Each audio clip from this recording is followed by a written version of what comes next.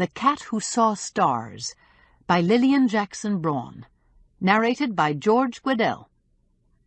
This work is copyrighted 1998 by Lilian Braun. This recording is copyrighted 1999 by Recorded Books Incorporated. Qwilleran, Koko and Yum Yum are hoping for an untroubled month of July spent sitting on the porch of their cabin by a lake in Mooseville. It's not that far from home, but far enough away from the hustle and bustle of pickaxe that Quill figures he might actually find some peace and quiet. But all is not well 400 miles north of everywhere, for there are some very strange visitors prowling the neighborhood. And now, The Cat Who Saw Stars. Chapter 1. World-shaking news was seldom broadcast by WPKX, the radio station serving Moose County, 400 miles north of everywhere. Local baseball scores, another car accident, a fire in a chicken coop, and death notices were the usual fare. In late June, listeners snapped to attention then when a Sunday evening newscast included this bulletin. An unidentified backpacker of no known address may or may not be a missing person, according to Moose County authorities. The Caucasian male, thought to be in his early 20s, stowed his camping gear on private property in the Fishport area 3 days ago and has not returned.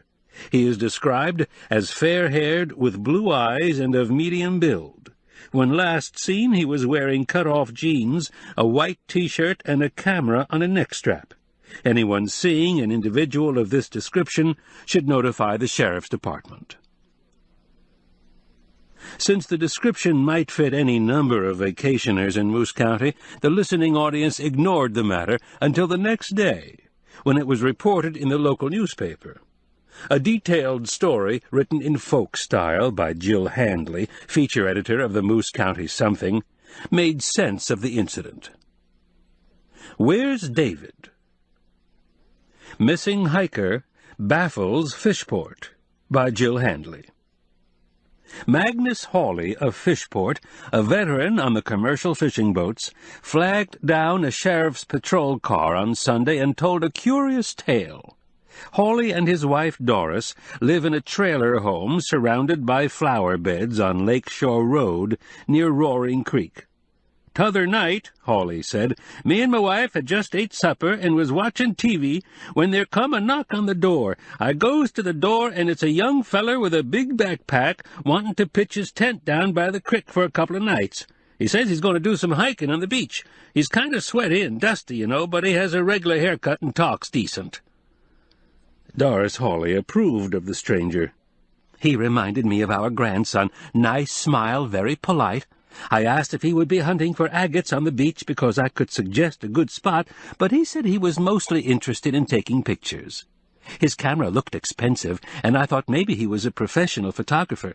We told him he could camp near the picnic table at the bottom of the hill so long as he didn't throw trash in the creek or play loud music." The stranger said his name was David. "I never knew a David who wasn't trustworthy," she said. She gave him some of her homemade ginger snaps and filled a jug with fresh water from the well.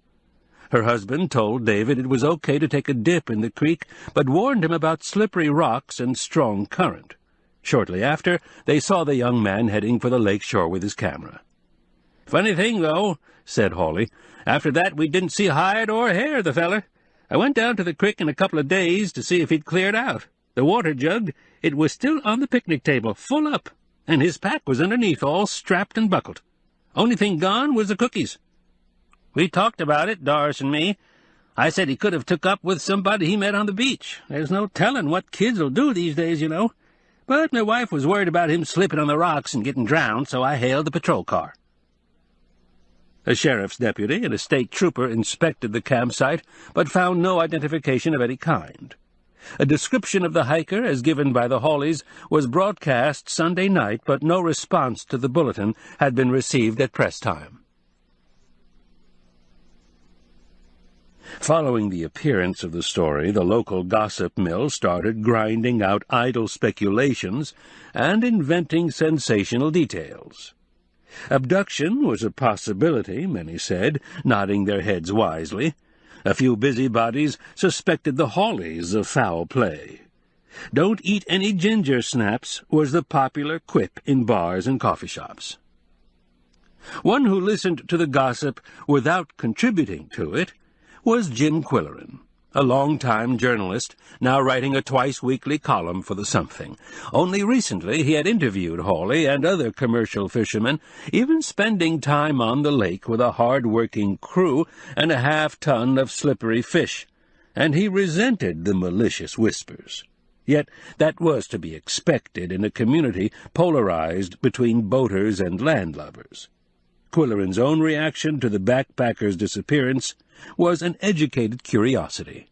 Formerly a crime reporter in major cities around the United States, he had retained a Sherlockian interest in solving mysteries. Qwilleran was a popular man about town in Pickaxe City, the county seat, population 3,000.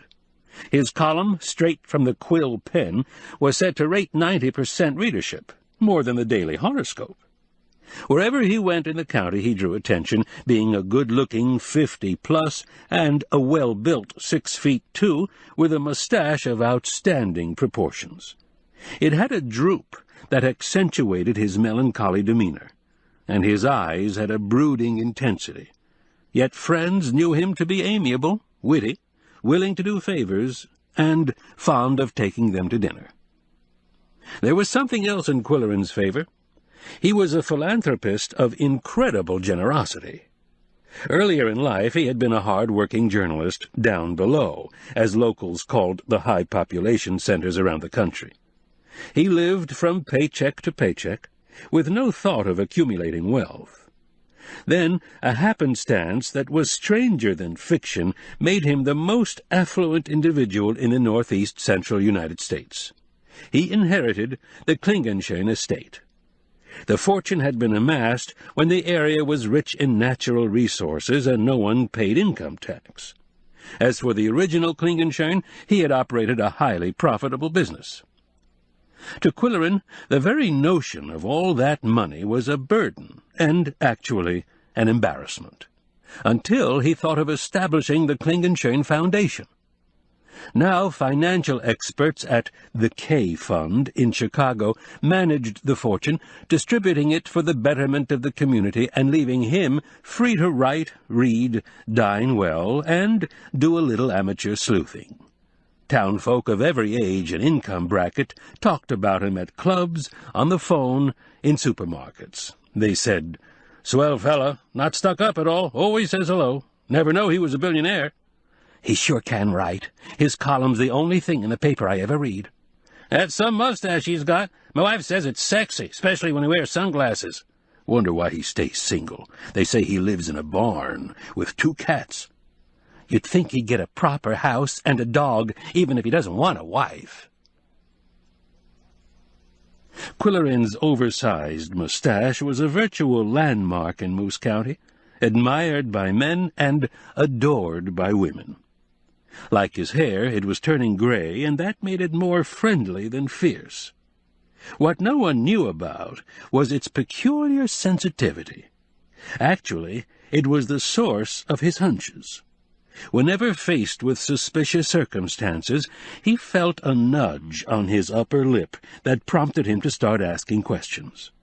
Frequently he could be seen patting his mustache, or grooming it with his fingertips, or pounding it with his knuckles. It depended on the intensity of the nudge. Observers considered the gesture a nervous habit. Needless to say, it was not something Qwilleran cared to explain, even to his closest friends. With the disappearance of the backpacker, a nagging sensation on his upper lip was urging him to visit Fishport, a modest village near the resort town of Mooseville, where he had a log cabin and a half-mile of lake frontage. The cabin, part of his inheritance, was small and very old, but adequate for short stays in summertime. Only 30 miles from Pickaxe, its remoteness was more psychological than geographic. Mooseville, with its 100 miles of lake for a vista, and with its great dome of sky, was a different world. Even the pair of Siamese with whom he lived responded to its uniqueness. A propitious fate had brought the three of them together. The female had been a poor little rich cat abandoned in a posh neighborhood when Qwilleran found her. Because of her sweet expression and winning ways, he named her Yum Yum. The sleek, muscular male had simply moved in at a time when Qwilleran was trying to get his life together. Koko had been his name before being orphaned. Now called Koko, he had a magnificent set of whiskers and remarkable sensory attributes. In fact, he and Qwilleran had developed a kind of kinship, the one with a feline radar system and the other with an intuitive mustache. The day after the newspaper story about the backpacker, Qwilleran drove downtown to the something office to announce his vacation plans and hand in his copy for the Quill Pen column.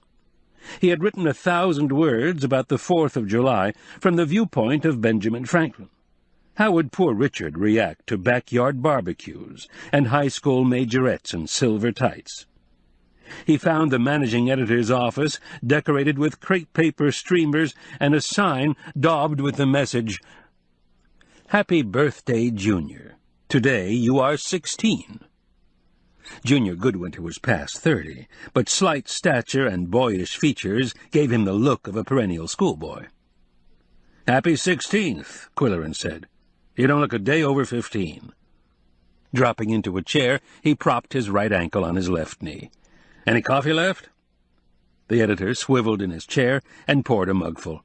"Did you see our story on the backpacker, Quill? A teacher in Sawdust City called and laid us out for quoting the fisherman verbatim instead of correcting his grammar. What we printed is exactly how he said it. Jill had it all on tape." "Pay no attention, she's a crank," Qwilleran said. "There's nothing wrong with a little local color to relieve the monotony of good English." "I'm with you," Junior said. "Then a guy called and complained because Hawley's wife was quoted as speaking better than her husband. He called it gender bias." "I've met them both. That's the way they speak, for Pete's sake.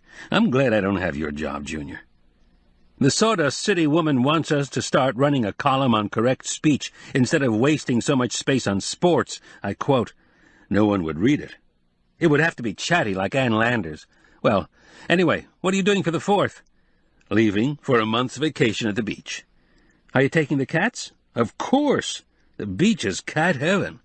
The screened porches, they're cloud-9. I go up there for peace and quiet. They go for sounds and sights. Squawking gulls, peeping sandpipers, cawing crows, chipping chipmunks. And everything moves. Birds, butterflies, grasshoppers, waving beach grass, splashing waves."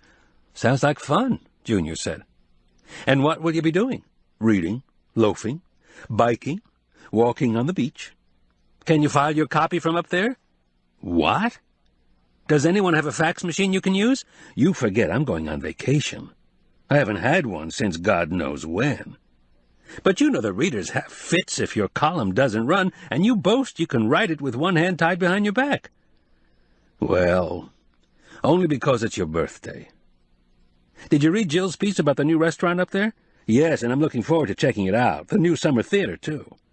"Friday's opening night," Junior said. "How'd you like to review the play for us?" He caught Qwilleran's dour glance. "I know it's your vacation, but you're a writer, and writers write, the way other people breathe. How about it, Quill? You can review a play blindfolded." "Well, I'll think about it." Before leaving the building, Qwilleran stopped in the publisher's office. He and Arch Riker had been lifelong friends and fellow journalists down below. Both had adapted to country living, but Arch had gone so far as to marry a local woman. Now his naturally florid face glowed with midlife contentment, and his paunchy midriff was getting paunchier. Mildred Riker was food writer for the paper. Qwilleran asked, "Have you two moved to your beach house?" "Sure have. It's a longer commute, but worth it. There's something about the lake air that's invigorating." And intoxicating, Qwilleran thought. The locals are all a little balmy, and the summer people soon get that way. He said, "I'm packing up the cats and moving up there myself this afternoon. Polly will be gone all month, you know." Riker had his Mildred, and Qwilleran had his Polly Duncan. She was the director of the Pickaxe Public Library, and the possibility of their marriage was widely discussed in the community. Both preferred their individual lifestyles, however, and let it be known that their cats were incompatible. Riker said, "Why don't you come and have dinner with us tonight? The Comptons will be there, and Mildred is doing her famous coddled pork chops." "What time?" "About 7. What do you think about the Fishport mystery? Have you heard the rumor about the Hawleys?" "Yes, and I won't dignify it with a comment." "Personally," Riker said, "I think it's all a publicity stunt, trumped up by the Chamber of Commerce, to promote tourism."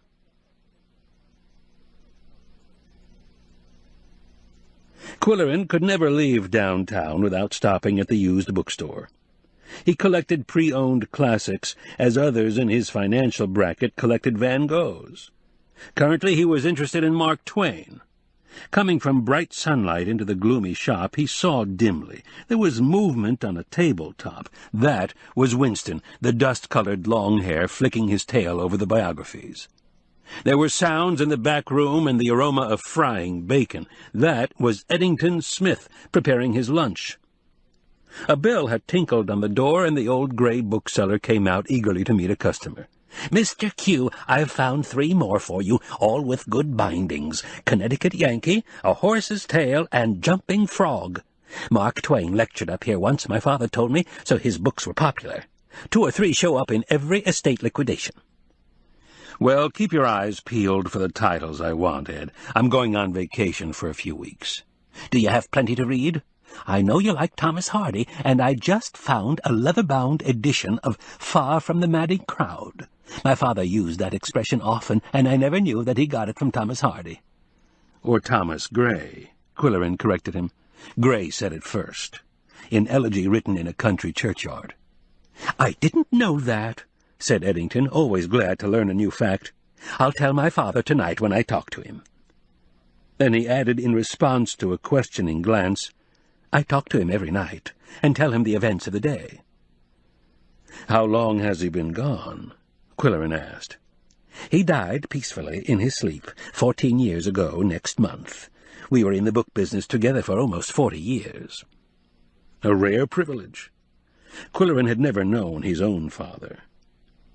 He bought the Thomas Hardy book as well as the others, and was leaving the store with his purchases when the bookseller called after him, "Where are you going on vacation, Mr. Q?" "Just up to Mooseville." "That's nice. You'll see some flying saucers." Qwilleran bristled at the suggestion, but said a polite maybe. Both he and Art Riker, professional skeptics, scoffed at the UFO gossip in Mooseville. The Chamber of Commerce encouraged it, hoping for an incident that would make the town the Roswell of the North. Tourists were excited at the prospect of seeing aliens. Friendly locals referred to them as visitors. Others blamed them for every quirk of weather or outbreak of sheep-fly. Qwilleran, to his dismay, had found several believers in the interplanetary origin of UFOs, among such persons as Riker's wife, the superintendent of schools, and a sophisticated young heiress from Chicago. Or else they were play-acting to preserve a local tradition, like adults pretending to believe in Santa Claus.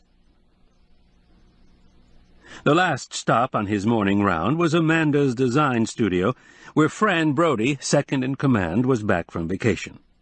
She was one of the most attractive young women in Pickaxe, as well as one of the most talented, and now she had the added glamour that seems to come with foreign travel.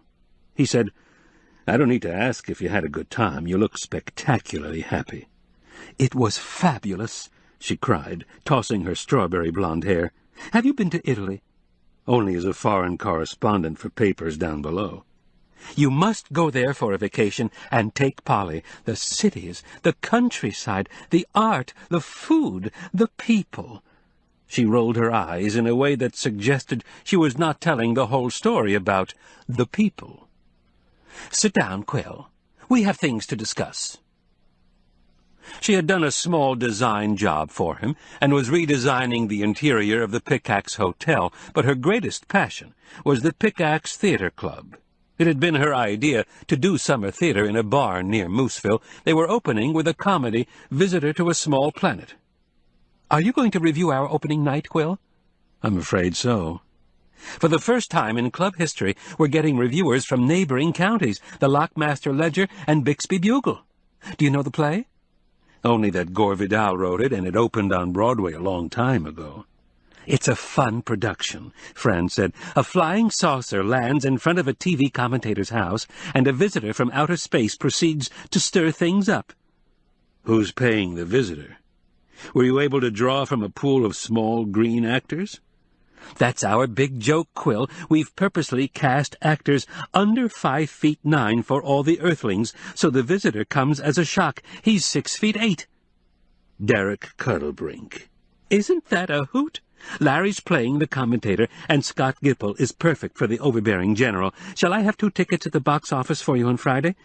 "One will do," Qwilleran said. "Polly's vacationing with her sister in Ontario. They're seeing Shakespeare in Stratford and some Shaw plays at Niagara-on-the-Lake." "Oh, I'm envious," Fran cried. "Don't be greedy. You've just seen the Pope in Rome, David in Florence, and all those virile gondoliers in Venice." She gave him a Fran Brody glance, half amusement, half rebuke. "Where did you find a barn suitable for a theater?" he asked. "Avery Botts is letting us use his dairy barn for 9 weekends. Each play will run 3 weekends.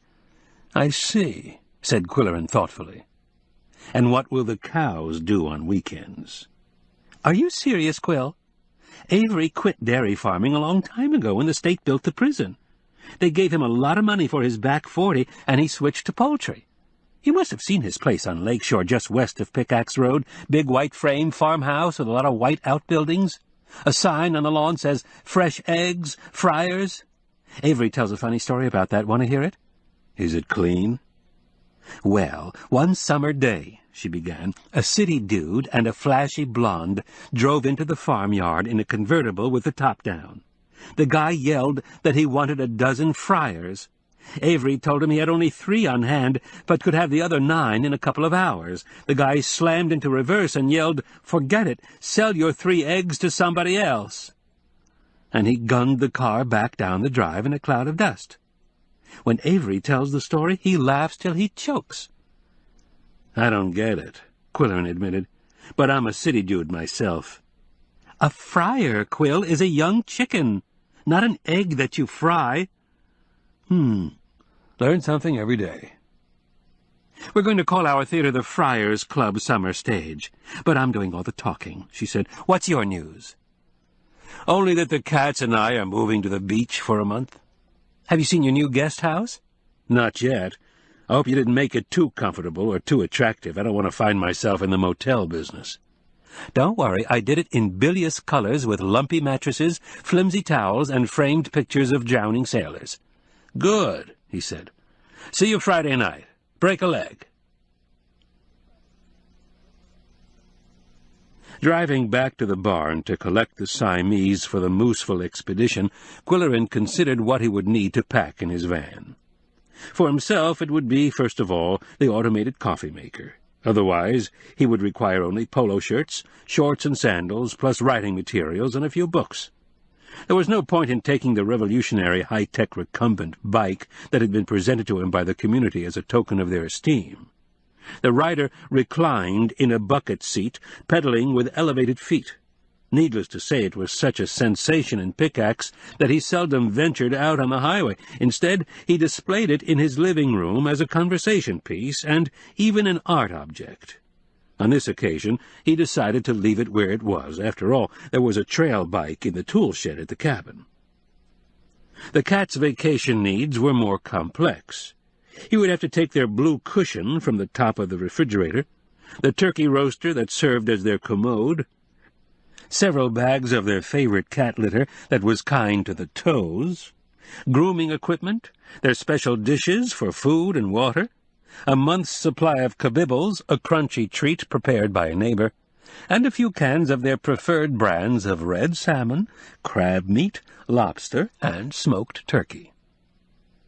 Right now it was time for their midday snack, and they would be waiting for him, prancing on long, thin legs, waving eloquent tails, raising eager eyes that were pools of blue in their brown masks. When he unlocked the door, however, both were asleep on the sofa, a tangle of pale fawn fur and brown legs and tails, with heads buried in each other's underside except for 3 visible ears. "Treat," he said in a stage whisper. 2 heads popped up. "Yow!" came Koko's clamoring response. "Now!" shrieked Yum Yum.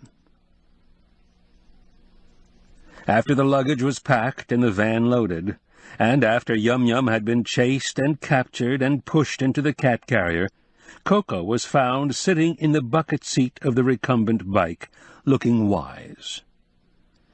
Well, Qwilleran thought, I might as well take it along. I can practice on the back roads. Chapter 2. The 2 passengers in the cat carrier on the back seat complained and jockeyed for position, then settled down as the brown van picked up speed on the open highway. The route to Mooseville lay due north. For Qwilleran, it was a highway of memories, crowded with landmarks from his earlier experiences in the county. Dimsdale Diner, bad coffee, good gossip. Itabiruwasi Road, turn left to Shantytown, right to the buckshot mine. Old Turkey Farm, once owned by Mildred Riker's first husband. Abandoned cemetery, poison ivy. State prison, famous flower gardens, infamous scandal. At the prison gates, the dozing Siamese perked up, stretched their necks, and sniffed. It was not roses they smelled. It was the lake, still a mile away. They detected open water, aquatic weeds, algae, plankton, minnows. Their excitement increased as the van traveled along the lakeshore road. On the left, Qwilleran saw Avery Botts's farmhouse and the Friars Club summer stage. On the right, glimpses of the lake between the trees. On the left, pasture land with cattle ruminating or horses showing off their glossy coats and noble bearing. On the right, the rustic gate of Top of the Dunes Club, where the Rikers had their beach house. On the left, a solitary stone chimney, all that remained of an old one-room schoolhouse.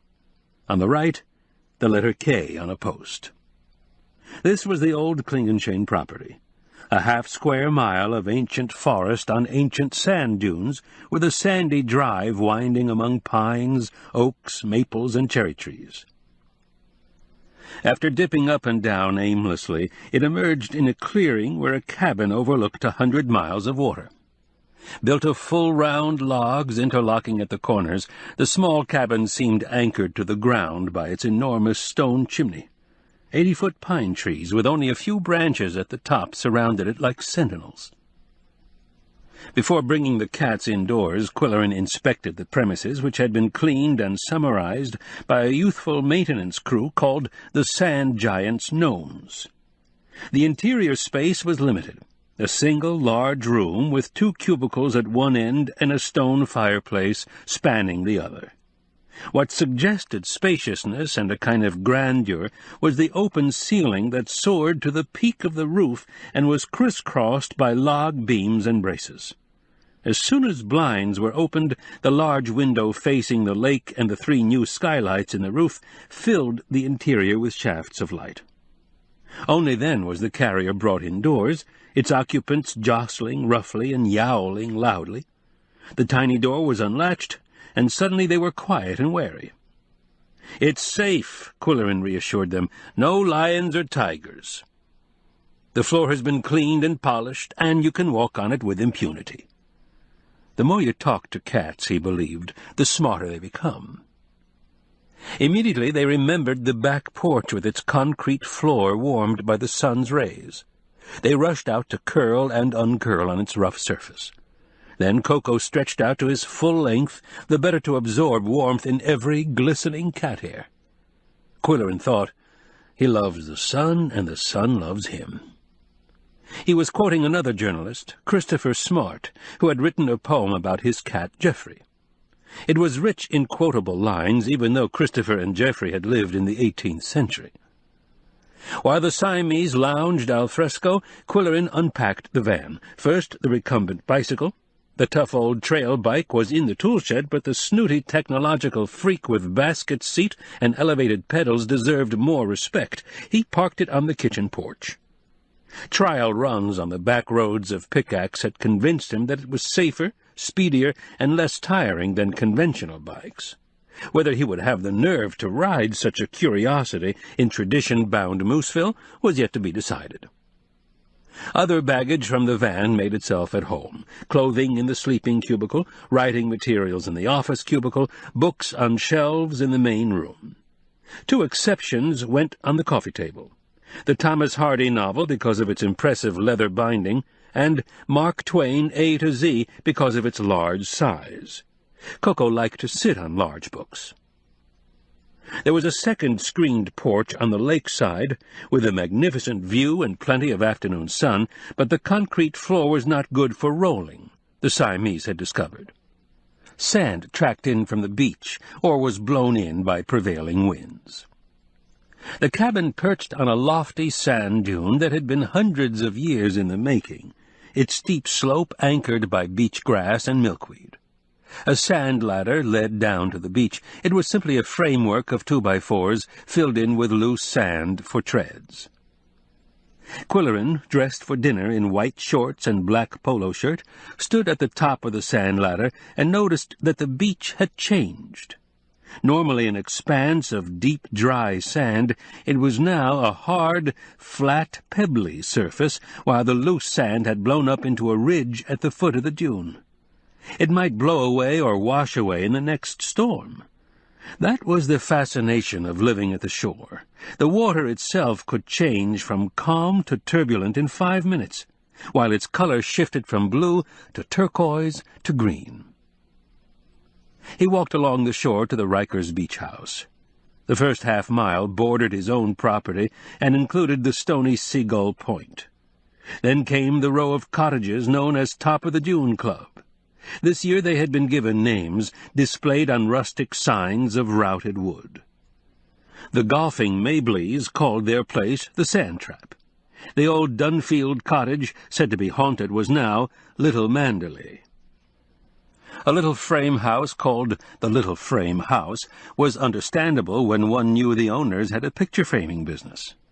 Then there was Bah Humbug, which could belong only to the Comptons. Lyle was superintendent of schools, a grouch with a sense of humor. Most of the cottagers were on their decks, and they waved at Qwilleran. Some invited him up for a drink. Last in the row was the Rikers cottage, a yellow frame bungalow called Sunny Daze, D-A-Z-E. "Is that the cleverest name you could think of?" Qwilleran asked Arch, never missing a chance to needle his old friend. Arch was serving drinks. Mildred was serving canapes. The Comptons were there, and Toulouse sat on the deck railing, a silent bundle of black and white fur. "Does he ever say anything?" Qwilleran asked, comparing his silence with Koko's electronic yowl. "He says a polite meow when I feed him," Mildred said. "For a stray, he's very well-mannered." She was wearing a caftan intended to disguise her plumpness. Her husband's leisure garb did nothing to camouflage his well-fed silhouette, but he was happy and relaxed. By comparison, the superintendent of schools looked underfed and overworked after 3 decades of coping with school boards, teachers, and parents. Lisa Compton was as pleasant as her husband pretended to be grouchy. Mildred announced, "Quill has built a guest house." "Expecting a lot of company?" Lisa asked. "No, it's strictly for emergency overnights," he said. "It's a little larger than a dollhouse, and a little more comfortable than a tent. I come up here to get away from it all and don't encourage guests." Lisa asked about Polly Duncan. They were usually seen together at dinner parties. "She's traveling in Canada with her sister during July." "A whole month? You'll miss her," Mildred said. He shrugged. "She went to England for a whole summer, and I survived." The truth was, Already he missed their nightly phone calls, and he would miss their weekends even more. Has anyone tried the new restaurant? No one had, but they had read about it on the food page of the something. A couple had come from Florida to run it during the summer months. The wife was the chef with a bachelor's degree from a culinary institute. It sounded promising. Mildred said, "We stressed her training because MCCC will soon have a chef's school, and we knew our readers would be curious about the curriculum in a school like that. It was a generous feature, but the chef's husband had the bad taste to phone and complain because we didn't price the entrees or list the desserts." Lisa nodded wisely. He was jealous because his wife got all the attention, and he wasn't even in the photo. Then they discussed the backpacker mystery. No conclusion. The sand giant's gnomes, nice kids. The sudden naming of beach houses, someone's nephew was in the sign business. Qwilleran asked Lyle, "What's new in the school system? Any conspiracies? Any bloodshed?" "I'll tell you what's happening," Lyle said crisply. "The K-Fund has been so generous with our schools that we've gone from the lowest per-student expenditure to the highest in the state, so our share of state funding has been reduced to peanuts. At the same time, they're telling us what and how to teach. And if we don't comply," Lisa put in, "they're threatening to take over our schools." "Over my dead body," Lyle said. "Our school system will go private. The whole county will secede from the state, the Principality of Moose, 400 miles north of everywhere, with our own government, our own tax laws, our own education system." "And my husband as reigning monarch," Lisa cried. "King Lyle the First." "Thank you," he said. "Quill can be Chancellor of the Exchequer, and Arch can be Master of the Royal Cellar." "I'll drink to that," said the host as he uncorked another bottle. While he served, Lisa asked Qwilleran about his vacation plans, and Lyle asked if he had brought his weird bicycle. "If you refer to the recumbent, yes, I brought it, but I plan to ride only on back roads. Mooseville isn't ready for state-of-the-art technology." "And what do you intend to read?" Mildred asked. "Chiefly old editions of Mark Twain that Eddington Smith has found in estate sales. It's amazing how bookish previous generations were in this remote corner of the country." "There was no electronic entertainment," Lyle said. "Also, there was a lot of affluence in the 19th century, and an impressive library gave the family status. Whether or not they read the books, probably not. I imagine you run across many uncut pages, Quill." "Yes, but not in Mark Twain's books. They're all well-thumbed." "He came through here on a lecture tour," Lisa said. "My great-grandmother had a crush on him. She fell for his mustache. I have her diary. The pages are brown and the ink is fading, but it's full of fascinating stuff." Qwilleran made a mental note for the quill pen. Lisa Compton's great-grandmother's diary. When Mildred invited them indoors to the table and they were spooning butternut and roasted pepper soup, she asked, "Is everyone going to the Friars Club play? It may be Fran Brody's last production. I hear she's had a good job offer in Chicago. She was there for 2 weeks, working on the Hotel Do-Over." "Bad news," Lisa moaned. "What can we do to keep her here?" "Get Dr. Prelegate to propose marriage. They've been seeing a lot of each other." Arch said, "It'll take more than a college president to keep Fran down on the farm. Get Qwilleran to propose." "Arch, honey, would you pour the wine?" "I'm ready to serve the chops," Mildred interrupted. With the coddled chops were twice-baked potatoes, a broccoli soufflé, a Pinot Noir, and a toast from Lyle Compton. "Thursday's Independence Day. Let's drink to the genius who single-handedly dragged the 4th of July parade from the pits and launched it to the stars." "Hear, hear," the others shouted with vigor. Mildred blushed. "Lyle, I didn't know you could be so poetic." "Speech, speech." "Well, our parades were getting to be all commercial and political. The last straw was a candy-grabbing free-for-all for kids with rock music blaring from a sound truck and not an American flag in sight. Someone had to put a foot down, and I have big feet." "That's my wife," Arch said proudly. "This year's parade will have flags, marching bands, floats, grassroots participation, and a little originality. athletes from Mooseland High, wearing their uniforms, will march in 4 rows of 5 each, carrying banners with a single letter of the alphabet. Each row will spell a word: peace, truth, honor, and trust." "Very clever," said Lisa. "Who's the Grand Marshal?" "Andrew Brodie in Scottish regalia with his bagpipe. He'll march just ahead of the colour guard and play patriotic tunes in slow tempo." "Maybe it's because I was born a Campbell," Lisa said, "but there's something about bagpipe music that makes me limp with emotion." "The floats will be sponsored by the Chamber of Commerce, parent teachers, commercial fisheries, private marinas, and the Friends of Wool."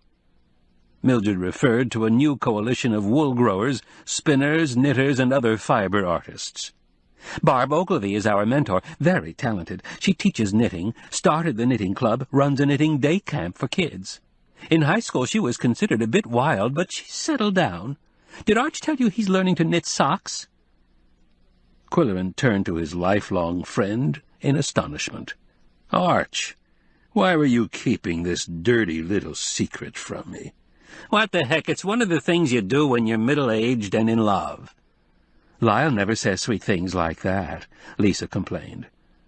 There was a moment of silence, which Qwilleran interrupted by asking, "What are the Friends of Wool going to do on a float?"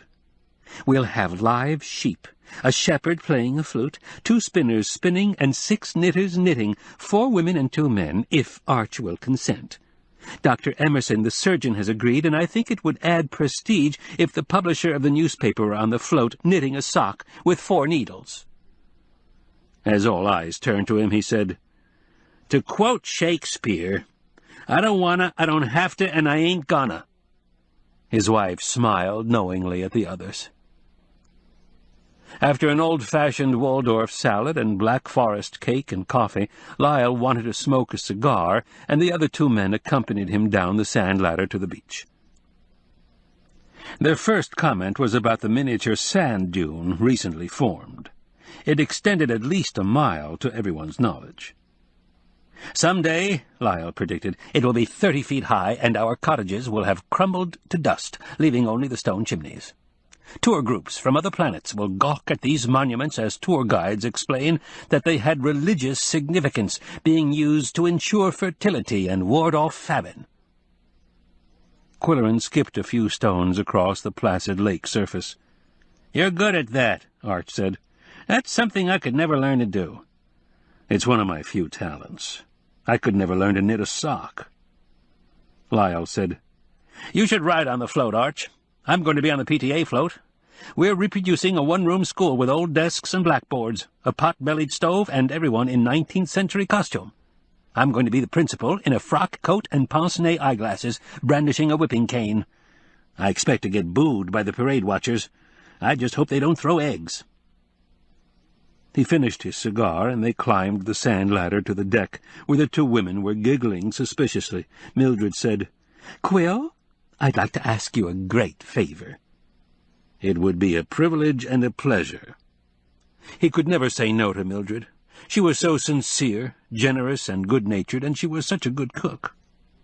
"Well, the parade opens with a 1776 tableau on a float, the signing of the Declaration of Independence, and it ends with a flock of bicycles. Wouldn't it be a terrific finale if you brought up the rear with your high-tech recumbent bike?" Qwilleran hesitated only a second. "I'm not too enthusiastic about the idea, but I'll pedal with my feet up in the air if Arch will ride on your float, knitting a sock." Chapter 3. Ordinarily, Koko was a feline alarm clock at 11 p.m., reminding the world at large that it was time for a bedtime snack and lights out, so his behavior on his first night at the cabin made Qwilleran wonder. The 3 of them had been lolling on the screened porch in the dark, watching the fireflies blink their little flashlights. The porch was furnished with cushioned chairs and a dining set in weatherproof molded resin, white at Fran Brodie's suggestion as a foil for the dark logs. While Qwilleran and Yum Yum enjoyed the luxury of cushions, Koko huddled on the dining table, perhaps because it gave him an elevated view of the dark beachfront. Eventually Yum Yum became restless, leading Qwilleran to consult his watch and announce, "Treat!" She scampered after him when he went indoors to serve the kibibbles, but Koko stayed where he was. "Something's down there," Qwilleran realized. "Something I can't see." It was a clear night. The stars were bright, the crickets were chirping. Somewhere an owl was hooting, and a gentle surf splashed rhythmically on the shore.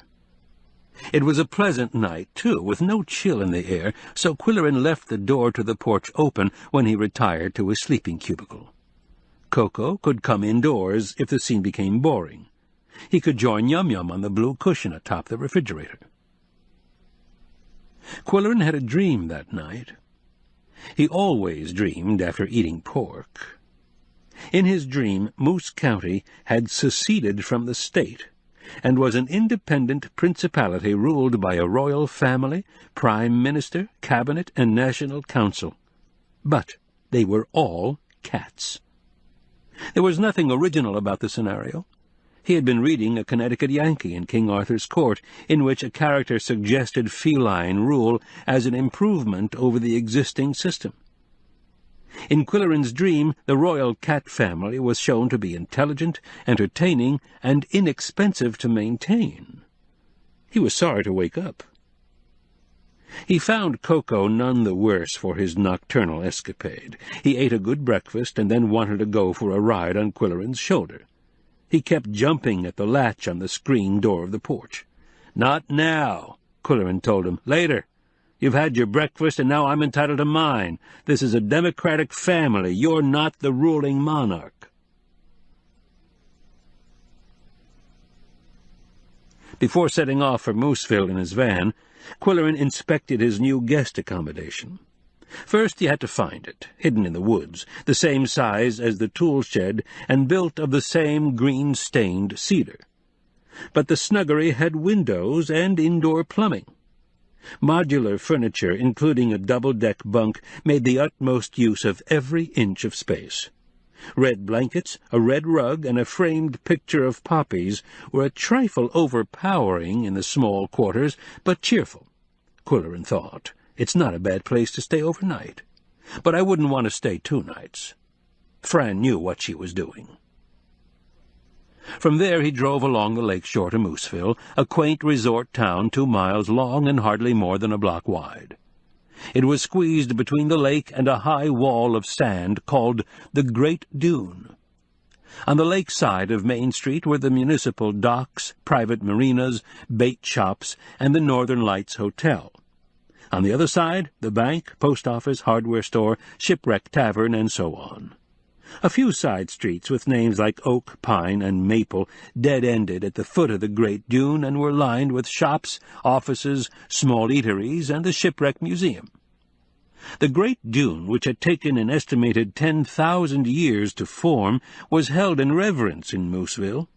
It rose abruptly and towered protectively over the downtown area, crowned with a lush forest of trees. There were no structures up there. Even if building were permitted, who would dare? The sheer drop of about 100 feet was formidable and famous. It could be seen for miles out in the lake. Only one thoroughfare sliced through the Great Dune, and that was Sand Pit Road at the east end of downtown. It was a reminder that sand had once been mined and exported to bolster the country's failing economy. A chunk of the Great Dune had been shipped down below for the construction of concrete highways, bridges, and skyscrapers, like a little bit of Moose County in cities all over the northeast central United States. On the first day of Qwilleran's vacation, he always made the rounds, renewing his acquaintance with business people, asking about their winter doings and summer prospects. It was neighborly, and also good public relations for the newspaper. On this morning he had breakfast at the hotel and shook hands with the owners. He shook hands with the bank manager and cashed a check. He shook hands with a postmaster and told her he expected to receive mail addressed to general delivery. 3 postcards had already arrived. At Grott's grocery, he shook hands with the whole family and bought some boiled ham for sandwiches. He shook hands with the druggist and stocked up on hard and soft beverages for possible guests. At the Shipwreck Tavern, he shook hands with the bartender. "Still drinking skunk water?" the man asked. "Have one in the house." "I believe in supporting local products," Qwilleran said. It was a mineral water from a spring in Squunk Corners. "Expecting a lot of business tomorrow?" "Nah, parades or family days, not much serious drinking." "Any developments in the case of the missing backpacker?" "Nah, I say it's a lot of hokum. Like the two-headed raccoon a couple of years back, gives folks something to talk about." Next, Qwilleran went to Huggins Hardware for mosquito repellent and shook hands with Cecil Huggins and his great-uncle, a white-bearded man who had worked in the store since the age of 12.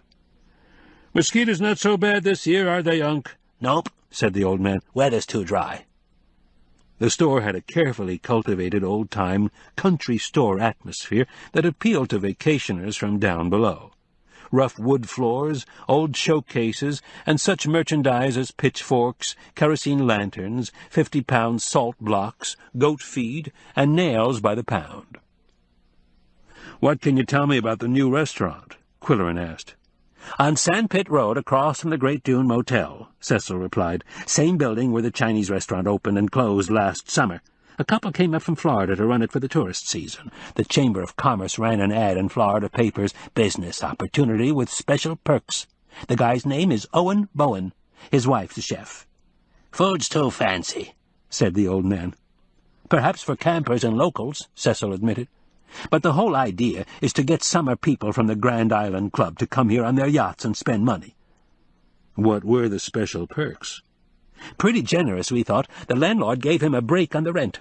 The Northern Lights Hotel gave him a suite for the price of a single. Chamber members pitched in and redecorated the restaurant before the Bowens got here." "'Twere all red last year," said Unc. "Yes, we painted the walls, cleaned the kitchen, washed the windows. You'd think he'd be tickled pink, wouldn't you? But no. He came to a chamber meeting belly-aching about this, that, and the other thing. Then he wanted us to change the name of the Great Dune to the White Cliffs. He said it was more glamorous, more promotable. He talked down to us as if we were a bunch of hicks." "And how did that suggestion go over?" Qwilleran asked. "Like a lead balloon. Everybody knows a cliff is rock. Our dune is pure sand. Cliffs are a dime a dozen, but where can you find a dune like ours? We voted against the idea unanimously, and he stomped out of the meeting like a spoiled kid. If he ain't careful," the old man said with a chuckle, "he'll get the sand giant riled up." Qwilleran said he hoped the food was better than Owen's personality. "Have you tried it?" "Not yet, but they say it's good. They say his wife's nice. Too bad Owen turned out to be disagreeable." "He's a horse's tail," said Unc. "One more thing," Qwilleran mentioned. "I have a screen door with a rat-tail latch that gets stuck. The bar doesn't drop. I'm afraid the cats could push the door open." "Easy," said Cecil, and sold him a can of spray lubricant.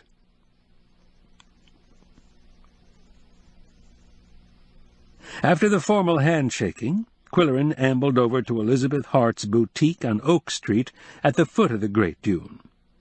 Having saved her life once upon a time, he felt a godfatherly interest in her well-being. She had belonged to the Grand Island set, and there was something subtly different in her grooming, clothing, speech, manner, and ideas. A Chicago heiress, she had visited Moose County, met Derek Cuttlebrink, and decided to stay. They were good for each other. He had toned down her citified pretensions without spoiling her individuality. She had convinced him to enroll in restaurant management at Moose County Community College, and it was Derek who had renamed her boutique. It was now called Elizabeth's Magic. Unlike the surrounding souvenir shops, it featured exotic wearables, crafts by local artisans, and such mystic paraphernalia as tarot cards, rune stones, Ouija boards, and good-luck jewelry. There was also a coffee dispenser in the rear of the shop, and a ring of chairs in aluminum and black nylon. When Qwilleran walked in, Elizabeth was busy with customers, but waved an airy greeting and said, "Don't go away, I have news for you." For a few minutes he joined the browsers, then gravitated toward the coffee dispensary. After a while, Elizabeth joined him, leaving a husky male assistant to keep an eye on idle sightseers and take the money of paying customers. Qwilleran asked, "Is your shop sponsoring a football team, or is he a bouncer?" He was one of the big blond youths indigenous to the North Country. "That's Kenneth, a rising senior at Mooseland High," she said. "He's my stock boy and delivery man, and I'm breaking him in on sales. Are you going to the parade tomorrow, Quill? I designed the Chamber of Commerce float, the signing of the Declaration of Independence based on the John Turnbull painting." "I know it," Qwilleran said. "It's in Philadelphia. Who'll play the roles of the signers?" "CFC members, all in 1776 costumes, wigs, knee breeches, satin waistcoats, jabots, buckled shoes. We're renting everything from a theater supply house in Chicago." "That's a big investment," Qwilleran said. "Who's paying?" "You," she said with glee. "Well, not exactly you, but the K Fund. We applied for a grant." "Is Derek going to be in the parade?" "No, the play at the barn opens Friday, and he has the title role. He's concentrating on that. But the big news is that he has a job. Assistant manager at the new restaurant. They have a sophisticated menu and a good wine list, so he hopes he'll learn something." "Have you met Owen Bowen?" "Only at a CFC meeting. He's middle-aged, quite handsome, rather supercilious, and ever so tan," she said disdainfully. "I consider him a bit of a pill, but Derek can handle him." "I believe it." Derek's height, 6'8", coupled with his swaggering but likable personality, appealed to young girls, bosses, grandmothers, and cats and dogs. Elizabeth said, "It was Derek who named the new restaurant. The psychology of naming food establishments is something he learned at MCCC. Mr. Bowen planned to name it, the Cliffside Cafe. Derek told him it was too ordinary. Owen's Place has an element of played-down snob appeal that will attract the yachting crowd from Grand Island." At this point she was called to the front of the store, and Qwilleran looked at a sailboat in the craft display. It was handcrafted entirely of copper, labeled "Sloop rigged with topsail, mainsail, jibsail, and spinnaker" by Miles Zander. He was a commercial fisherman whose hobby was metalwork. "Does the pedestal go with it?" Qwilleran asked Kenneth. "I don't know, but the guides sell it to you, I bet. It weighs a ton. I'll deliver it if you want." When Qwilleran drove away, he had bought a copper sculpture and a railroad tie. He had always liked sailboats, although he had never learned the difference between a sloop, a yawl, and a ketch. He bought yachting magazines and read about the cup races, and the sight of a sailboat regatta breezing along the horizon quickened his pulse. Now he could tell Arch he had bought a sailboat, and would watch his old friend's jaw drop. Before going home he drove out to Fishport to see Doris Hawley, for several reasons. Beyond the Mooseville town limits, he passed a former canning factory that had once supplied half the nation with smoked herring. Now it housed an animal clinic, a video store, and a coin-operated laundry. Farther along the highway, the Foo restaurant had not yet replaced the letter D that blew off its sign in a northern hurricane 2 decades ago. Next came the fisheries, a complex of weathered sheds and wharves. They were silent as death when the fleet was out, but a scene of manic activity when the catch came in. Beyond the Roaring Creek Bridge, on the left, was the trailer home of Magnus and Doris Hawley. A homemade sign on the lawn, a square of plywood nailed to a post, said, "Home Bakes." That meant muffins, cinnamon rolls, and cookies. Mrs. Hawley was watering the extensive flower garden when Qwilleran pulled into the side drive. "Beautiful garden, Mrs. Hawley," he called out. "You must have 2 green thumbs." "Oh, hello, Mr. Q." She turned off the spray and dropped the nozzle. "It's been awfully dry. Don't know when I saw such a stretch without rain. What can I do for you?" "Do you happen to have any cinnamon rolls?" "Half pan or whole pan? They freeze nicely." "Hush," she said to a barking terrier who ran excitedly back and forth on his trolley. She was a gray-haired woman with a gardener's slight stoop and the energy of a much younger person. When she went into the house, Qwilleran looked toward the rear of the property and saw a picnic bench on a grassy bank, but the dry spell had tamed the roaring creek to a gurgle. "Is Magnus working the boats today?" he asked when she returned. "Oh, you can't keep that man off the boats," she said with pride as well as disapproval. "He's 70 and could retire, but what would he do? Winters are bad enough. He does a little ice fishing, but watches an awful lot of television." "And how do you cope with a Fishport winter?" "Well, I don't have any garden or any customers for home bakes, so I read books and write letters to our sons down below." "If you don't mind a suggestion," Qwilleran said, "why don't you get into the literacy program and teach adults how to read? Pickaxe has an active program, and I imagine this community could use one." Mrs. Hawley was aghast. "I wouldn't know how to do that. I don't think I could." "They'd give you a training course in tutoring. Think it over. Meanwhile, have you heard anything about the young man you befriended?" "Not a thing. The police were here twice, asking questions. We've told them everything we know. They act as if we're holding something back. It makes me nervous. And some nasty people are saying my cookies were poisoned. I haven't sold a one since that rumor started. I worry about the whole thing." "You have nothing to worry about, Mrs. Hawley. The nasty people will choke on their own lies. As for the police, they're trained to investigate in certain ways. I'm sorry your act of kindness boomeranged." "You're very kind, Mr. Q. I'll tell Magnus what you said." "By the way, do you know someone named Mike Zander?"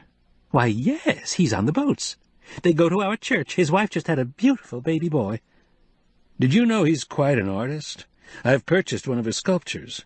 "That's nice. They can use the money. I'd heard that he putters around with metal in his spare time. Are you going to the parade tomorrow, Mr. Q? Magnus will be on the float sponsored by the fisheries. I can't tell you anything about it because it's kind of a secret joke." "Those fishermen are great jokers when they get their heads together," Qwilleran said. 4 generations of our family will be on the sidelines, including my widowed mother-in-law, who's a great fan of yours, Mr. Q. She's embroidering a sampler for you." "That's thoughtful of her." He mustered as much enthusiasm as he could. "What's a sampler?" "A motto that you can frame and hang on the wall." Devoted readers liked to send him useless knickknacks made by their own loving hands, and it was to his credit that he always sent a handwritten thank you. During his boyhood he had written countless thank-you letters to his mother's friends who sent him toys and books that were 3 years too young for him. His mother always said, "Jamie, we accept gifts in the spirit in which they were given." To Mrs. Hawley he said, "Well, well, a sampler. That's something to look forward to, isn't it?" Driving home, Qwilleran wondered what a fisherman's widow would choose to embroider for him. Home, sweet home? Love one another? He had seen these words of wisdom in antique shops, worked with thousands of stitches and framed in tarnished gilt. He had never seen "Slide, Kelly, slide," or "Nice guys finish last," or his mother's favorite maxim, "Keep your eye upon the doughnut and not upon the hole." Growing up in a one-parent household, he had heard that advice 1,000 times. Instead of turning him into an optimist, however, it had made him a doughnut addict. What he really liked was the traditional fried cake with cake-like texture and crisp brown crust redolent of hot cooking oil. As he drove, he watched automatically for the old schoolhouse chimney, then turned left into the long K driveway. Halfway up the twisting dirt lane, he could hear Koko yowling. The cat knew he was coming. The noisy welcome could mean that the phone had been ringing, or something had been knocked down and smashed, or the radio had been left on, or there was a plumbing leak. "Cool it, old boy, nothing's wrong," Qwilleran said after inspecting the premises, but Koko continued to frisk about. When he jumped up at the peg where his harness hung, the message was clear. He wanted to go for a walk. Qwilleran obliged, and recorded the cat's antics in his personal journal. It was not a real diary, just a spiral notebook in which he described noteworthy moments in his life. This was one of them. The report was headed, "Mooseville, Wednesday, July 3rd. Koko did it again. He solved a mystery that was boggling the gossips around here. Nobody but me will ever know. If the media discovered this cat's psychic tendencies, they'd give us no peace. What happened? Koko wanted to go for a walk on the beach, meaning that I walk and he rides, on my shoulder. That way he doesn't bog down in deep sand or cut his precious toes on sharp pebbles. Smart cat. He wears a harness, and I keep a firm hand on the leash. All day long he'd wanted to explore the beach. Finally we buckled up and went down the sand ladder. I started to walk west toward town, but Koko made a royal ruckus. He wanted to go east, toward Seagull Point, I imagined. But we hadn't gone far before a strange growl came from the cat's innards, and his body stiffened. Then, impulsively, he wanted to get down on the sand. Keeping a taut leash, I let him go. Well, to watch him struggle through that deep sand would have been comic if it weren't that he was dead serious. When he reached the sand ridge, he climbed up the slope, slipping and sliding. I was tempted to give him a boost, but didn't. This whole expedition was his idea. By the time he reached the top, he was really growling, and he started to dig. Sand flew, but most of it trickled back into the excavation. Koko wouldn't give up, though. What was he after? A dead seagull buried in the sand? He dug, and I started to get suspicious. "Look out," I said, pushing him aside. I saw something shining in the hole. The sun was hitting something that glinted. It was the face of a wristwatch. I grabbed Koko and ran back to the cabin. After calling 911, Qwilleran gave Koko a treat. There was not long to wait. The sheriff's department knew the K cabin. They checked it regularly during the winter. In a matter of minutes, a patrol car came through the woods, and a deputy in a wide-brimmed hat stepped out. Qwilleran went out to meet her, Moose County's first woman deputy. "You reported finding a body?" she asked impassively. "Down on the beach, buried in the sand. I'll show you the way." She followed him down the sand ladder and along the shore to Koko's excavation. "How'd you find it?" "Just walking on the beach." She examined the hole. "Looks like some animal's been digging." "It seems so, doesn't it?" Unhooking her phone, she called the state police post, and Qwilleran said he would go back to the cabin and direct whoever responded. In the next half hour, the clearing filled with vehicles. Qwilleran met each one and pointed to the sand ladder, otherwise he stayed out of sight. First, the state police car with 2 officers. Second, the ambulance of the rescue squad. They had shovels and a stretcher. Then another sheriff's car with 2 passengers in the back seat. Magnus and Doris Hawley were escorted down the sand ladder by the deputy. Soon the helicopter from Pickaxe, landing on the hard, flat sand near the water. That would be the medical examiner, Qwilleran presumed. Unexpectedly, a blue pickup delivering the railroad tie and copper sculpture. "Hey, what's going on here?" Kenneth asked. "A simulated rescue drill. My responsibility is to keep the driveway open, so just drop the stuff and go back down the drive." "Hey, this is cool. How old is this cabin?" "I don't know," Qwilleran said. "I'll take the sculpture. You take the tie around to the lakeside and put it on the screened porch. I'll lead the way." With some prodding, Kenneth positioned the tie in the northwest corner of the porch. "Hey, some view you got here." "Yes, this way out." "Are those cats?" "Yes. Come on, Kenneth, this drill is being timed to the split second on the double." Qwilleran packed him off down the driveway, just as the deputy escorted the Hawleys up the sand ladder. Qwilleran ducked indoors. They drove away. Then the ambulance left. The helicopter lifted off, taking a blue body bag on a stretcher. When the state troopers drove away, only Deputy Greenleaf remained, and Qwilleran went out to size her up. Though not bad-looking, she was stony-faced, a mask that seemed to go with the wide-brimmed hats worn by deputies. Glancing at him and getting out her pad, she said, "You must be Mr. Q." "Yes, but are you aware of the department's policy?" "We don't release your name." "That's right. You must be Deputy Greenleaf." It had said in the paper that a woman deputy was needed to escort women prisoners to the Bixby County Detention Facility. "Glad to have you in the department." She nodded, and the tassels on her hat bobbed. Now Qwilleran knew why Koko had stayed up all night. He knew what was on the beach. If he had not campaigned for an outing on the shore, if he had not insisted on going east instead of west, if he had not started digging at one particular spot, the backpacker mystery would remain unsolved. Most cats had a sixth sense, but Koko's perception of right and wrong went beyond catly concerns. He sensed answers to the questions that baffled humans and found ways of communicating his findings.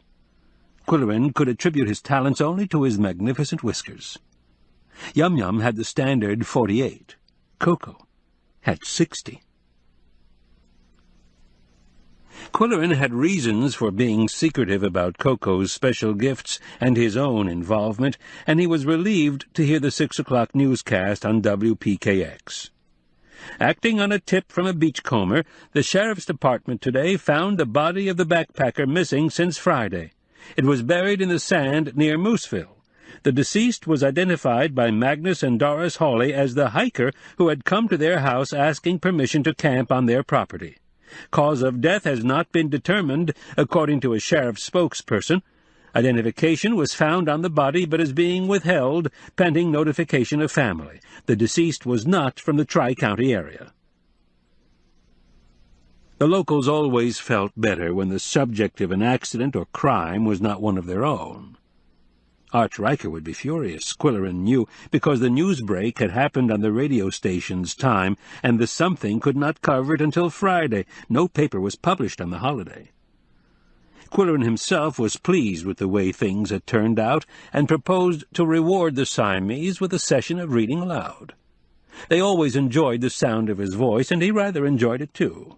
He suggested, far from the madding crowd. "You'll like it," he said. "It's about sheep and cows. There's also a dog named George and a cat who plays a minor role." His readings for the Siamese were always dramatized by sound effects. His theater training in college had made him an expert at bleating, barking, and meowing, if nothing else, and the cats especially liked the lowing of cattle. He did a 2-note moo like a foghorn. When he mooed, they looked at him with a do-it-again expression in their alert blue eyes, and he did it again. To tell the truth, he enjoyed mooing. After the reading, he unpacked the sailboat that Kenneth had delivered. Yum Yum assisted. She had a vested interest in shiny objects, cardboard boxes, and crumpled paper, and the carton was stuffed with crumpled sheets of the Moose County something. The sailboat looked larger than it had in the store among all the other merchandise. A foot tall, it was constructed of sheet copper that had been treated to retain color and brilliance, and it was dazzling in the light from the sky windows. The sails, tilted at realistic angles, played with the light and gave added dimension to the sculpture.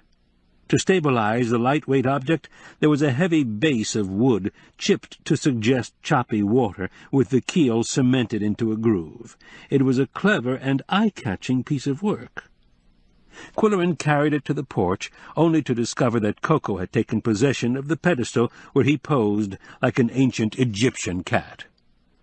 "Jump down," Qwilleran said, foolishly, knowing that Koko never jumped down when told to jump down. So he left the sailboat on the table and went to write some more in his journal. He had long wanted to keep a journal. Some day he might want to write a memoir. He should have started at an early age, but he had always been too busy growing up, playing baseball, acting in plays, sowing wild oats, discovering the work ethic, hanging around press clubs, and making life-threatening mistakes. Now, at last, he was a journalist with a personal journal.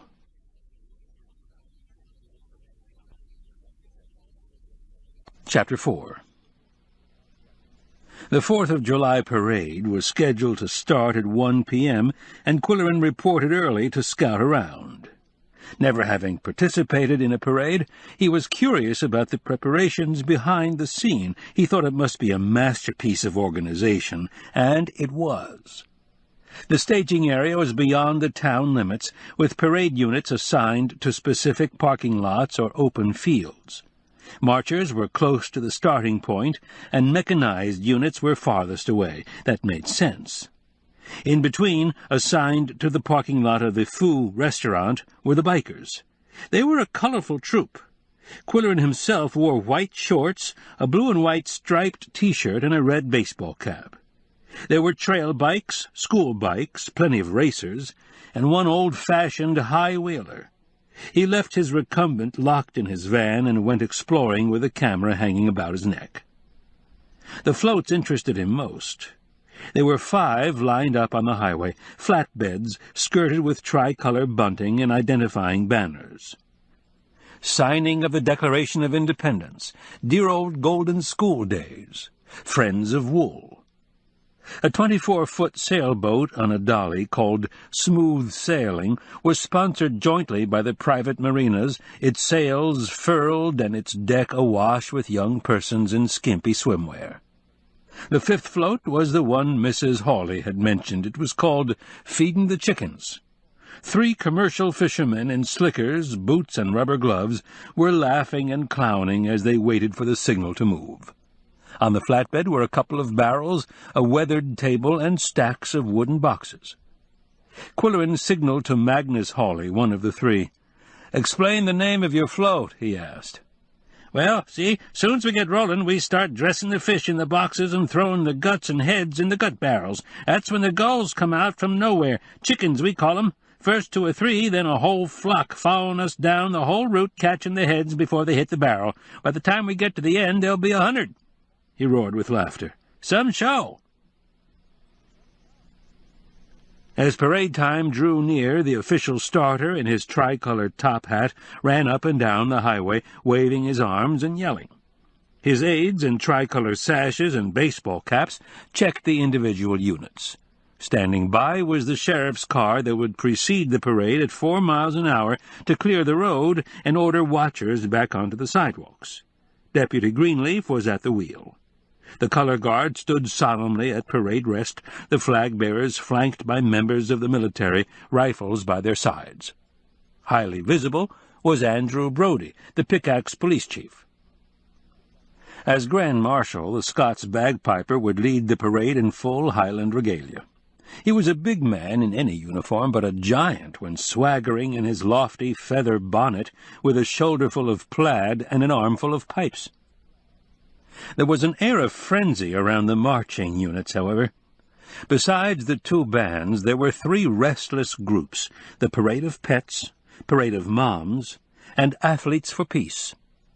To add to the confusion, the high school band was practicing, no 2 musicians playing the same number, while the middle schoolers in the fife and drum corps were warming up and had reached fever pitch.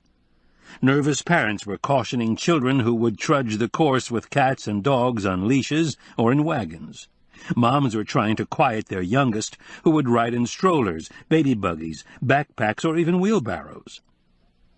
As for the Athletes for Peace, their staging area was a madhouse. Young persons, each with a large letter of the alphabet on a pole, were running around in a state of hysteria, shouting and laughing like maniacs.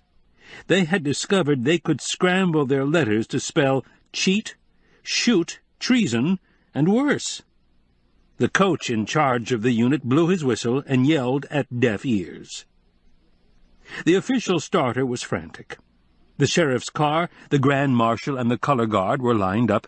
The 1st float was pulling up with its serious statesmen in wigs and knee breeches, but the athletes were out of control. "What do we do?" the starter cried to his aides. "Do we cancel 'em?" At that moment, 2 gunshots sounded above the din. The effect was paralyzing.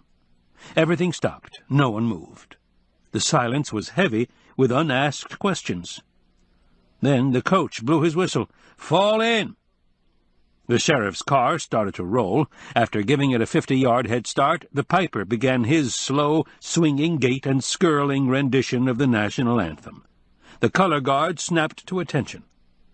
No one asked who had fired the shots, but Qwilleran had an idea. One by one, the units moved out of the staging area in the correct order, with floats and marchers and bands alternating appropriately. Qwilleran, waiting for the bikers to be signaled, watched the Friends of Wool roll past.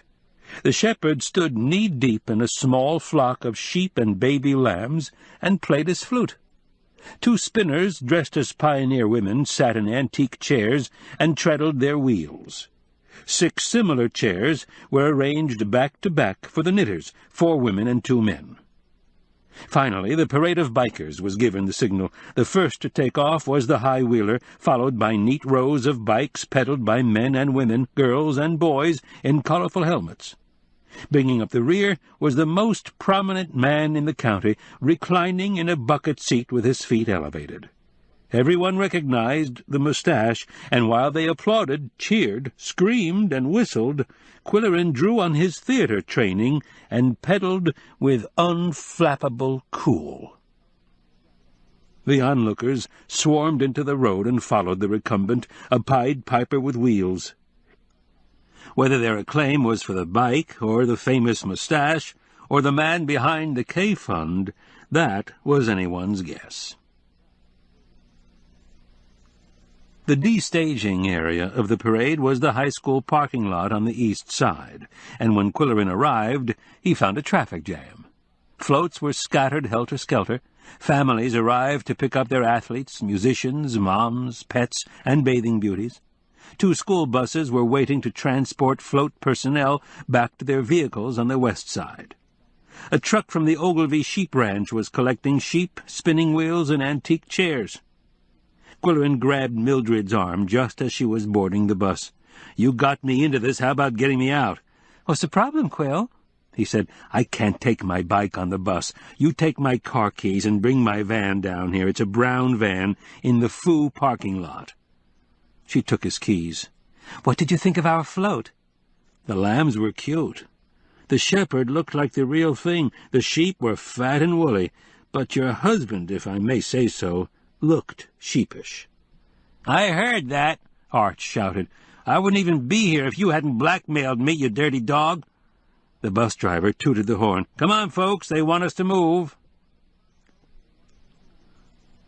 Qwilleran had invited Andrew Brody to stop at the cabin for a drink following the parade, and the chief had said, "Make it at 4 o'clock. I've got to make an appearance at a backyard barbecue. Some relatives in Black Creek."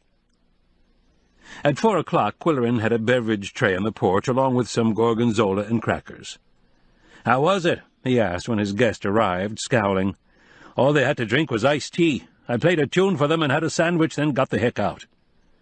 "You came to the right place, Andy. I happen to have some single malt scotch and good cheese." Brody was still in Piper's garb, except for the feather bonnet and shoulder plaid. Cocked over one eye was something like a military overseas cap, in navy blue with a red pom-pom, cockade, and 2 ribbons hanging down the back. "It's a Glengarry," he said in response to Qwilleran's compliment. He tapped his left temple. "It has my clan badge." They went out to the porch, where Koko was again on the pedestal, and Yum Yum was sniffing insects on the outside of the screen. When Brody sat down, however, she came over to inspect his brogues, bare knees, and fancy garters. Then she stood on her hind legs to see what the kilt was all about. "She's bewildered," Qwilleran explained. "Aren't you the visitor who used to wear long pants and a shiny metal badge?" "Where'd you get the sailboat?" "Mike Zander made it. He's a commercial fisherman by trade." "Sure, I know the Zanders. When I worked for the sheriff, this was my beat. Your guy must be Mike Jr. Whenever I see Mike Sr., we laugh about something that happened a few years back. It was Saturday, and the boats had just come in. Summer people were buying fish on the pier. One stuffy old biddy from down below looked at the fish, some of them still flopping around, and said in an uppity voice, 'Are you sure they're quite fresh?' The crew laughed so hard she left in a huff." "Those guys like a laugh," Qwilleran said. "Their chicken-feeding float had everybody running for cover." "We had a good day for the parade, but what we need now is some rain." "You have to admit, though, that the dry spell has helped the mosquito situation."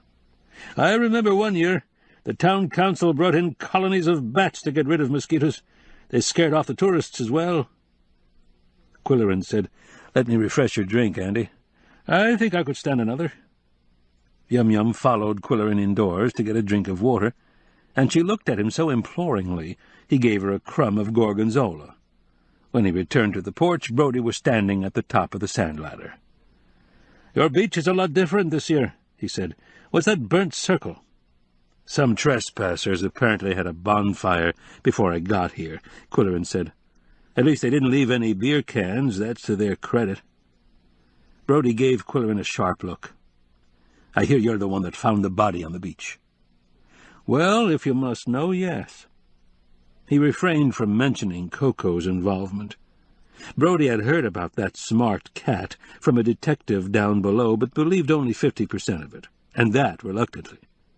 Yet both he and the prosecutor valued Qwilleran's interest in certain cases and appreciated his tips.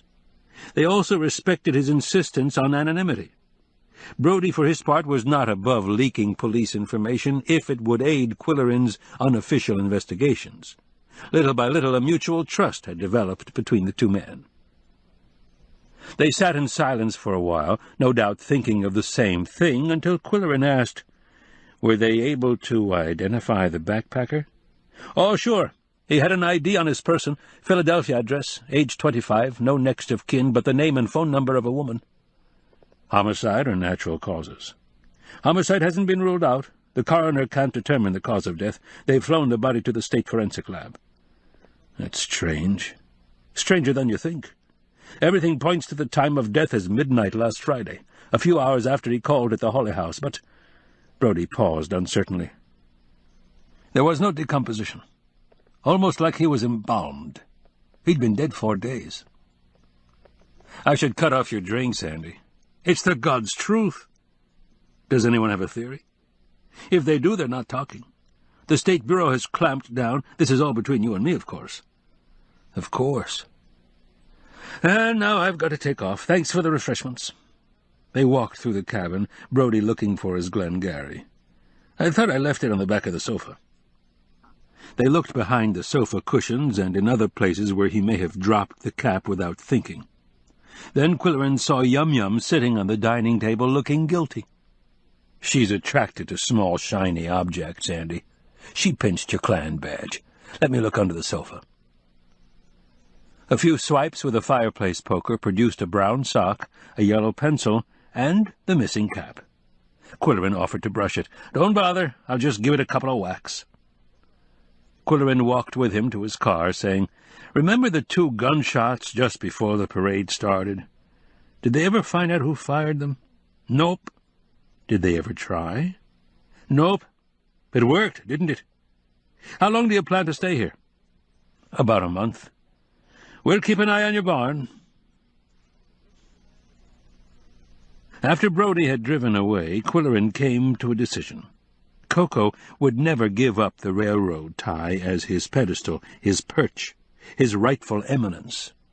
The sailboat sculpture would have to go on the fireplace mantel. Late that night the three of them sat on the porch in the dark, Koko gazing at the constellations from his private planetarium. Yum Yum fascinated by the fireflies, Qwilleran thinking his thoughts. Brodie's remark about the condition of the backpacker's body piqued his curiosity.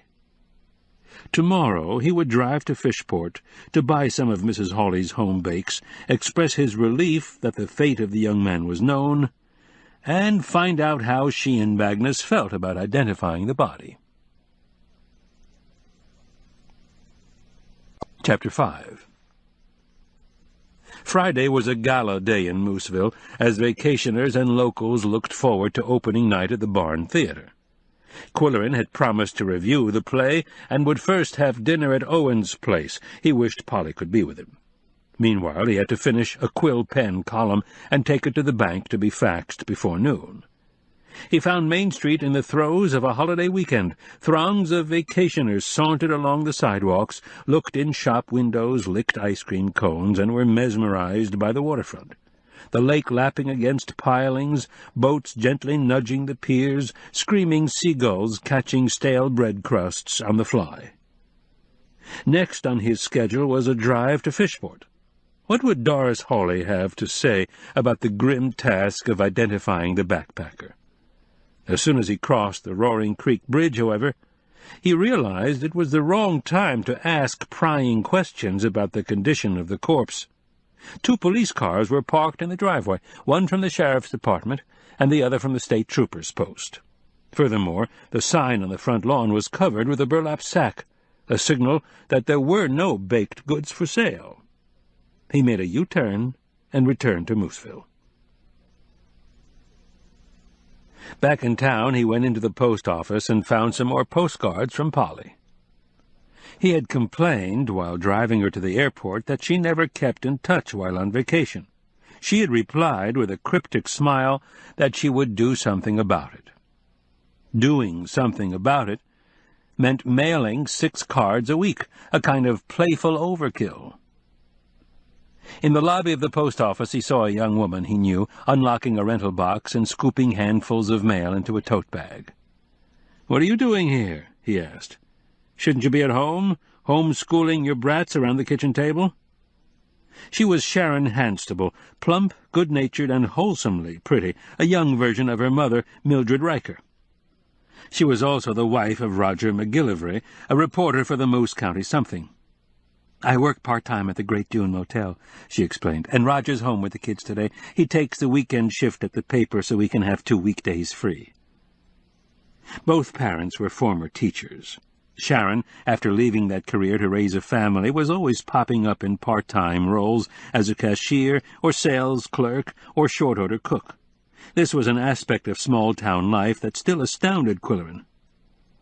"If you're on your way to work," he said, "I'll walk with you and carry your mail." "Are you still enthusiastic about homeschooling?" he asked as they headed for Sandpit Road. "It's a big job and a serious responsibility, but also a challenge and a joy," she replied. "We spend more time with our kids in positive ways. Would you like to try a session of teaching some afternoon, Quill?" "No, thanks. I'll take your word for it." "Mother takes a day once in a while, so Roger and I can get away." "Your mother is a former teacher. What's more, she has a heart of gold and the patience of a saint. She probably enjoys being a grandmother." They had pushed through the heavy pedestrian traffic on Main Street and were walking down Sandpit Road. Sharon said, "Did you hear that they found the backpacker? It'll be in today's paper. Roger's been on the story since Wednesday, and he happens to know they've sent the body to the state pathologist, although they're not releasing the information. There's something unusual about the death." She lowered her voice. "Mother and Roger and I think it has something to do with the visitors from outer space." "Is that so?" he murmured. "Don't mention it to Arch. You know how he is. Couldn't you gently talk some sense into his head, Quill?" "I doubt whether I'm the one to try," Qwilleran said with tact. "How do you explain all this to your youngsters?" "We tell them the universe has room for many worlds, some with intelligent life. Alien beings are curious about our planet just as we're interested in getting to Mars and beyond." "Have your kids sighted any of these visitors?" "No, we're away from the water and don't stay up late. Mother says 2 a.m. is the best time for sightings." They had reached the Great Dune Motel, and he handed over the tote bag. "Have you been to lunch at Owen's place?" "Too expensive. I carry my lunch. Also, my boss is miffed because they're staying at the hotel instead of with us." Owen's place stood alone on the west side of the highway, although its stained cedar siding matched that of the motel, antique shop, fudge kitchen, and other enterprises on the east side. It had been a coin-operated laundry for several seasons before becoming an unsuccessful Chinese restaurant. Now, in the large front windows, the red velvet draperies of its bok choy period had been replaced with white-louvered shutters. With the parking lot paved, and the Great Dune as a noble background, it looked quite elegant, and Qwilleran looked forward to dining there before the theatre. The Chamber of Commerce must have offered Bowen a good deal, Qwilleran thought. Otherwise, why would a man with contempt for country folk choose to spend the summer 400 miles north of everywhere? Evidently the lake was the attraction, since he had a boat. A recreation vehicle with a boat hitch could be seen around the rear of the restaurant, as well as a white convertible, both with Florida tags. Walking back toward Main Street, Qwilleran passed Arnold's antique shop and stopped short. There, in the window, was the kind of spindly, high-backed antique chair that had been on the float with the sheep. It was a chair design with character, and it aroused his curiosity. He went into the shop. There were several customers, either buying or browsing. According to their dress and mannerisms, Qwilleran could classify them as campers, or wives of sport fishermen, or boaters from the Grand Island Club who had just lunched at Owen's place. The lunch crowd was raving about the chef, the quiche, the skewered potatoes, and the perfectly darling maitre d'. Arnold himself was everywhere at once. He was an ageless man with tireless energy, but he had a weathered face that looked like the old wood carvings he sold. Peering over rimless glasses, he sorted the idle browsers from the potential customers and kept an eye on the former. A long-haired white and black dog wagged a plumed tail at the latter. "Good dog, Qwilleran said to him. "Hi, Mr. Q. Do you like our pooch?" Arnold asked. "He just wandered in one day. A friendly soul. Brings in more business than an ad in your newspaper." "What's his name?" "Well, you see, we bought a job lot of china that included a dog dish with the name Freddy on it, so we named the dog to match the dish. Excuse me." Arnold went off to take a customer's money. A man was buying a rusty iron wheel, 4 feet in diameter, but delicate in its proportions, with 16 slender spokes. "Beautiful rust job, smooth as honey," the dealer told the purchaser. "It threshed a lot of wheat in its day." Meanwhile, Qwilleran poked through baskets of arrowheads, Civil War bullets, and old English coins. "What's that guy going to do with the wheel?" he later asked Arnold. "Hang it over the fireplace in his lodge on Grand Island." I could use one of those myself." He was thinking of the gable end above his own fireplace, a large blank wall that had originally displayed a mounted moose head. Its dour expression had been a depressing reminder of animal rights. Later, the wall showcased a collection of lumberjack tools, axes, a peavey, and crosscut saws with murderous 2-inch teeth, equally discomforting. A wheel, on the other hand. "There were 2 of them from a field combine," Arnold said. "The other one's in my main store in Lockmaster. I'll have it sent up here, but it'll take 3 days. "No rush. I'd also like to inquire about the chair in the window. What is it? There were 8 of them on a float in yesterday's parade." "That's a pressed-back dining chair circa 1900, sometimes thought of as a kitchen chair. In the country, a lot of dining was done in the kitchen. In 1904, or thereabouts, the Sears catalogue offered this chair for 94 cents. Did you hear me right? 94 cents. They must have sold millions of 'em. Pretty thing, ain't it?" "There's something debonair about it," Qwilleran said. It was golden oak, heavily varnished, with a hand-caned seat and 9 turned spindles, almost pencil-thin, and a deep top rail that had a decorative design pressed into it. 2 turned finials on top, like ears, gave it a playful fillip but would-be practical hand grips. The dealer said, "This may have been a knock-off of an earlier and more expensive design, with the top rail carved and a price tag more like $2.50. The ones I've seen around here are all in the 94-cent class. The seat on this one has been recaned. I'll make you a good price if you're interested." "I'll think about it," Qwilleran said, meaning that he had no intention of buying. "But I'll definitely come back for the wheel in a couple of days. What do you know about the restaurant across the way?" he added, as Arnold accompanied him to the door. "I hear the food's good." "Have you had contact with Owen Bowen?" "Only through Derek. He's working there part-time, you know. Derek said the entry, where customers wait to be seated, needed some spark, so we put our heads together, and I lent them a setup for the summer months, some Waterford crystal in a lighted china cabinet. We brought it up from the Lockmaster store, and that so-and-so from Florida never picked up the phone to say thank you, let alone send over a piece of pie. Freddie has better manners than Owen Bowen." Qwilleran's watch told him that the lunch hour had ended at Owen's place, and his intuition had told him that Derek would be heading for Elizabeth's Magic to relax and report on events.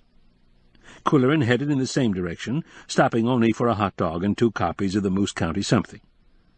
On the way, he thought about another reader participation stunt. He could take a census of pressed-back chairs in Moose County.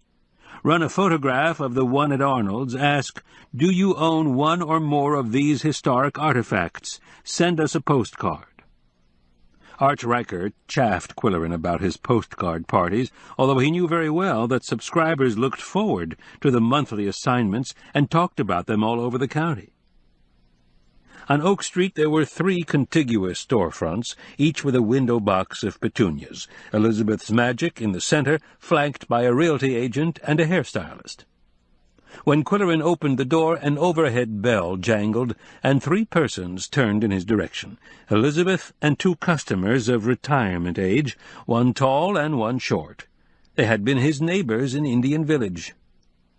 "Ladies, what brings you to the haunts of Coot and Hearn?" he asked. They greeted him happily. "That's Tennyson," said the tall one. "My favorite poem, The Brook," said the other. They were the Cavendish sisters, retired from distinguished teaching careers down below. Qwilleran had rescued one of their cats when it became entangled in the laundry equipment. "I hear you're living in Itty-Bitty-Wassy Estates," he said. "Yes, they gave us an apartment with pet privileges. We'd never go anywhere without Pinky and Quinky. We're here to see the play tonight. They have an activities bus that takes residents on day trips. How is Koko, and how is that dear Yum Yum?" "They find the beach stimulating," he said, "and the screened porch is their university. Koko studies the constellations at night and does graduate work in crow behavior during the day." "He's such an intellectual cat," said the tall sister. "Yum Yum is majoring in entomology, but yesterday distinguished herself by saving a life." "Really?" the sisters said in unison. "You know how birds knock themselves groggy by trying to fly through a window screen or pane of glass? Well, a hummingbird flew into the porch screen and got its long beak caught in the mesh. It was fluttering desperately until Yum Yum jumped to a nearby chair back and gave the beak a gentle push with her paw. "She's so sweet," the short sister said. "Wouldn't you know she'd be a humanitarian?" the other one said. "More likely she thought it was a bug on the screen," Qwilleran mused. The bell over the door jangled, and they all turned to see Derek Cuddlebrink barging into the shop. "Just got off work," he announced. 5 hours till curtain time. Got any coffee?" He loped to the rear of the store. Qwilleran followed, after exchanging pleasantries with the sisters and giving Elizabeth one of his newspapers. The 2 men sat in the black nylon sling chairs with plastic cups of coffee. "I never touch the stuff when I'm on duty," Derek said. "How's business?" "Great at lunchtime. I'm not there at night, so I don't know what kind of crowd they get for dinner." "Do you and your boss hit it off well?" "Oh, sure, we get along. He needs me, and he knows it. I don't have to take any of his guff." He lowered his voice.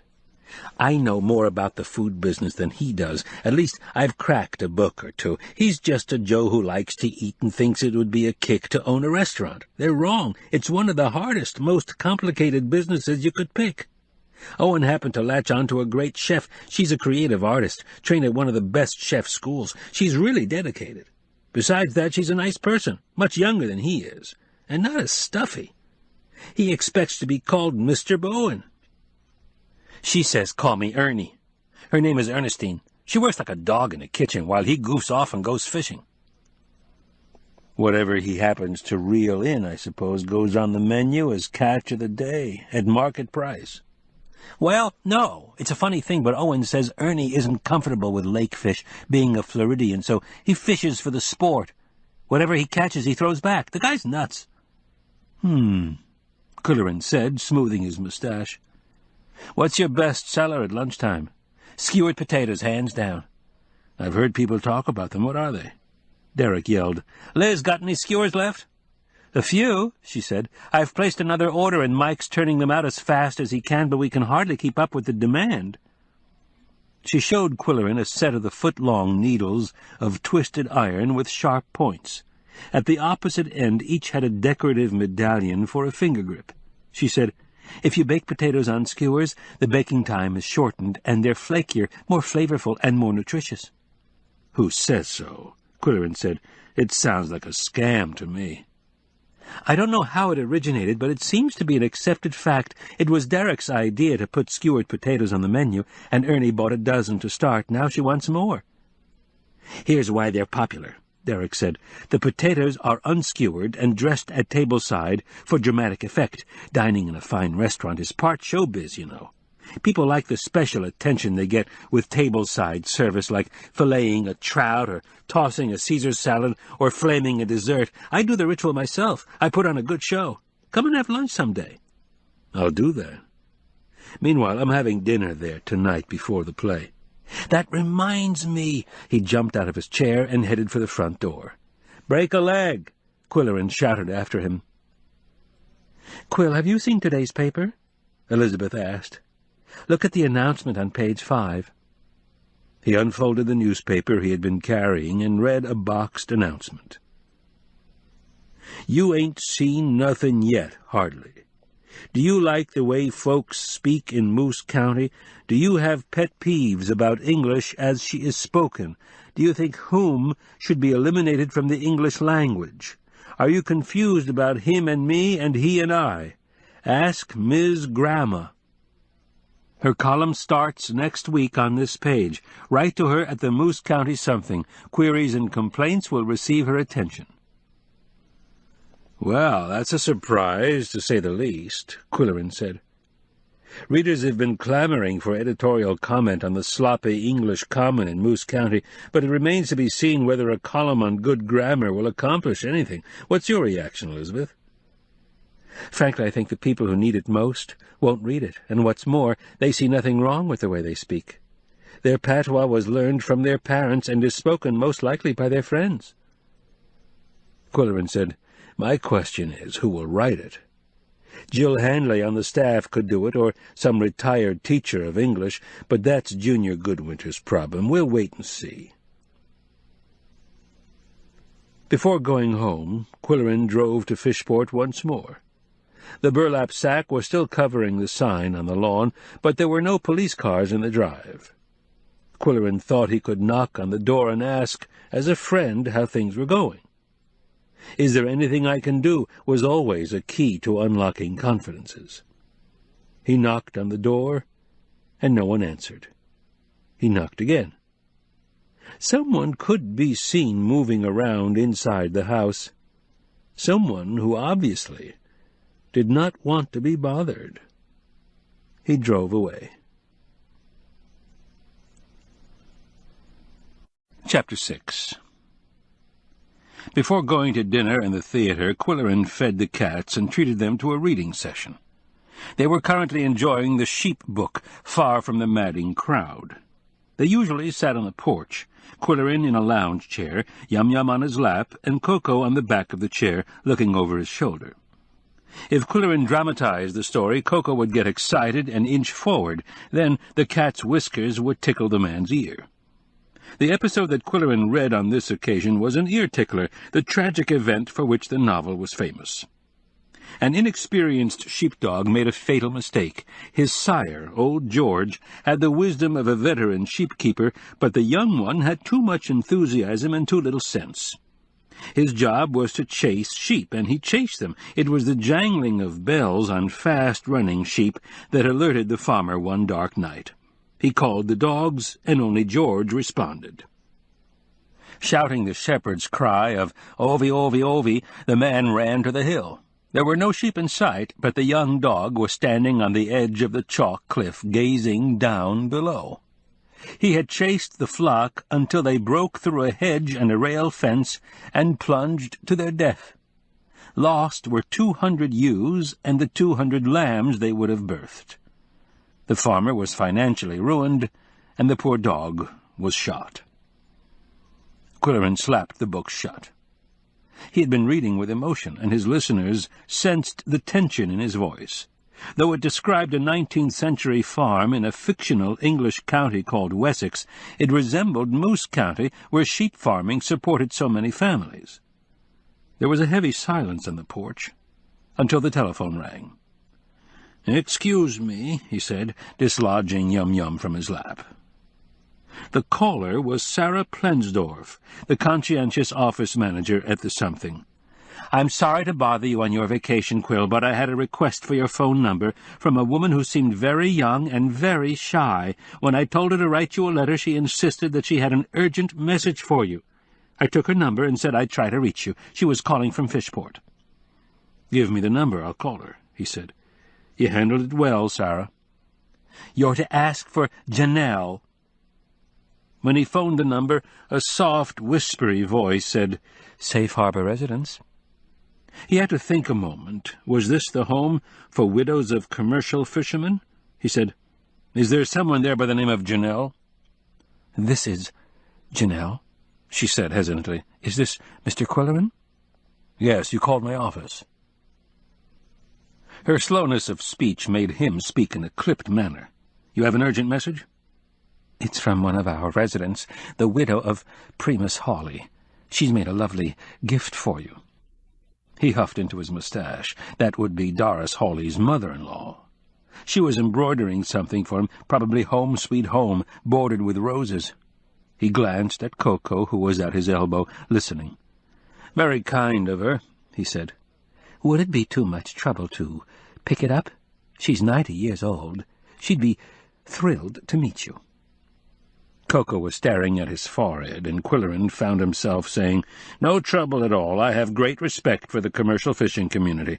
I wrote a column on the blessing of the fleet this spring." "I know. We have it in the parlor, in a lovely frame." "I'll drop in some day next week." "Could you come sooner?" she asked in her shy but persistent way. "Well, then, Monday afternoon." There was a pause. "Sooner?" "All right," he said in exasperation. "Sometime tomorrow afternoon." There was another pause. "Could you tell us exactly when? She has to have her nap." After promising to be there at 2 o'clock, Qwilleran hung up and was surprised to see Koko running around in circles. "If you could drive," he said to the cat, "I'd send you to pick it up." When Qwilleran arrived at Owen's place, the first thing he noticed in the small foyer was a lighted case of sparkling cut crystal. He looked for a card saying, "Courtesy of Arnold's," but there was no credit given. Otherwise, the interior was mostly white, with accents of pink and yellow, and a great many potted plants, hanging baskets, and indoor trees. He could tell at a glance that they were from the Greenery in Lockmaster, a place that rented plastic foliage for all occasions. Altogether, it was not a bad scene. The large casement windows on both long walls were open, and their white-louvered shutters framed them pleasantly. Half the tables were taken, and there was a hum of excitement from showgoers headed for an opening night performance. For a beach crowd, they were dressed decently, and Qwilleran was glad he had worn his striped seersucker coat. As he stood waiting in the entry, several heads were turned in his direction and hands waved. Owen Bowen, handsomely tanned, came forward with a frown wrinkling his fine features. "Reservation?" "No, sorry." The host scanned the room. "How many?" "One." That required another study of the situation. "Smoking or non-smoking?" "None." After painful cogitation, he conducted Qwilleran to a small table and said, "Something from the bar." "Squunk water on the rocks with lemon zest." "What was that?" Qwilleran repeated it and explained that it was a mineral water from a natural spring at Squunk Corners, but he said he would settle for club soda. The menu was unusual by Moose County standards: veal loin encrusted with eggplant, spinach, and roasted red peppers, with sun-dried tomato demi-glaze, that sort of thing. Qwilleran played it safe with a lamb shank ossobuco on a bed of basil fettuccine. The soup of the day was a puree of cauliflower and gorgonzola served in a soup plate with 3 spears of chives arranged in a triangle on the creamy surface. While a self-conscious waitstaff took orders and served the food, the host seated guests and served drinks with an air of zero hospitality. Latticework in the rear of the room screened the bar, the cash register, and a window into the kitchen, where Qwilleran caught glimpses of a young woman in a chef's towering toque. Her face had a look of extreme concentration and a kitchen pallor. Other diners started leaving at 7:15, saying they were concerned about parking facilities. When Qwilleran arrived at the Botts farm, vehicles lined both shoulders of the highway as far as one could see, and others were being directed into designated pastures. He himself had a press card that admitted him to a lot behind the dairy barn. Showgoers gathered in the barnyard, reluctant to go indoors. It was a beautiful evening, and this was a festive celebration. The Rikers were there. "How was Owen's place?" they asked. Qwilleran was pleased to report that the food was excellent. "The chef is nouvelle, but not too nouvelle. The host is a cold fish. If you don't like cold fish, I suggest you go for lunch when Derek is on duty." Then, half turning his back to Arch, he asked Mildred, "Has your sensitive husband recovered from the mortification of knitting in public?" "Don't be fooled, Quill. He's enjoying the notoriety. He even got a fan letter from a mechanic in Chipmunk." Arch said, "I hope the play's better than the pre-curtain conversation. Let's go in." Curtain time, an usher was shouting to the crowd milling about the barnyard. There was no curtain in the theater, and there were no backs on the seats. Bleachers, providing good sight lines, filled one end of the barn, while an elevated stage occupied the other. Although the set was sketchy, the audience could imagine a fashionable country house with a terrace off to the right.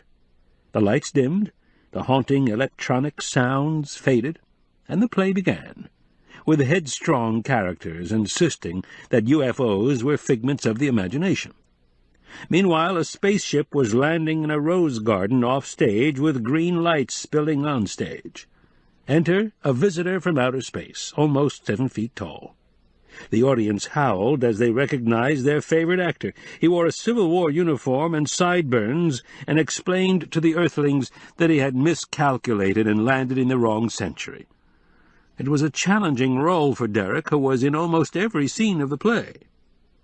During intermission, when the audience was glad to leave the bleachers for a few minutes, Qwilleran listened to their comments. Elizabeth Hart. "Isn't he talented?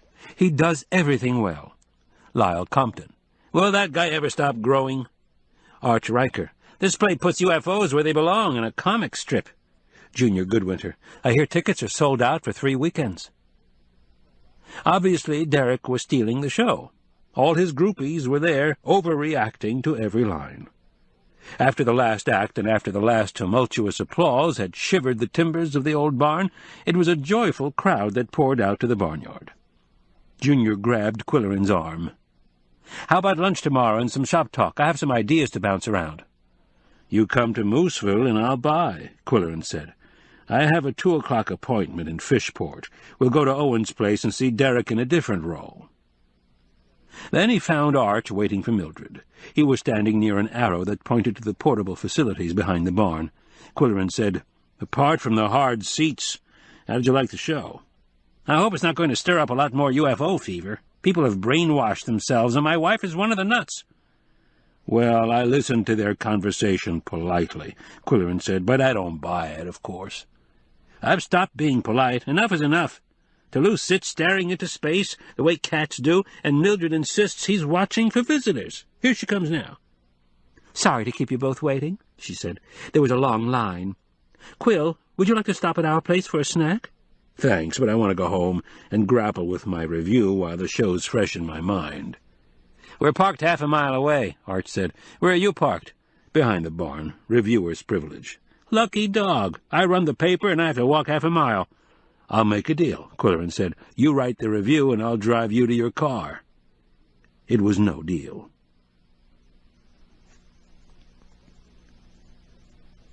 What Qwilleran missed most about newspaper life down below was the interminable shop talk, in the office, at the water cooler, in the lunchroom, at the press club. So he looked forward to his Saturday luncheon with the managing editor. Junior, for his part, probably welcomed an exchange of ideas with a journalist who was also a friend, and the financial backer of the newspaper in a roundabout way.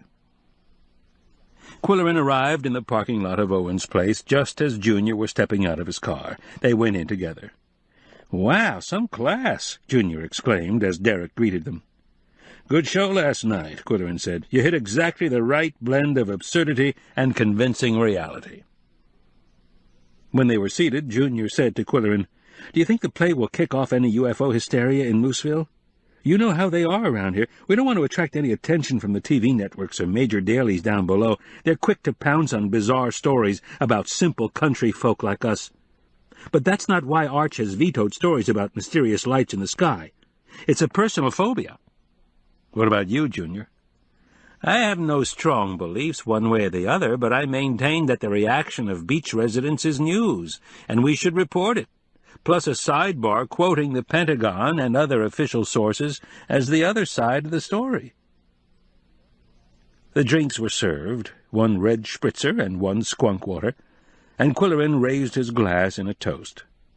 To sanity, if there's any left. What's your next column, Quill? 1,000 words on the diary of Lisa Compton's great-grandmother. Mark Twain came through here on a lecture tour in the late 19th century, and she had a crush on him. They never met, but she fell for his mustache. Sounds like hot stuff for a family newspaper, Junior said dryly. There was one interesting fact. Strange objects in the sky were being reported prior to the 1900s, thought to be from the spirit world. Have you looked at the menu, Junior? We'd better order. Besides imaginative variations on standard luncheon dishes, there was the house specialty. Try our skewered potato, a flawless 20-ounce Idaho, baked on a skewer and dressed at tableside with 3 toppings. Choose 1 sauce, 1 accompaniment, and 1 garnish. The newsmen studied the list of toppings conscientiously. The sauces, choice of marinara, bolognese, alfredo, ratatouille, curried chicken, or herbed yogurt with anchovies. The accompaniments, choice of sautéed portobello mushrooms, red onion rings, pitted ripe olives, garlic pickled garbanzos, sautéed chicken livers, or grilled tofu cubes. The garnishes, choice of grated Parmesan cheese, toasted cashews, shredded carrots with capers, slivered fresh coconut, crumbled Stilton cheese, or sour cream with chives. After studying the list, Junior said, "It's daunting, to say the least. I can't believe this is happening in Moose County." "Blame Derek," Qwilleran said. "That's what happens when you send a boy to college." "What I really wanted was a roast beef sandwich." Qwilleran called Derek to the table. "Would we be thrown out if we ordered roast beef sandwiches with horseradish?" "Sure, that's okay," Derek said, adding in a lower voice, "We're short of skewers anyway." They spent the lunch hour discussing editorial policies, staff problems, new ideas, and old mistakes. Qwilleran enjoyed it and offered advice, but finally he looked at his watch and said it was time to leave for Fishport. "What are you doing there?" "Paying a call on some elderly residents at Safe Harbor. It's one of the many things I do for the Moose County something and don't get paid for. I make an appearance, shake hands, say the right things, and make friends for the paper. I hope it's appreciated." "I think you like old ladies." "Why not? They like me," Qwilleran said flippantly, although he realized he was drawn to octogenarians and nonagenarians of both sexes, and he knew why. He had never known his grandparents. His mother never talked about them, and as a kid he was too self-absorbed to ask questions. His life was all about playing baseball, acting in school plays, training for spelling bees, which he always won, and practicing the piano, reluctantly.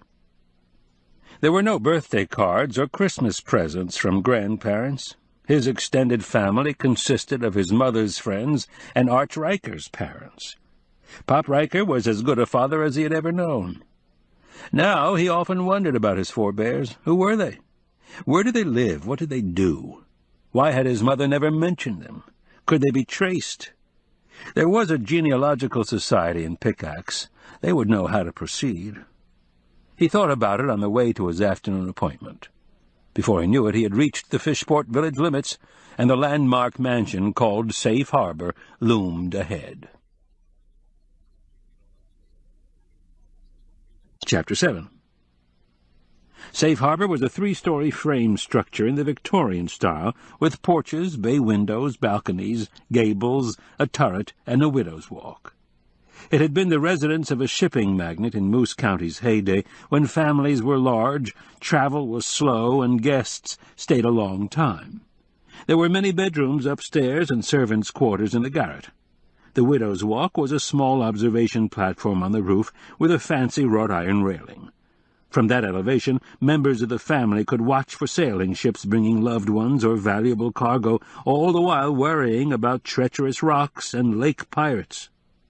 Following the economic collapse, the stately mansion became a boarding house for sandpit workers, then a summer hotel in the prosperous rum-running days, then a private school for sailing buffs from Chicago. Eventually, it was purchased by the Scotton, Hawley, and Zander families as a retirement home for widows of commercial fishermen whose occupation was on the most dangerous list in government studies. When Qwilleran arrived and rang the jangling bell on the front door, it was immediately opened by a breathless young woman with a sweet smile. A mass of auburn hair cloaked her thin shoulders. "I'm Janelle Van Roop," she said softly. "It's so wonderful of you to come, Mr. Qwilleran. All the ladies are waiting in the parlor." It was a large, dark foyer with an elaborately carved staircase and double doors opening into equally dark rooms. Janelle led him to the one room that was light and bright and cheerful, with white lace curtains on the tall, narrow windows. As they entered, applause came from 12 pairs of frail hands. 12 widows with gray or silver hair and pretty blouses sat in a circle. Janelle said, "Ladies, this is our beloved Mr. Q." There was another patter of applause, with more enthusiasm than volume. "Good afternoon, ladies," Qwilleran said in a mellifluous voice that mesmerized his listeners when he pulled out all the stops. "It's a great pleasure to meet so many loyal readers, looking so festive and so fetching." There were titters of amusement and delight. "I'd like to shake your hands individually, if Janelle will make the introductions." There was a general murmur of excitement. Qwilleran had done this before, and he performed in a courtly manner that appealed to women of a certain age. It was part newspaper public relations and part genuine feeling for the older generation.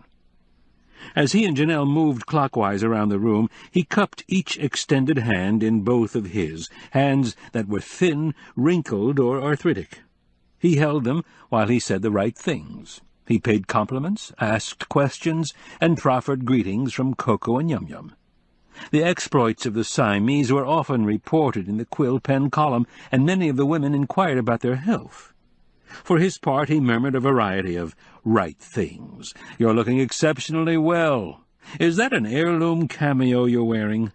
Pink is very becoming to you. You have happy eyes.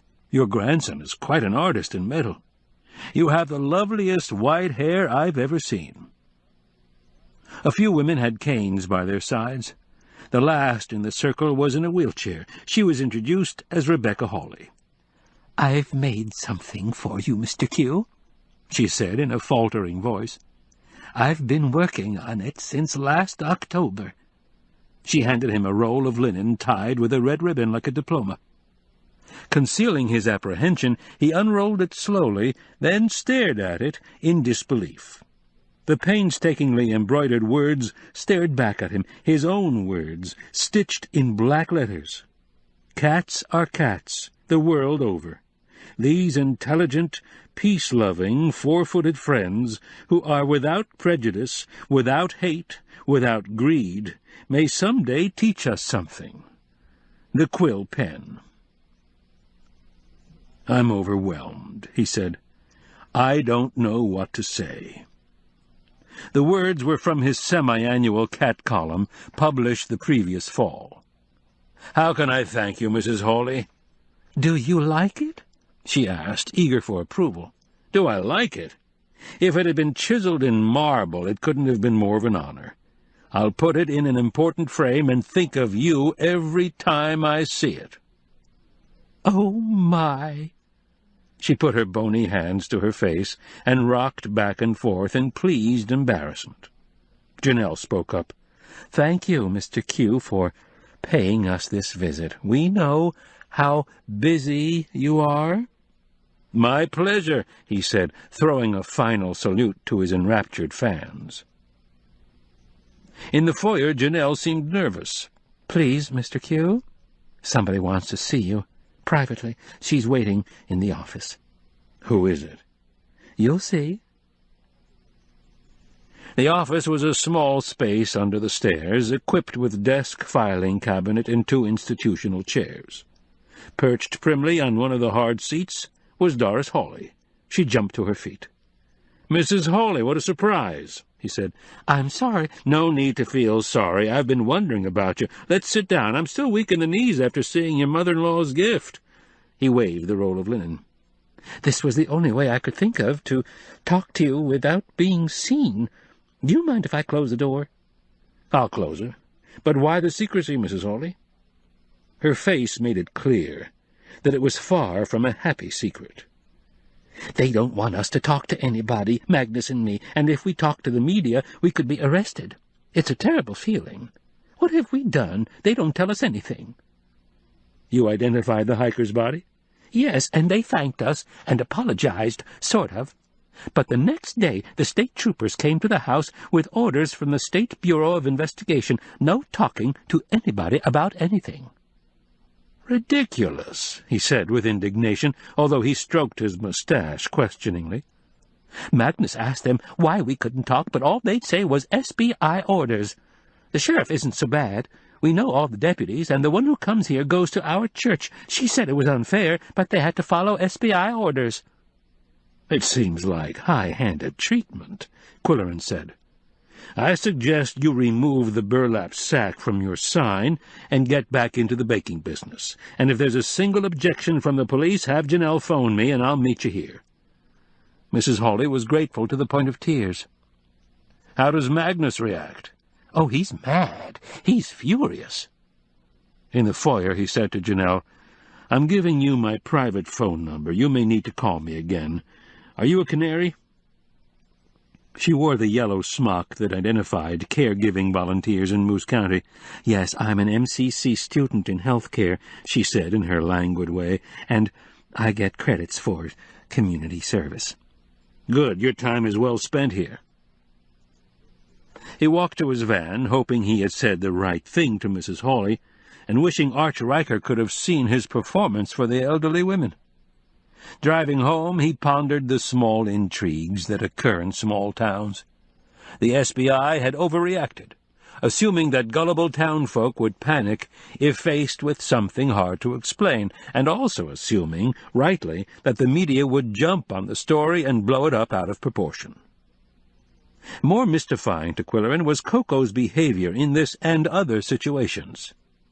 The cat had wanted him to accept Janelle's invitation. He had sensed some undisclosed reason behind it. In the same way he had wanted Qwilleran to take the recumbent bike to the cabin where it would make a rousing finale to the parade. The latter was a minor matter, but it signified that Koko was tuned in somehow to forthcoming events. Uncanny. Likewise, he knew there was something buried in the sand ridge, something that should not be there. All cats have a sixth sense, Qwilleran knew, but in Koko it was developed to an incredible degree.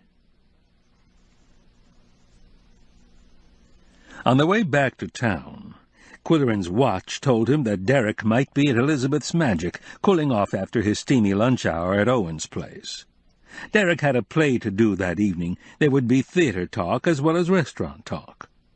Derek had not yet arrived. Elizabeth said he was rearranging the tables, putting some on the diagonal to dispel the effect of a railway dining car. It would be a surprise for the boss. "Does Owen accept all Derek's ideas?" Qwilleran asked. "So far he's had carte blanche. Derek charms everyone," she said, her eyes glowing. Qwilleran had known Derek since his days as a busboy, and always he treated CEOs and visiting bishops with the same offhand bonhomie that captivated the young girls who adored him. "Have you met Ernie?" Qwilleran asked Elizabeth. "What's she like?" "Very nice, but she's a person with an intense drive. She was here to buy skewers, and she asked about the rune stones, so I did a reading for her." "What are they exactly?" "Little stones inscribed with a prehistoric alphabet that's used for divining the future. My reading for Ernie was so negative that I didn't give her an honest interpretation. Here comes Derek." He blustered into the shop with his usual energy. "I'm thirsty. Got anything cold?" He bounded to the rear, where there was a small refrigerator beneath the coffee-maker, then flopped into a chair with a bottle of chilled grape juice. Qwilleran joined him. "Do you have any problems shifting gears from cuisine to showbiz?" "Nah, it's all showbiz." "Too bad Ernie can't take an evening off to see you act." "She'd never go to the theater. She's a workaholic," Derek said. "Works 9 to 9 with only a 2-hour break in the afternoon, and then she spends it studying recipes. Did you see that big recreation vehicle behind the restaurant? It's full of cookbooks. I tell you, she's a real pro. Turns out orders fast, makes presentations that are works of art. I asked her what she liked most about her job, and she said the fast pace. I asked her what she liked least, and she said tomatoes in winter. That's the way she is." Derek glanced at the customers in the shop and said, "Come in the stockroom." Among the shelves and cartons and racks he could speak freely. He knew Qwilleran liked to hear the story behind the story. "The way it works, I report at 10:30 a.m. Owen is there to check me in. We count the cash together, and I sign for it. Then he takes off with his bait bucket for a few hours of fishing. Well, that's what he says. But there's liquor on his breath already. Makes you wonder what he eats for breakfast. Makes you wonder what's in the bait bucket. Does he anchor the boat in some secluded cove where he can nip schnapps and read porno magazines? Is that why he never brings in any fish?" Qwilleran said, "You're getting to be very cynical for your age, Derek. Does Ernie ever go out in the lake with him?" "Only on Mondays when we're closed. And then I'll bet she takes cookbooks to read. Off the record, Quill, I think she worries about his drinking. She made 2 stupid mistakes last week because she wasn't concentrating, like making a BLT without the tea. Then a Monte Cristo with mushroom sauce, didn't have the sauce. Well, I've got to go home and make an adjustment from dumb earthling to smart alien." He galloped out of the shop, tossing a "see you later" in Elizabeth's direction. Driving home along the shore, Qwilleran was beginning to watch for the old schoolhouse chimney and the K sign when he saw a vehicle approach from the east and turn into his drive. He stepped on the gas. It was a green van he could not recognize, and he was wary of uninvited visitors. Yum Yum had been kidnapped once, and he had never forgotten the horror of coming home and finding her gone. By the time the green van pulled into the clearing, the brown van was right on its tail, and Qwilleran jumped out to confront the driver. "Bushy!" he shouted. "Why didn't you let me know?" Stepping out of the green van was a young man in a green baseball cap, John Bushland, commercial photographer who also handled assignments for the Moose County something. Losing his hair at an early age, but not his sense of humor, he encouraged friends to call him Bushy. "I phoned, no answer, so I took a chance. I had a shoot in the neighborhood, a family reunion." "For the paper?" There were dozens of family reunions every summer weekend, and they rated 2 inches of space and no photo. "No, the Ogilvies have a professional group picture taken every year for their family history. For the usual shot of the eldest and the youngest, I posed a 100-year-old woman and a 2-day-old lamb. Cute, what? They thought it was brilliant." "You've got a new van, Bushy." "No, a new paint job. Dwight Summers recommended a less somber color and a livelier logo to enhance my image in a rural environment." "Business must be good if you can afford a PR man." "Not that good. I bartered photos for his services." "Well, come in and have a gin and tonic. I just happen to have the main ingredients." Bushy leaned on the bar while Qwilleran mixed his drink and opened a ginger ale for himself. "Where are the cats?" he asked. "Asleep somewhere." "Then I can speak freely. Those guys are finally licked. I've sent for the trick lens." For several years, Bushy had been trying to take a photo that would win him a prize and land Koko and Yum Yum on the cover of a cat calendar. Having no desire to be cover cats, they had thwarted his repeated efforts with exasperating ingenuity, no matter how stealthy his strategy. Now he had tracked down a vintage lens for photographing reluctant subjects without their knowledge. "Good," Qwilleran said. "Those scoundrels have been calling the plays long enough." As they carried their drinks to the porch, Yum Yum uncurled from sleep on a chair seat, rising gracefully like a genie coming out of a bottle. Koko had been sleeping compactly in 64 square inches of sunlight on top of his pedestal. He jumped down with a grunt. The two men stretched out on lounge chairs and absorbed the view. Blue sky, white clouds, blue lake with white sails skimming across the horizon. "That's the Grand Island Club's annual wooden sloop regatta," Bushy said. "Last year's winner wanted me to sail with them this year and shoot, but I wouldn't go out on one of those babies for any amount of money. I'll stick to stink boats. Did you know I've got a new one? 24-foot cuddy cruiser with depth finder, VHF radio, stereo, sleeps 4. I'd like to take you for a cruise. I think you'd be impressed." "You'll never get me out on a boat again, Bushy," Qwilleran said with fervor. "After that trip to Three Tree Island, I had nightmares for a month, and Roger almost succumbed to pneumonia." "Yeah, well, I've learned a lot since then. I pay attention to the weather clues, the whistling overhead and the sudden change in the sky color. It wouldn't happen again, and we'd pick a nice day." "We picked a nice day the last time." That ill-fated voyage had been a fool's errand in the first place, Qwilleran reflected. A pilot flying over the island had seen what he thought were charred circles on the shore. He mentioned the phenomenon to Roger McGillivray, who was a spaceship buff. Bushy, being another, wanted to cruise out to see them.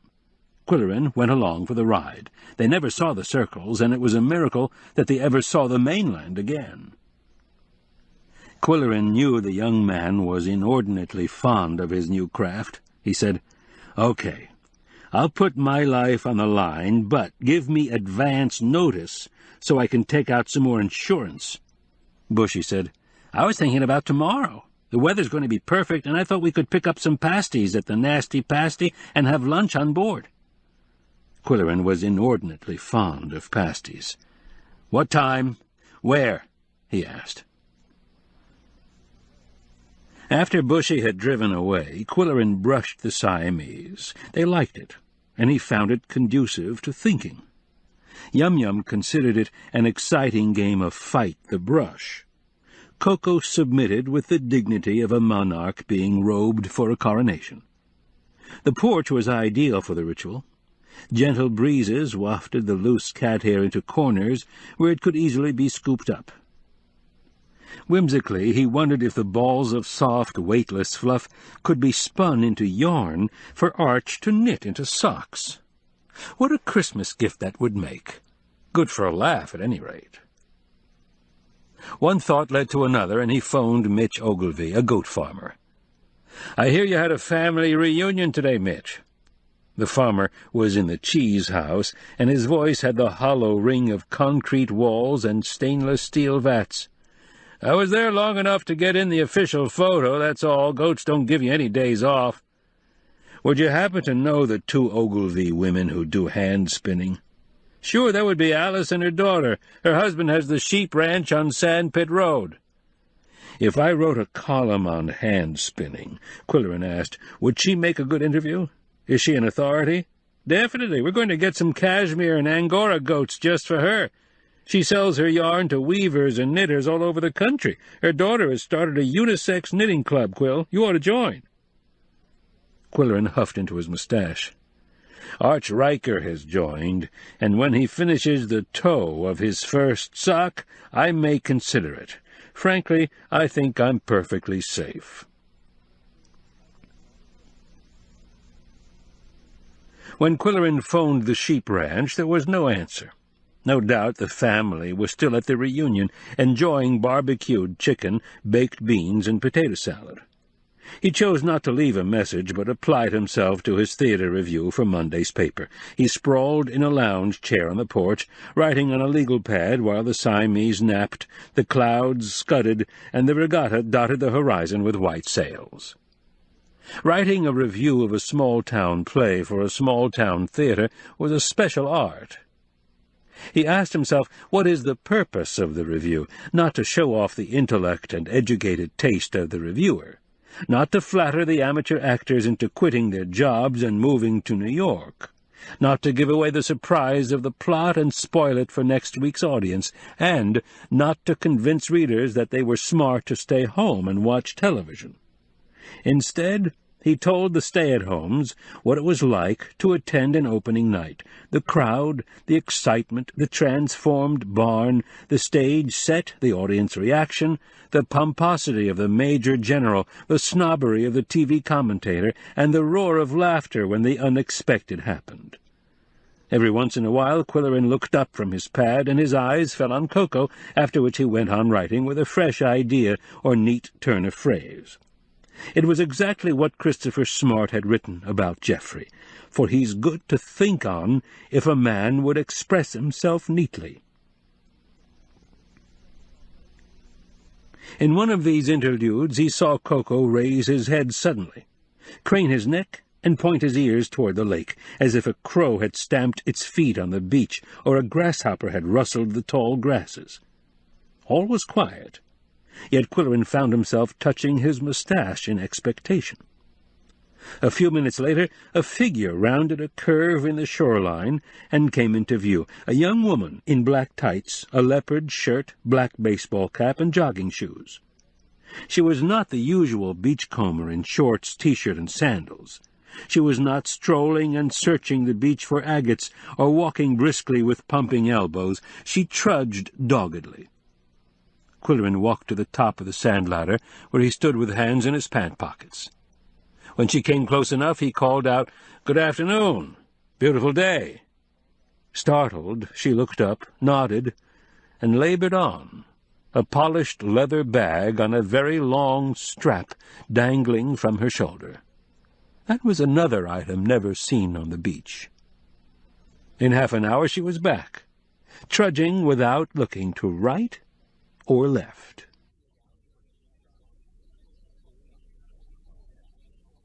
Chapter 8. When Qwilleran went to the drugstore Sunday morning to pick up his New York Times, who should be doing the same thing but Arch Riker? "Had your breakfast?" Qwilleran asked him. "Sure have. Pecan waffles, apple chicken sausages, and blueberry muffins." Arch gloated, a not-too-subtle reminder that he was married to the newspaper's food writer. "But I'll have a cup of coffee with you, if you're getting something to eat." They crossed the street to the Northern Lights Hotel and took a table in the coffee shop overlooking the harbor. Mrs. Stacy rushed forward to greet them. As co-owner, her job was to keep guests happy. Her husband, Wayne, solved the problems. "Where are the sailboats?" Qwilleran asked her. "Isn't it supposed to be a 2-day regatta?" Her face saddened. "It was called off. There was a drowning yesterday, late." "There was nothing about it on the newscast last night."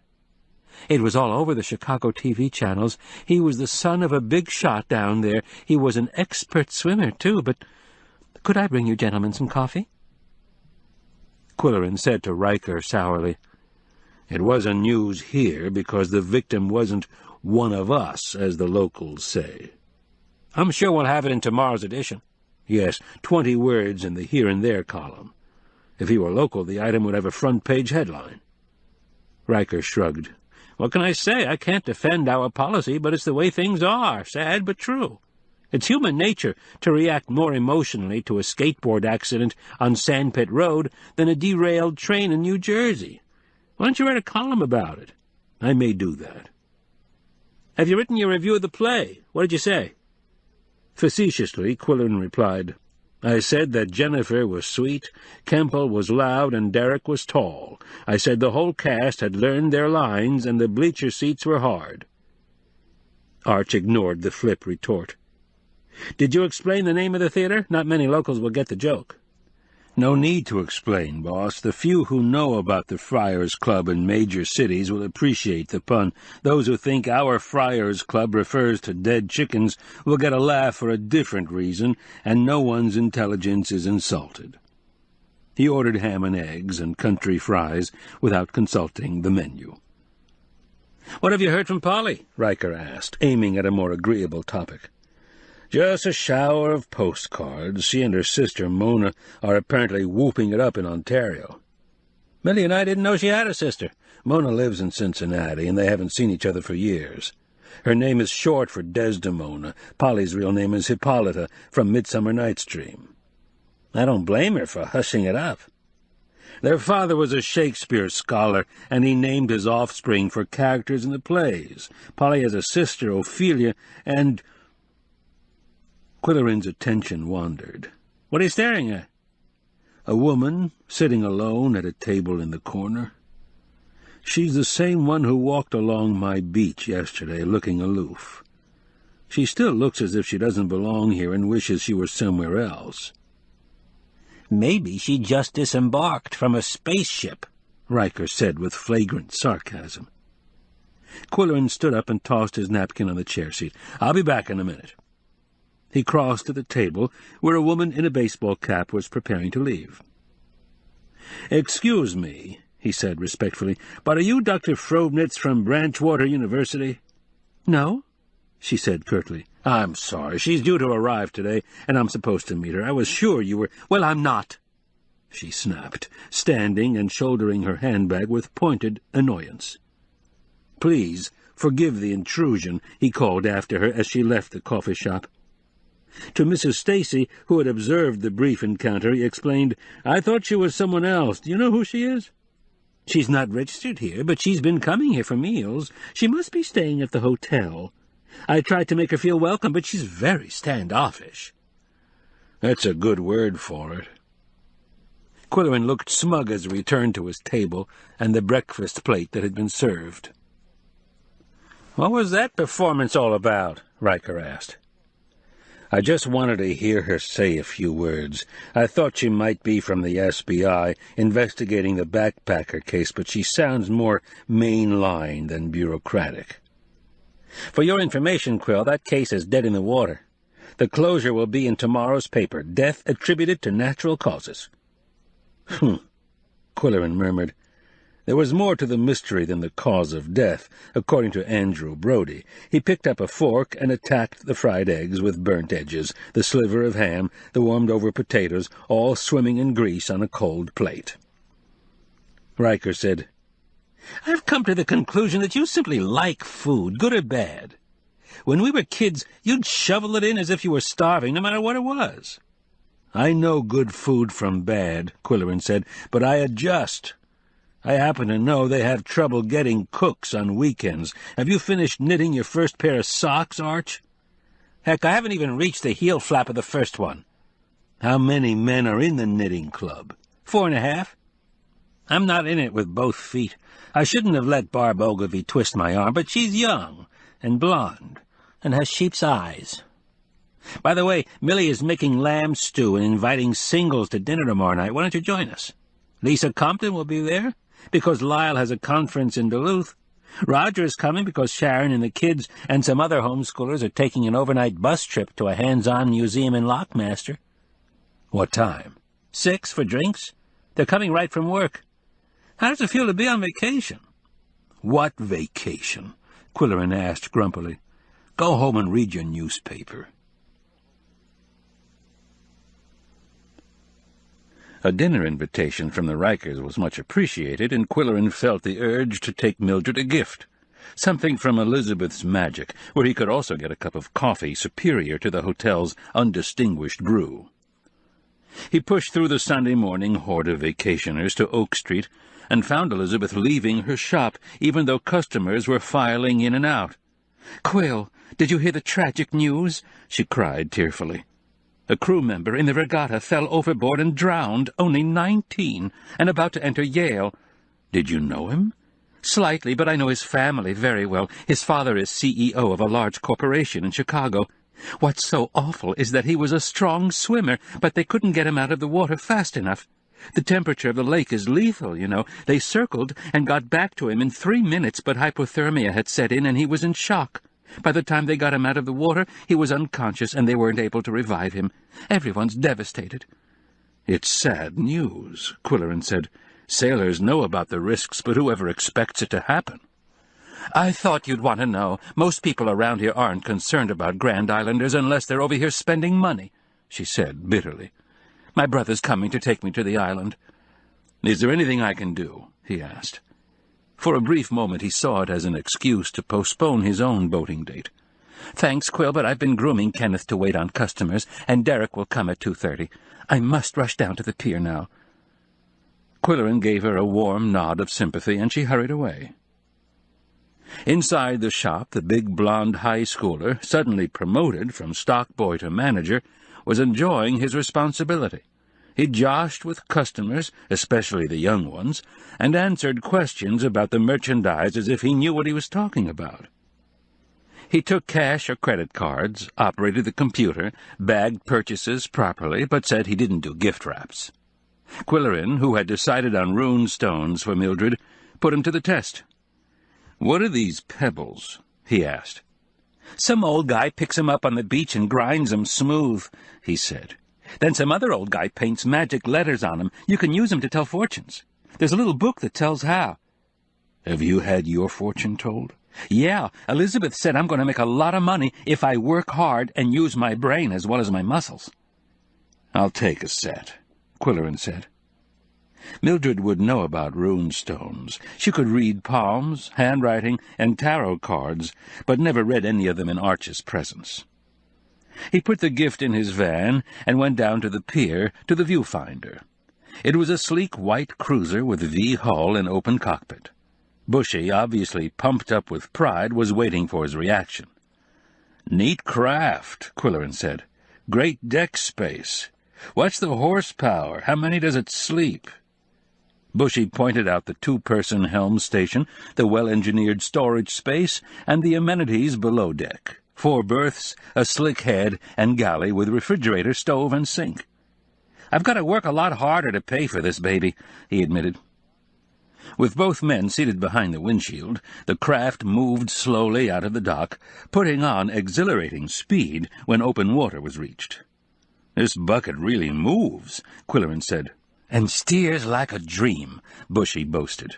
"Good visibility of the water. Did you see the compass and depth finder?" "What's our destination?" Qwilleran asked as the boat skimmed over the glassy lake in a world of its own. "Traffic picks up Sunday afternoon," Bushy said, "but I thought this would be a nice time to go out to the lighthouse." He pointed out islands, shoals, and fishing banks, and knew their names. Near the pirate shoals, they spotted a cabin cruiser and a speedboat lashed together, starboard to starboard. "What's that all about?" Qwilleran asked. "Looks like some kind of hanky-panky. Take the glass, Quill, and see what you can see." Training the binoculars on the tete-a-tete, he reported no one visible in either boat. "Maybe they're below in the galley making bacon, lettuce, and tomato sandwiches." "Ha!" Bushy said in derision. "Can you see a name on the transom of the cruiser?" "It looks like Suncatcher. Does that ring a bell?" "Nah. I don't hang around the marinas. Also, it could be from some other harbor. Any fishing rods in evidence?" "There's one in a holder, and it's bobbing. They've got a bite, but they don't want to burn the bacon." "I'll circle around so you can see the name on the speedboat." It was an older craft, and not as ship-shape as the Suncatcher. Its name was Fast Mama. "Hoo-wee," Bushy said. There was no registration tag visible, an omission that reminded Qwilleran of an uncomfortable day cruise he had taken when he was a newcomer at the lake. The Minnie K was an old tub that docked down shore in the bulrushes because it had not passed inspection and was operating illegally. He said to Bushy, "Let's take off before they get the idea we're tabloid journalists and start shooting at us." The viewfinder moved quietly away, and a few minutes later passed the south end of Breakfast Island, restored to its wilderness state after a failed attempt at development. Farther up the shore, the island changed its name to Grand Island, and there was a marina with yachts and sailboats from Chicago. Beyond that were the palatial cottages of summer people from down below, the ones who would boat over to Mooseville and spend money at Owen's Place and Elizabeth's Magic. At the north end, the lighthouse stood on a rock-bound promontory, site of so many early shipwrecks. Now there were ringing buoys to warn craft away from submerged dangers. "Here's where we'll anchor," Bushy said. Pasties were a perfect, easy-to-eat picnic food, and the nasty pasty had packed individual cans of tomato juice, apples, coconut cupcakes, and a thermos of coffee. Qwilleran said, "For a landlubber from Lockmaster, Bushy, you know your way around these waters pretty well." "You've got me wrong, Quill. I was born and brought up near the lake. I relocated in Lockmaster when I married. Believe me, it's good to be back here. I have a passion for fishing and boating. You probably never heard this, but my family was in commercial fishing for 3 generations before my grandfather sold out to the Scottons. He was always telling me about the herring business in the 20s and 30s. They used wooden boats and cotton nets and no echo sounders or radio phones. You wouldn't believe what fishermen went through in those days. "Try me," said Qwilleran, always curious about someone else's business. Well, the bushland fisheries regularly shipped 100-pound kegs of dried salted herring down below, salt being the preservative in those days before refrigeration. And here's the interesting part. The kegs went to Pennsylvania, West Virginia, and other coal-producing states, and the miners practically lived on herring. They could buy it for 4 cents a pound. The fishermen got a penny a pound and worked their tails off to get it. They were up before dawn, out on the lake in open boats in all kinds of weather, hauling heavy nets till their backs nearly broke, filling the boats to the gunnels with fish, and racing back to shore to dress it. Sometimes they worked half the night, salting it, packing it, and loading it on a freight car before the locomotive backed up and hauled the car away. Qwilleran said, "I hope they didn't use gill nets." "No way. They used coarse mesh pond nets. That's spelled P-O-U-N-D. I never found out why it was pronounced the way it was. In the spring after the ice broke up, they drove stakes in the lake bottom, tree trunks as long as 50 feet, and they drove them with manpower before the gasoline derrick came into use. After that, they set out their nets and visited them every day to scoop out the catch. When cold weather came, they pulled up the stakes before the ice could crush them. Then they spent the winter mending nets and repairing boats." "I can see why your grandfather wanted to get out of the business," Qwilleran said. "That wasn't the reason. He wasn't afraid of hard work. It's a sad story. He lost his father and 2 older brothers in a freak incident on the lake. They went out in a 35-foot boat, the Jenny Lee, to lift nets. The weather was fair. Lots of boats were in the fishing grounds, all within sight of each other. Suddenly, the Jenny Lee vanished. One minute she was seen by other fishermen, the next minute she was gone. The authorities searched for a week and never found the bodies, never even found the boat underwater. The whole village of Fishport was in mourning. It remained an unsolved mystery." Qwilleran stared at Bushy sternly. "Is this an actual fact?" "It's the God's truth. There's a memorial plaque in the churchyard. Someone wrote a folk song about it." "Were there any speculations as to what happened?" "All kinds, but there was only one conclusion, and you won't like it, Quill. It had to have something to do with the visitors, like they could make a 35-foot boat vaporize. There were lots of talk about the visitors way back then, you know, blobs of green light in the night sky, sometimes shining things in daylight. That was before I was born, and they're still coming back, some years more than others." Qwilleran wanted to believe his friend, but he found it difficult. He said, "You once told me about some kind of incident when you were out fishing." "Yeah, it was my old boat. I was on the lake all by myself fishing for bass. All at once I had a strange feeling I wasn't alone. I looked up and there was a silver disc with portholes. I had my camera case with me, but before I could get out my camera, the thing disappeared in a flash. Their speed, you know, has been clocked at 1,700 miles per hour. Qwilleran listened with his usual skepticism, although he tried not to show it. He thought, here I am, in the middle of the lake, with a crazy guy. Watch it. Soberly, he asked, "Do they accelerate from 0 to 1,700 in the blink of an eye, or do you think they have a technology that makes them invisible at will?" "That's the mystery," Bushy said. "Obviously, they're far ahead of us technologically. I also have a current theory. Would you like to hear it?" "By all means." "You know how the beach has changed this summer? Not just in front of your cabin, but for miles along the north shore. The loose sand has blown up into a ridge all the way from Fishport to Purple Point. Okay, now, flash back to the time when the spacecraft was right over my head. When it zoomed away, there was a rush of air more powerful than anything I've experienced in a hurricane. It was a single mechanically produced blast that lasted only a second or two. Are you suggesting that one or more spacecraft followed the line of the shore, rolling up sand like a carpet? You've got it. I wrote a letter to the paper about my theory, but it wasn't printed. Qwilleran threw in a handy platitude that seemed appropriate and noncommittal. We all tend to deny what we don't understand and don't want to believe.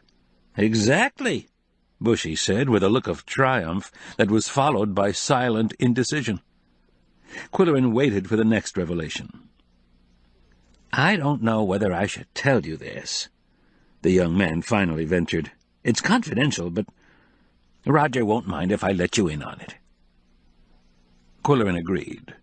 The three of them had surely bonded during the Three-Tree Island ordeal. Well, Roger has access to the sheriff's office, you know, and there was something unusual about the backpacker's body when it was found. It was sent to the state pathologist, but they don't have any answers. Naturally, they won't admit it, so they're saying the case is closed. Now, here's my point. The body was found in the rolled-up hill of sand. So, you can put two and two together. I see what you mean, Qwilleran said, meaning just that and nothing more. He could have revealed who found the body in the hill of sand. Instead he said, Bushy, this has been a great outing. Thanks for inviting me. You've got a gem of a boat. The two men were pensive as the viewfinder skimmed across the miles to shore. At the Pirate Shoals, the Suncatcher and Fast Mama had concluded their tryst and departed. The Sunday afternoon skippers were swarming over the lake. Qwilleran was thankful to be back on dry land. Driving back to the cabin, he looked forward to the serenity and sanity of the domestic scene, and he received a tail-waving, ankle-rubbing welcome. Koko had been on the bookshelves, sniffing titles, and had dislodged a book as a subtle reminder that they were entitled to a Sunday afternoon reading session. It was a Mark Twain novella, A Horse's Tale, about an army horse named Soldier Boy who saved a young girl from wolves. It was a good choice, lending itself to the sound effects that would excite the Siamese, neighing, whinnying, snorting, stomping, and, of course, the howling of a wolf pack. Qwilleran could do them all well, and they gave realism to the melodramatic narrative. Chapter 9. On Monday morning, Qwilleran faxed his theater review for that day's edition and the quill pen for Tuesday, and he started thinking about the quill pen for Friday. For him, the treadmill effect was the challenge and fascination of journalism. The job was never finished. There was always another deadline. He remembered the news desks in metropolitan papers down below, where there was always another scandal, another war, another ball game, another fire, another murder, another election, another court trial, another hero, another obituary, another 4th of July.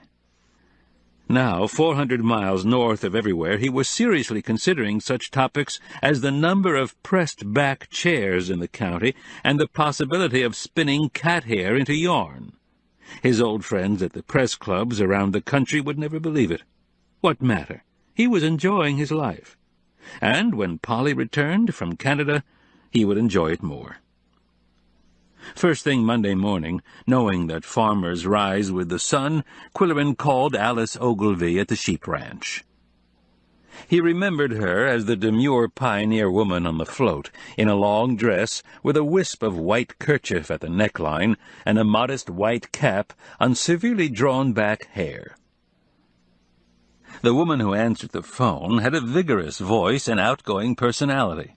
"That'll be fun," she said. "Why don't you come this morning? Bring some cat hair with you if you want to. From 1 pound of Angora rabbit hair you can spin about 40,000 yards, so who knows?" Then and there, Qwilleran forgot about Archer's Christmas gift. It would take 40 years to accumulate even a half-pound of the weightless stuff that Koko and Yum Yum were in the habit of shedding. He accepted her invitation to come for coffee and donuts, however, and drove to the ranch directly after faxing his copy. It was on Sandpit Road, 2 miles south of the shore. Having written about sheep-keeping in the past, he knew what to expect: hilly, rocky land unsuitable for crops, fences dividing it into pastures, ewes grazing peacefully, border collies herding flocks from one pasture to another. It was like a game of musical chairs that gave the sheep a change of diet or a rest period with shade, water, and the necessary salt.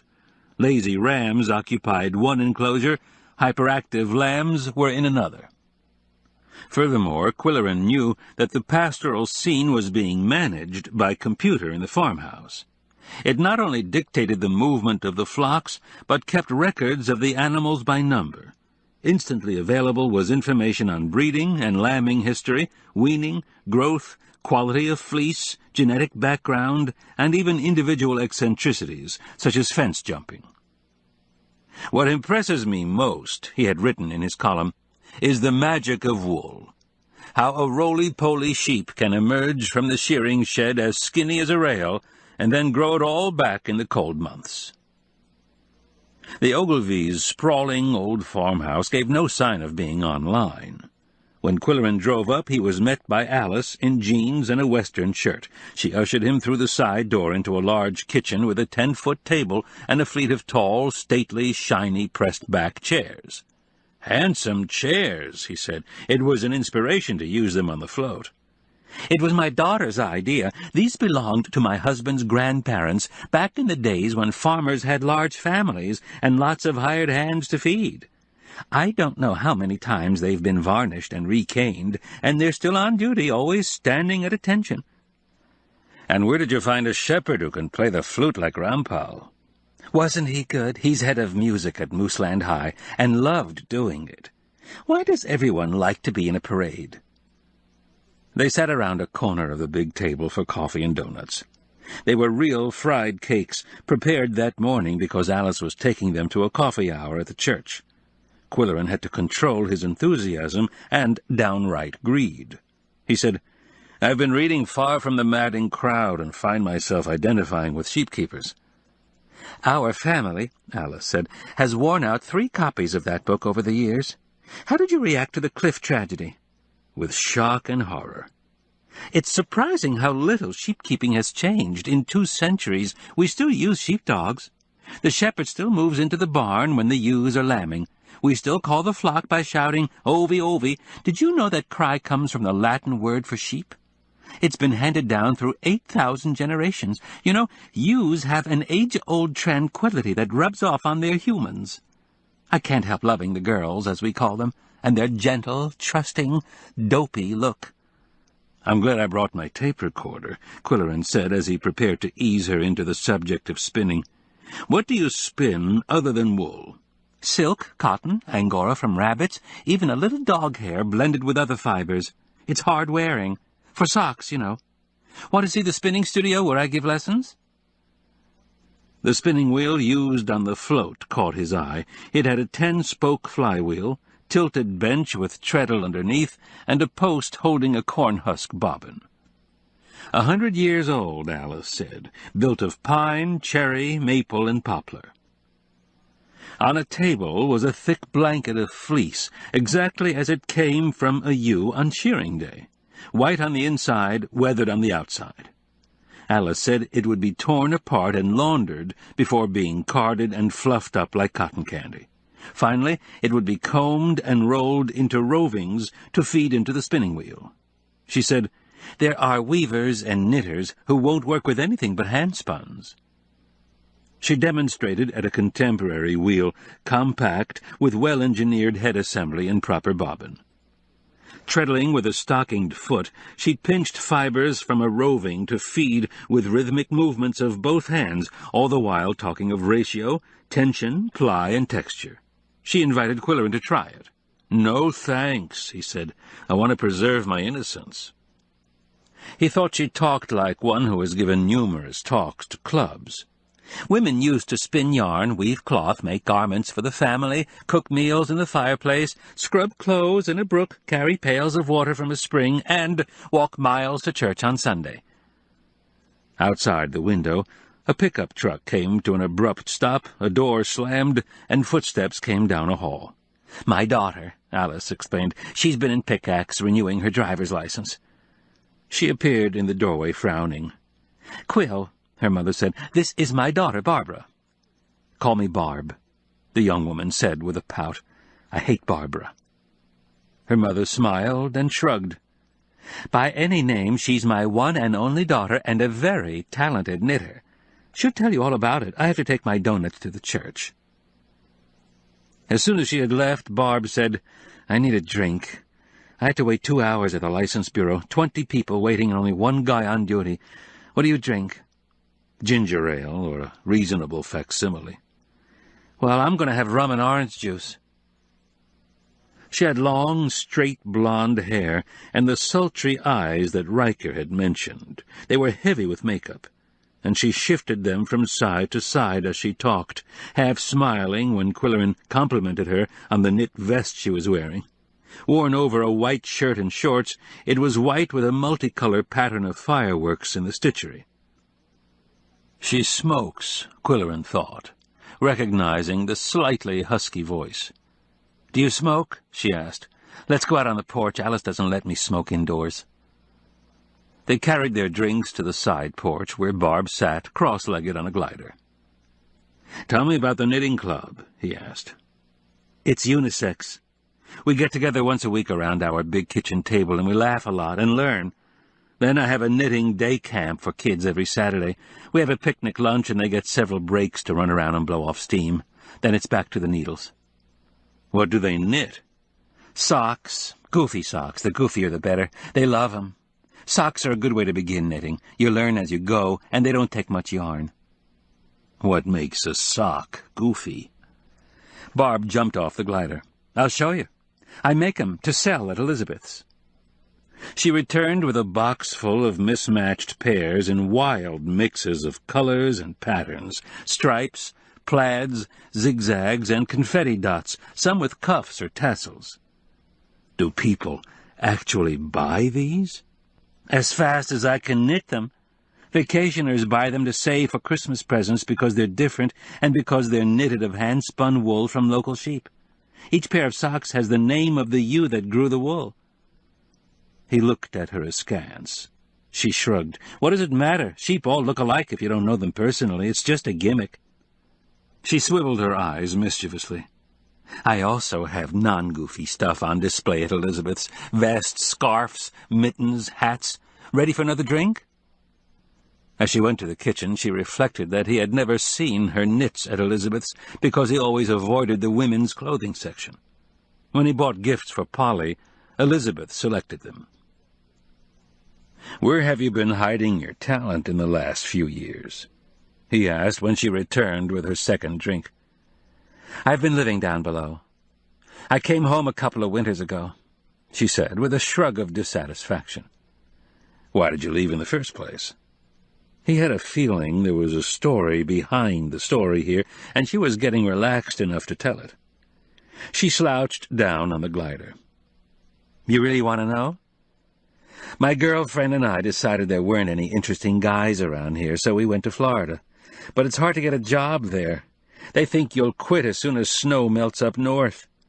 My girlfriend cuts hair so she can always get work.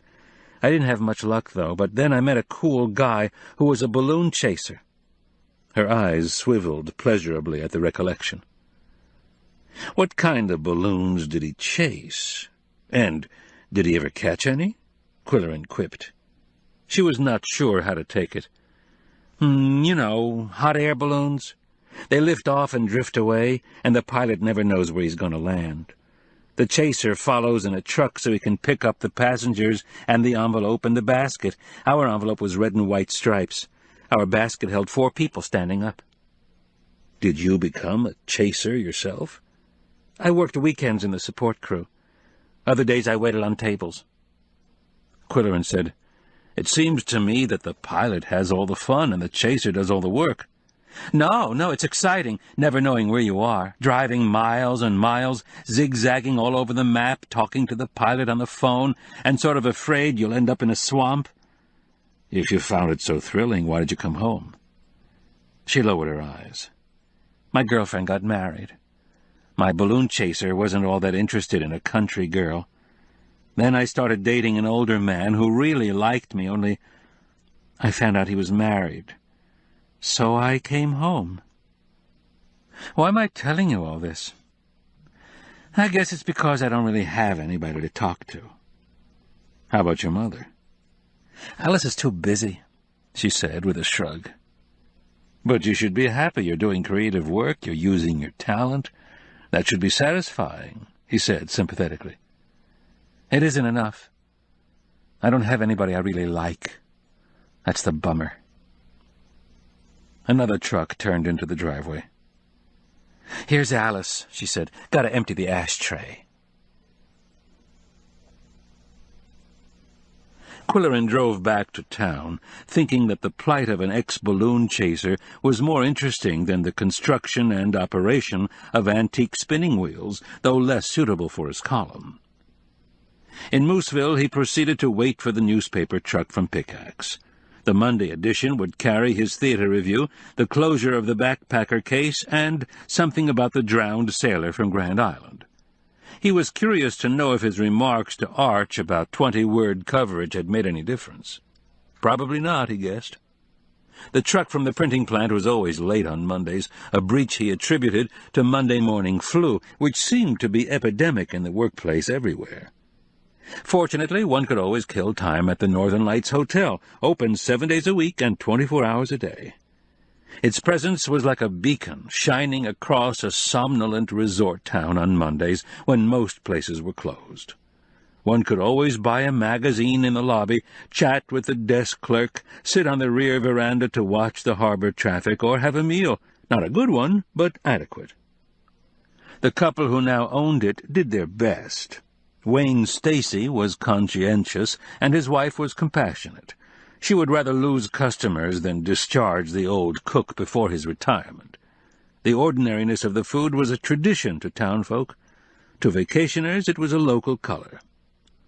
Qwilleran, always amazed that the historical building had not burned down or slid into the harbor, mounted the broad flight of wooden steps to the wide porch that overlooked Main Street.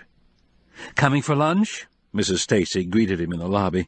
She always looked businesslike in a neutral-colored pantsuit, but she had a family-style approach. It convinced Qwilleran that she cared more about his hunger than the selling of a lunch. "I might have a sandwich," he said. "What's the chopper doing over the lake?" The sheriff's helicopter could be seen in the distance, making wide circles. "Looks like a boating emergency. I hope it's nothing serious. By the way, you know that woman you spoke to in the coffee shop yesterday? She's been in twice more." "She must like your food," he said, a remark with ambiguous connotations. "I don't know about that. She eats like a bird." Qwilleran had his ham and cheese sandwich and a cup of cream of tomato soup, and still the Monday papers had not arrived, so he sat in one of the weathered chairs on the veranda and watched the desultory activity on the waterfront. The helicopter was still hovering, and after a while he began to have uncomfortable feelings about its mission. He patted his mustache several times, and his suspicions were confirmed when an ambulance drove to the end of the main pier and waited. A cabin cruiser was heading for shore at a fast clip. When it docked, a sheriff's deputy jumped to the wharf and conferred with the medics. A wheelchair was rolled out, and a young woman in deckwear and a visored cap was helped off the boat. Although not noticeably ill or injured, she was wheeled to the hotel's side door on the lower level. At this point, Qwilleran's curiosity exceeded his interest in Monday's paper. He returned to the lobby in time to see an elevator door open, and a medic hurried to the manager's office. The other stayed in the elevator with the woman, who was still wearing dark glasses. Mrs. Stacy was brought to the elevator, and a pantomime ensued. Questioning, advising, urging, refusing. As a result, she hurried back to her office, and the elevator ascended with the patient and the two attendants. Now, captivated by the melodrama, Qwilleran stationed himself where he could see both elevator and office. Mrs. Stacy was making urgent phone calls, to judge by her nervous gestures. The elevator signal indicated that the car had stopped at the second floor. Soon after, Mrs. Stacy left her office and ran up a nearby flight of stairs, whereupon the elevator came down with the emergency personnel and a folded wheelchair. Still, the bundle of newspapers had not arrived, and the desk clerk explained to Qwilleran with a sly smirk, "The truck drops the first bundle here, the next at the drugstore, and third at the tavern, where the driver has a nip of something. Maybe today he's doing it the other way around." Qwilleran disliked waiting for his newspaper, but the charade piqued his curiosity. Soon he saw Derek Cuddlebrink rushing into the building and bounding up the stairs, after which Mrs. Stacy came slowly down the same flight, looking disturbed. Qwilleran called to her, "Mrs. Stacy, what's wrong? Is there anything I can do?" It was the password that always opened the door to confidences. "Come in the office, Mr. Q, and have a cup of coffee," she said. "I need one. I feel so sorry for that poor woman." She peered across the lobby. "There's my husband. I'm so glad he got back. Wayne, come in here." The hotel keeper joined them, nodding to Qwilleran. "Just got back from Pickaxe. I could smell bad news soon as I parked in the lot. People standing around, staring at nothing, looking bewildered. What happened?" "One of our guests drowned," his wife said. "Owen Bowen." "No. I hope he wasn't fool enough to jump off his boat for a swim." "I warned him, but he was so cocksure of himself. Any details?" "Nothing much. He and Mrs. Bowen were boating on their day off, and she radioed for help. The Sheriff's Marine Patrol brought her and the boat in. The helicopter's been searching for more than an hour." "Where is she now?" "Upstairs. She wouldn't have a doctor, afraid he'd give her a shot. She's fussy about what she takes into her body." "Does she have any friends in town? They haven't been very sociable." "I don't know," Mrs. Stacy said. "She asked me to call their assistant manager. I had a terrible time finding him." Wayne Stacy, who was president of the Chamber of Commerce, said, "I wonder if there's something the Chamber can do for her. The restaurant may never reopen. And after all the work we did, darn shame." Qwilleran spoke for the first time. "The chef is called the kingpin of a restaurant, and this one is dedicated to her profession, so she might decide to carry on. Derek Cuddlebrink has been managing the lunch hour, and he could take over both shifts, after the run of the play, of course. He has a lead role." "Yes, but will that poor woman have the heart to carry on?" Mrs. Stacy worried. "You know what they say," he reminded her. "Work is a healthy way of coping with grief, and Derek calls her a workaholic. I predict the operation will continue after a suitable hiatus." "I hope so. The town needs a place like that. They say she's a wonderful chef." Next, he walked to Elizabeth's Magic on Oak Street. Although it was closed on Mondays, she would be there, rearranging her stock and totaling the previous week's receipts. Her enterprise was doing well. She brought to it an infectious spirit, offbeat ideas, and a certain shrewdness. He rapped on the glass, and she ran to the door. Her first breathless words were, "Quill, have you heard?" "Shocking, isn't it? How did you find out?" "Mrs. Stacy was trying to locate Derek, and he happened to be doing some work for me. He rushed over to the hotel." "Do you expect him to come back?" "He'd better come back," she said firmly. "He can't leave me with all this sawdust and plaster lying around." A somewhat tilted rectangle had been cut in the side wall of the shop. "I own the whole building, you know, and my tenant next door has moved out, so I'm going to use the space for a lending library." "Admirable idea," he said.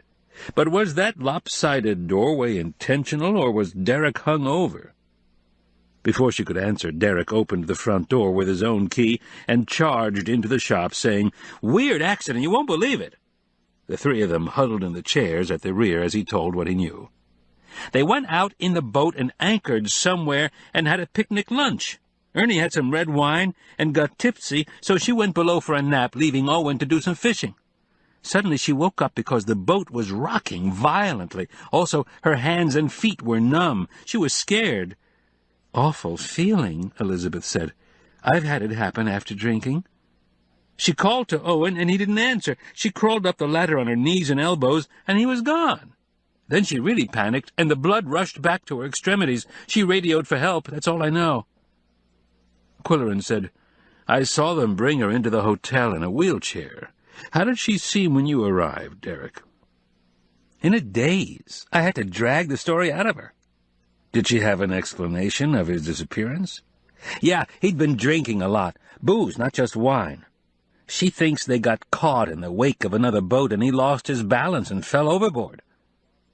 Could be, Qwilleran said, although a nagging sensation in the roots of his mustache was telling him not so. Not so. Derek said, I imagine she'll want to sell the boat. It was Owen's plaything. What she likes is the RV. It has all her cookbooks and is kind of cozy. Sleeps, too. Has running water.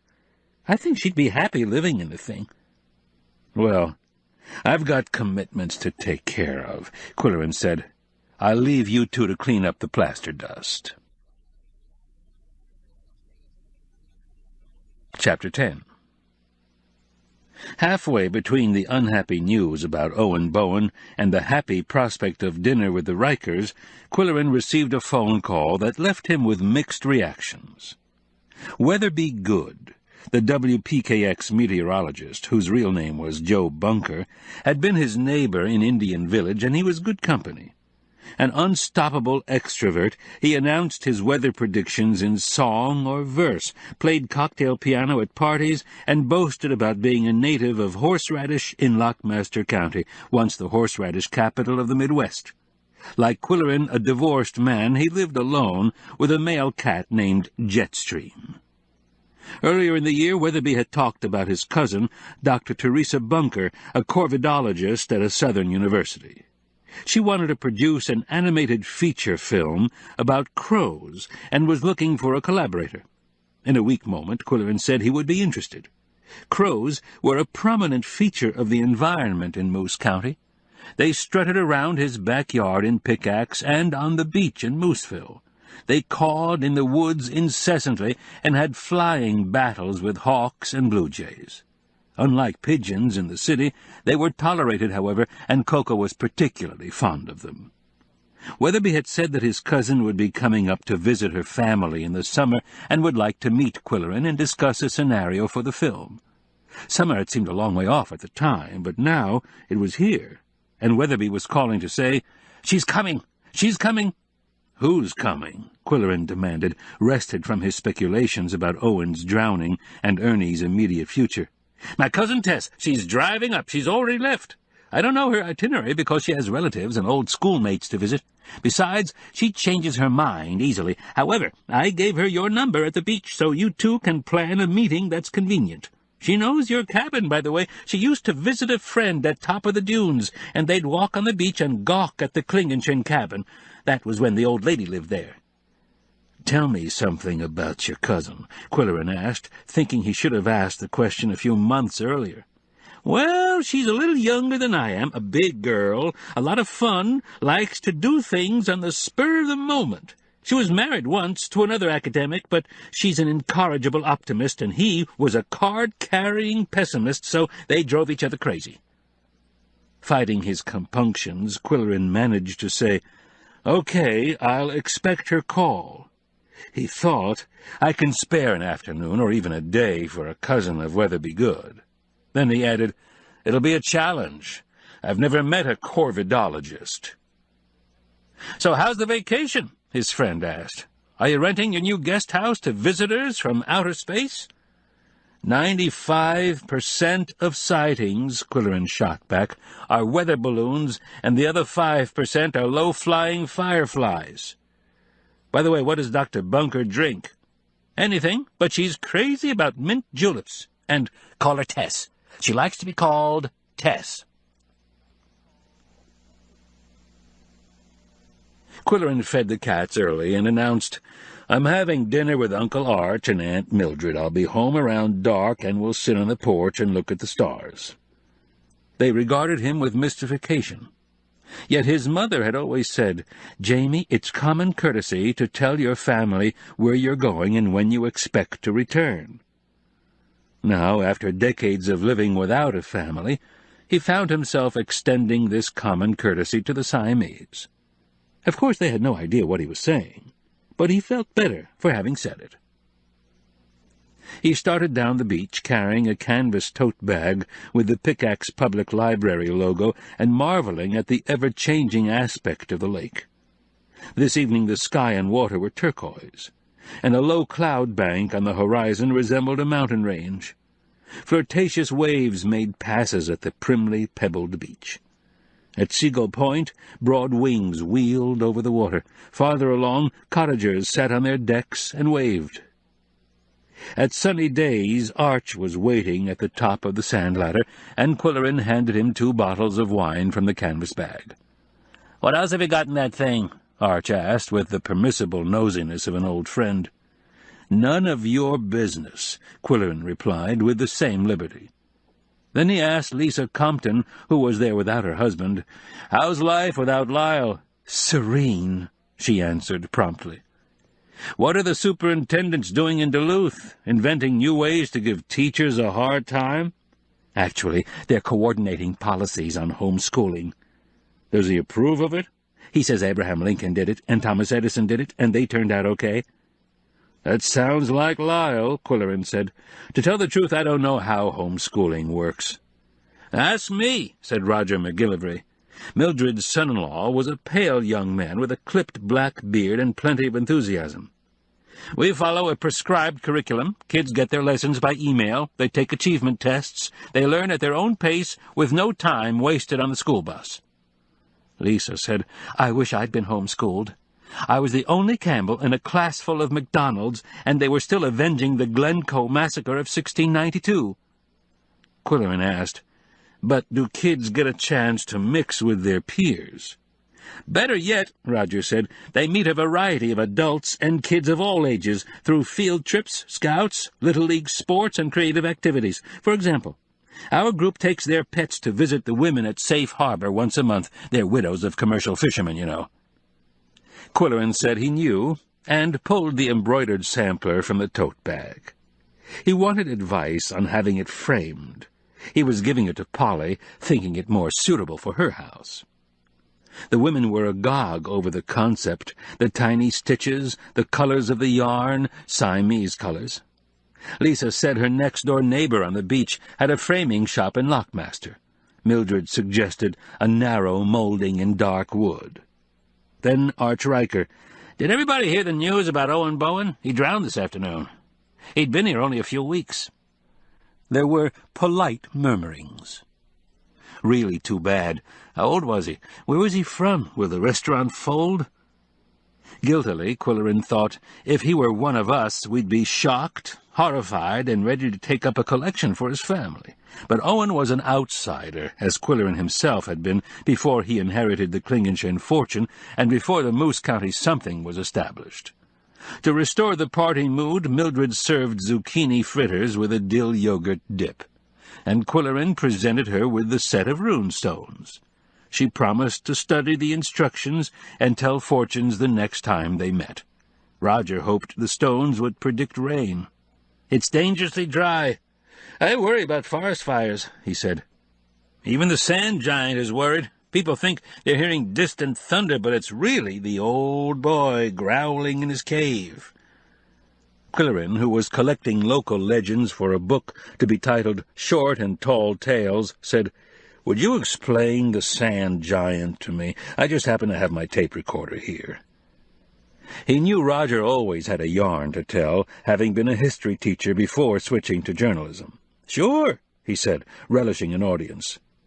"The history of the sand giant goes way back. The first explorers in this region arrived by sailing ship and made camp on the beach at the base of a huge wall of sand. Strangely, they claimed to hear rumbling inside the dune, and some nights they could see a large gray shape moving among the trees on the summit. Being superstitious in those days, they decided a giant lived in a cave inside the dune.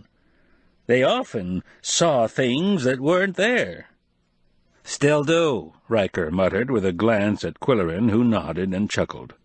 "Through the years," Roger went on, "the sand giant continued to prowl and growl, and kids were afraid of being grabbed and taken to his cave if they misbehaved. His first overt act of hostility didn't occur, however, until the mid-19th century, when wealthy lumbermen got the idea of building fine houses on top of the Great Dune, as it was then called. As soon as they started cutting down the ancient hardwoods, a giant sand slide engulfed the lumber camp, killing everybody. Old-timers weren't surprised. They said the lumbermen had offended the sand giant. My grandparents believed that absolutely. My mother's forebears were believers, Lisa said, but not the Campbell side of the family. There's more to the story, Roger went on. For about 60 years, no one tampered with the Great Dune, and Moose County prospered. Then came the economic collapse. Mines closed, and shipping went down the drain. There was no money and precious little food.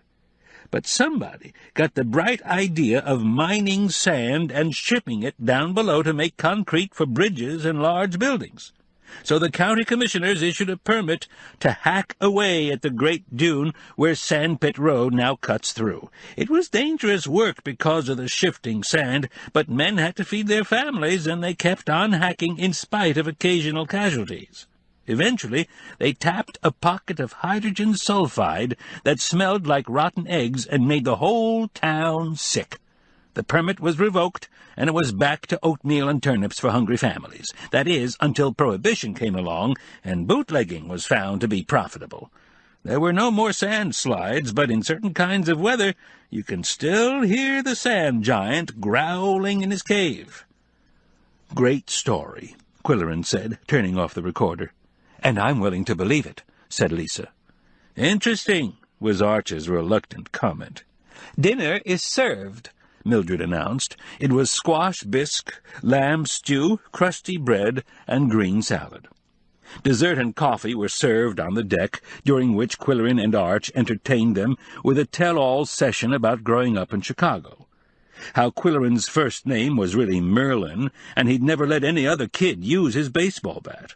And how Arch's nickname was Tubby, and he once got sick from eating erasers.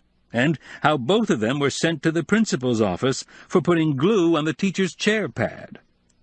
"You did it," said Qwilleran, pointing at his old friend. "No, you did it, you dirty dog." The evening ended with laughter, and Qwilleran accompanied Lisa back along the beach. "Did you ever see the aurora borealis?" she asked. "Once in a while. When I first saw those dancing lights on the horizon, I was tempted to call 911. "Have you seen many visitors this year?" He knew what she meant, but he hesitated. "Visitors?" "Spacecraft," she explained. "Lyle films them, and when he gets back from Duluth, we'll have you over to look at our videos." "Well, that's something to look forward to," he said ambiguously. When they reached the little frame house, she introduced him to the Van Roops, who did picture framing. "My shop is in Lockmaster, but we advertise in your paper," the framer said. "Our niece knows you," his wife said. "She's a volunteer at Safe Harbor." "Charming young woman," Qwilleran murmured. He left the sampler at the little frame house, then escorted Lisa to Bah Humbug. When he arrived at the cabin, the Siamese were waiting with the tranquility that comes halfway between dinner and bedtime snack. It indicated that some mischief had been done. Polly's postcards, which had been stacked on the bar, were now scattered about the floor.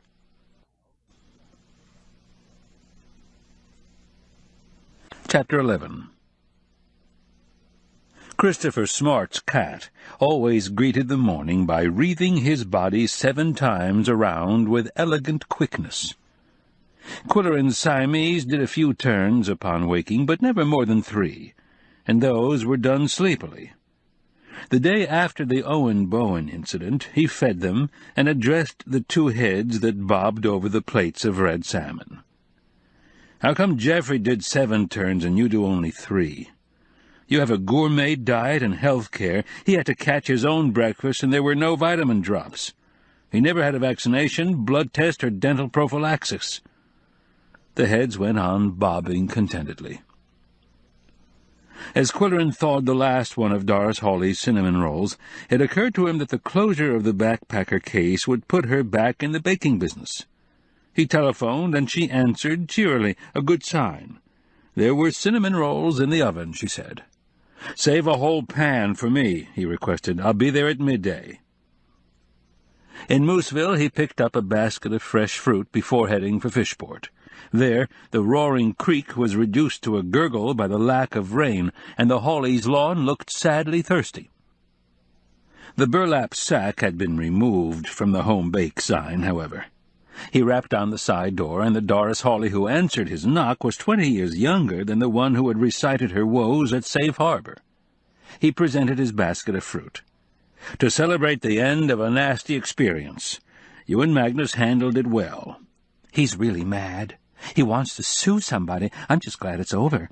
But you haven't heard the latest, Mr. Q. Come in the kitchen and have a cup of tea." The kitchen was heady with the aroma of baking ginger snaps. "Sunday afternoon," she began, "a woman came to the door wanting to talk to the last ones who saw David alive. She was his partner, she said. She'd come from Philadelphia to claim his body and his belongings." "What was she like?" Qwilleran asked. "I think I saw her at the hotel and walking on the beach." Doris's description matched his. "She was kind of stiff at first, but softened up when I talked about David and what a nice young man he was. He worked with computers, she said, but his hobby was UFOs, and he'd heard we had lots of sightings here." Qwilleran huffed into his mustache at the thought of traveling that distance for such a purpose. "She was very unhappy with the SBI, and the way they questioned her. They'd taken the film from his camera and wouldn't give it to her, and they warned her not to discuss the matter the way they did us. What do you think about UFOs, Mr. Q? Magnus thinks they're out there over the lake messing with our weather somehow." "I try to keep an open mind," he said. "I personally have seen no hard evidence, but everyone is entitled to his opinion, and I think official attempts at cover-up are a trifle absurd." The truth was that Qwilleran was beginning to find the topic tiresome. When he returned to Mooseville, however, he found the townfolk debating another hot topic, the Owen Bowen incident. He heard about it at the bank, where he cashed a check, at the post office, where he found more postcards from Polly, at the Nasty Pasty, where he had lunch, at the drugstore, where he bought the newspaper at 2 o'clock. The druggist drew him aside. "Just between you and me, Mr. Q, I lost a good customer when Owen drowned. The guy was a boozer. Only beer and wine were served at the restaurant, but he bought a lot of liquor, and always in pints. They've got the story on page 1, but not the whole story." A news item on the front page of the Something read, "Mooseville man lost on lake." The owner of a new Mooseville restaurant was reported missing Monday following an unexplained incident aboard his cabin cruiser. Owen Bowen, 48, proprietor of Owen's Place on Sandpit Road, sailed from the municipal pier shortly before noon. With him was his wife, Ernestine, 27, chef at the restaurant. His intention was to do some bass fishing, she said. They anchored at a spot where the bass were said to be running and had a picnic lunch aboard, after which Bowen dropped 2 lines off the stern. His wife took a nap in the cabin below. She woke to find the craft rolling violently and her husband missing from the open deck. The sheriff's marine patrol responded immediately to her call for help, but found no trace of Bowen. The sheriff's helicopter continued the search until dark. A spokesperson for the sheriff's department said, "After an exhaustive search and investigation, the conclusion is that the 25-foot craft was caught in the wake of a larger boat traveling at high speed, and Bowen was thrown off balance while tending his lines. Only a few minutes in the icy water north of the lighthouse can cause death by hypothermia. Owen's Place, a summer operation of a Florida restaurant, will remain closed until further notice." Qwilleran took his newspaper to the Shipwreck Tavern. He knew there would be gossip about the incident, and the tavern was the fount of controversy on such occasions. The main street hangout was constructed like a beached boat, and on a sunny day the interior was, by contrast, as dark as a ship's hold. He groped his way to the bar and joined an assortment of waterfront loafers. "What for you, Mr. Q?" asked Fred, the bartender. "Ginger ale, and also I'd like to know how to mix a mint julep." I'm having a guest who's hooked on juleps."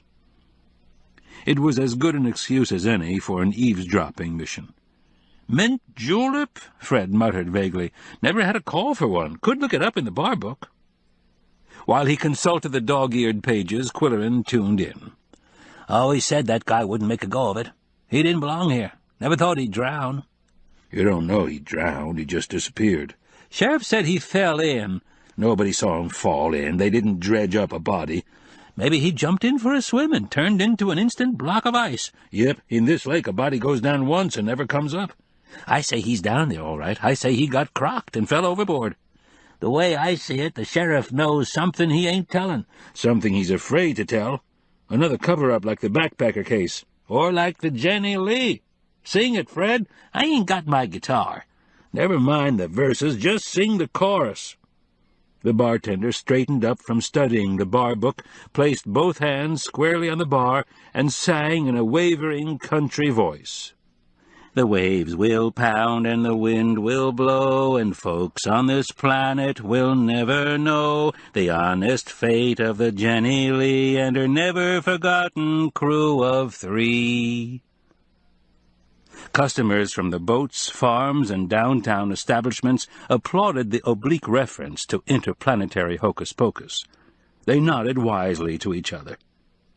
Meanwhile, an older man with a ruddy face and fringe of white hair around a pink bald spot slid onto the bar stool next to Qwilleran. He was the head volunteer at the Shipwreck Museum. He said, "Haven't seen you at the museum this summer, Mr. Q. We have a new exhibit. Photos of the petroglyphs on the Ogilvy Ranch." Qwilleran regarded him sharply. "Should I know about those?" "Maybe not. They've been hushed up in recent years. When they were first discovered, there was national publicity, and sightseers from all over traipsed through the pastures, stressing the sheep. Some of them even chipped off pieces for souvenirs. So Ogilvy clamped down and put a chain-link fence around the whole shebang. But you can see very good photos at the museum." "Interesting," said Qwilleran, who had no real interest in archaeological artifacts. "Are they like Native American pictographs?" "Well, they're prehistoric inscriptions on stone, but not pictorial. More like chicken scratching. The scientists who came up from the universities called them mathematical symbols that could be a universal language.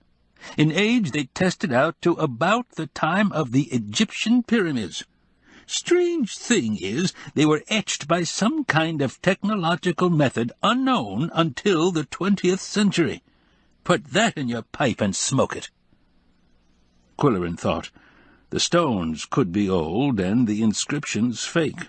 He asked, "What are they doing on the Ogilvy Ranch?" "The lake was shrunk a couple of miles. The glyphs were on the lake shore once upon a time," said the man from the museum. "During the centuries, they got buried under tons of silt washed downstream. About 20 years ago, we had a great flood that washed the silt away from the glyphs." "You should come and see the photos, Mr. Q."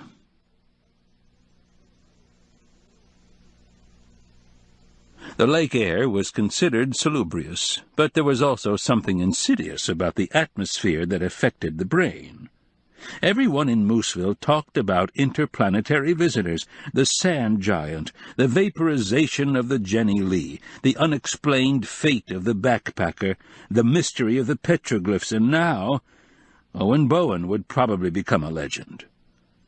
Qwilleran huffed into his mustache when he left the tavern and walked around town to work off his ire.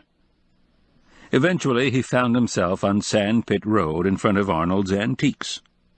In the window was his rusty wheel, and in the glass-panelled door was Freddy, standing on his hind legs and wagging his tail hospitably. Qwilleran went in. As he expected, Arnold's first words were, "Well, we lost our quirky neighbor. I think the place is jinxed."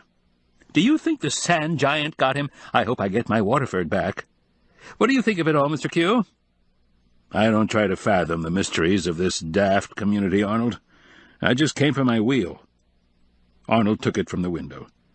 "I could have sold it twice, but I saved it for you." "Sure. What are you planning to do with it?" Hang it on the wall of my cabin over the fireplace. Do you need any help? Thanks, but I think not. It's just a matter of hanging it from a nail, isn't it? 2 nails, a few inches apart. Qwilleran said he would bring his van, which was parked behind the bank. On the way to the bank, he realized there were no nails at the cabin, or even a hammer to his knowledge. Aunt Fanny had left him a fortune, but nothing so practical as a hammer. He detoured to the hardware store. They had a revolving, floor-standing bin for bulk nails, with prices posted per pound. "Help ya?" asked Cecil, surprised to see Qwilleran at the nail bin. "Yes, I'm in the market for a couple of nails, but I'm not sure which kind." 2 nails? "Yes, I've bought an antique wheel to hang over the fireplace." "What kind of wheel? How large? How heavy? I'd better talk to our construction specialist. He used to build houses. Unc, we have a serious technical problem." The old uncle ambled over to the bin and went into a huddle with Cecil, discussing the kind of wall, thickness of the wall, number of spokes in the wheel, and width of the wheel rim. Meanwhile, Qwilleran studied a nail chart and discovered that there are almost 1,500 one-inch finishing nails in a pound. With some research and a little wit, he believed, he could hammer out an entertaining quill-pen column on the subject. Why is a 3-inch nail called a 3-penny nail? Who first said, "Thou hast hit the nail on the head"? "How much do I owe you?" he asked when the experts had made their decision. "No charge," said Cecil. "That's generous of you, but I also need to buy a hammer." "Lend him one," said the old man. The 2 storekeepers walked to the door with their customer, and Cecil said, "Can you believe that we've lost Owen? They've got to put some speed limits on the lake and start slapping traffic tickets on irresponsible skippers." The old man said, "If he hadn't been soaked to the gills, it wouldn't have happened." Qwilleran asked, "How is his wife? Does anyone know?" "She's better off without that horse's tail," the old man said. In a flash, an idea struck Qwilleran. As if hit on the head with a hammer, he virtually saw stars. Koko knew about Owen's death before and after the fact. Else, why his sudden interest in a horse's tail? The connection between a book title that Koko couldn't read and an epithet bestowed on Owen Bowen that Koko hadn't heard would seem far-fetched to anyone but Qwilleran, who had witnessed the cat's semantic associations before. Though Koko's communications were coincidental in the extreme, they always proved to be accurate, sometimes prophetic. Then Qwilleran had second thoughts. Could he be succumbing to Mooseville madness? Everyone around here was over the top. He had to get out.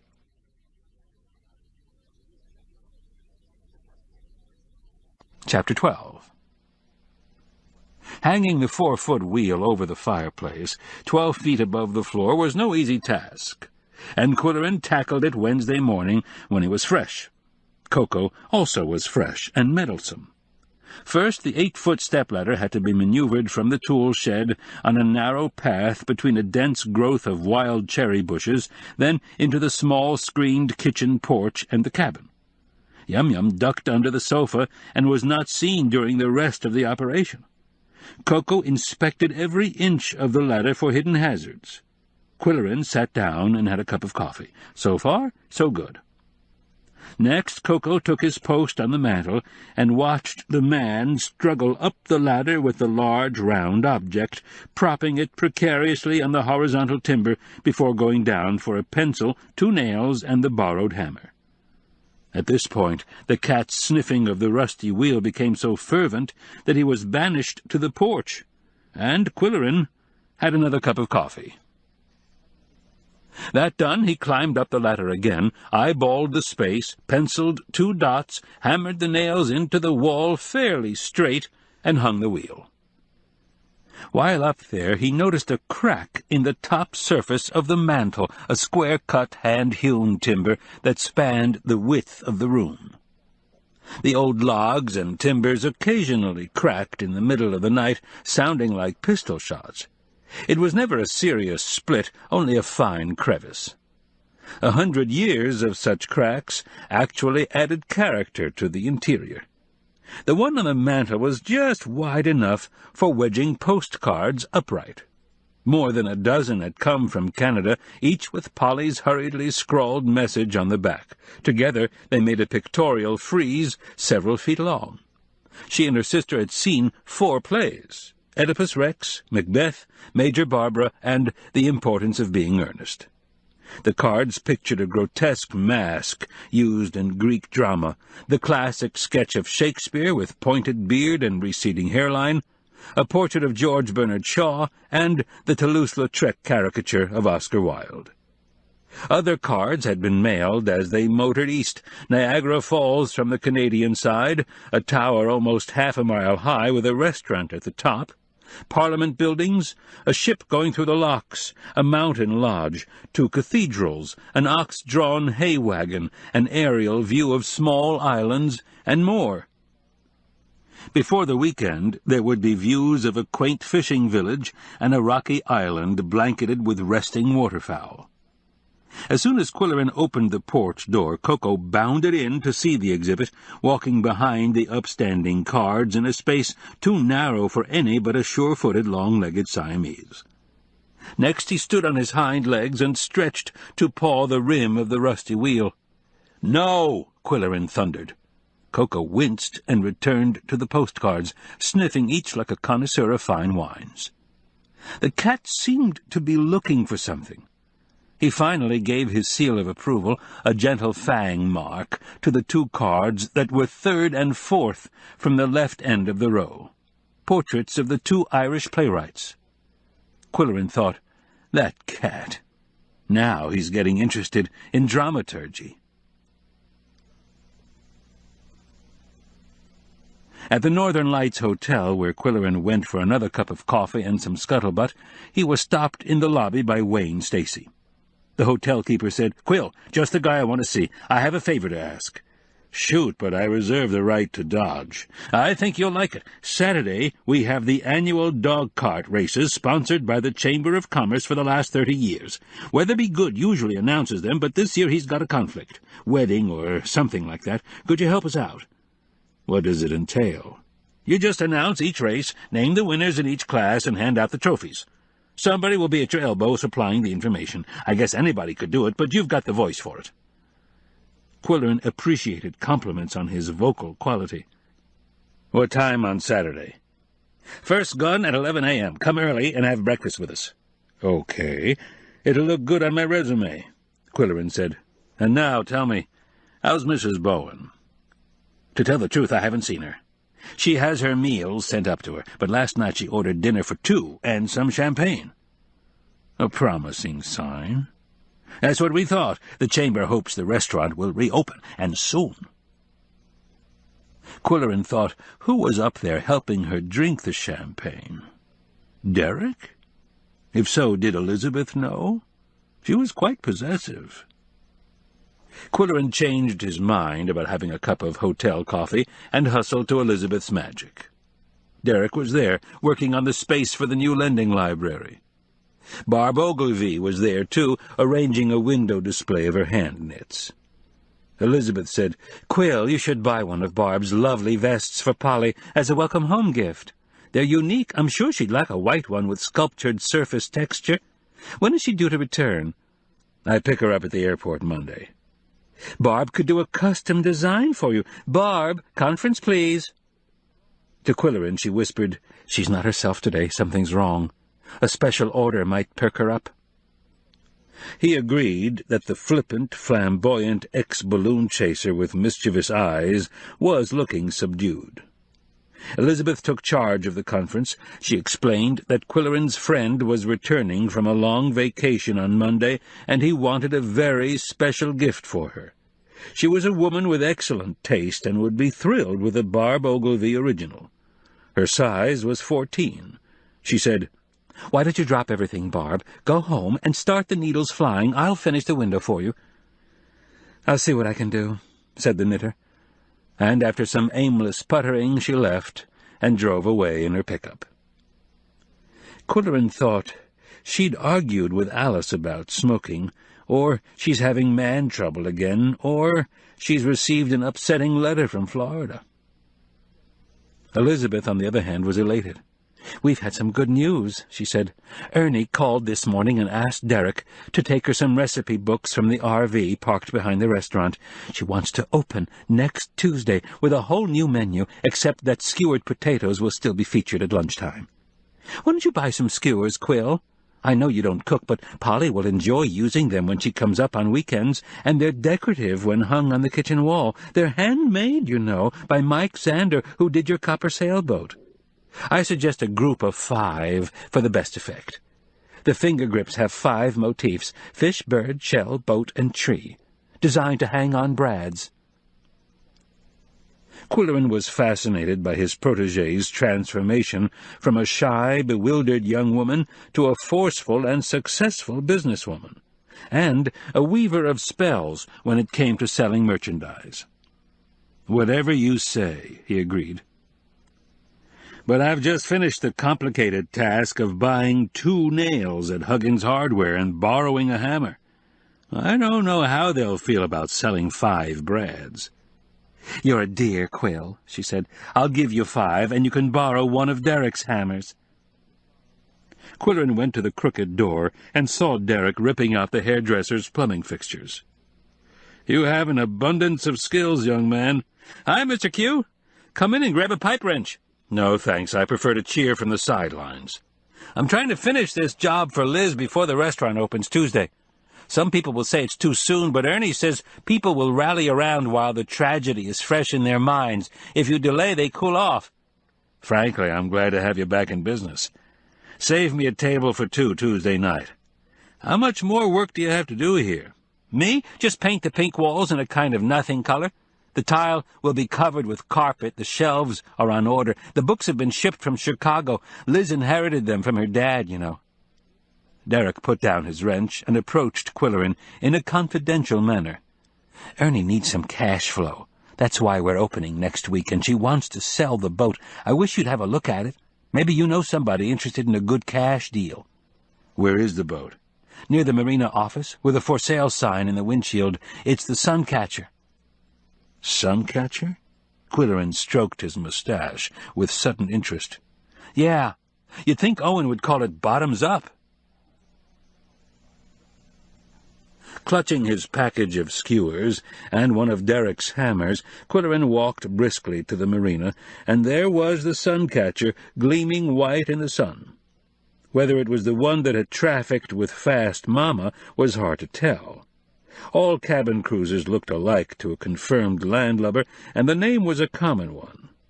Its pristine whiteness was marred only by a faint stain on the deck, very faint, about the size of a spilled glass of red wine.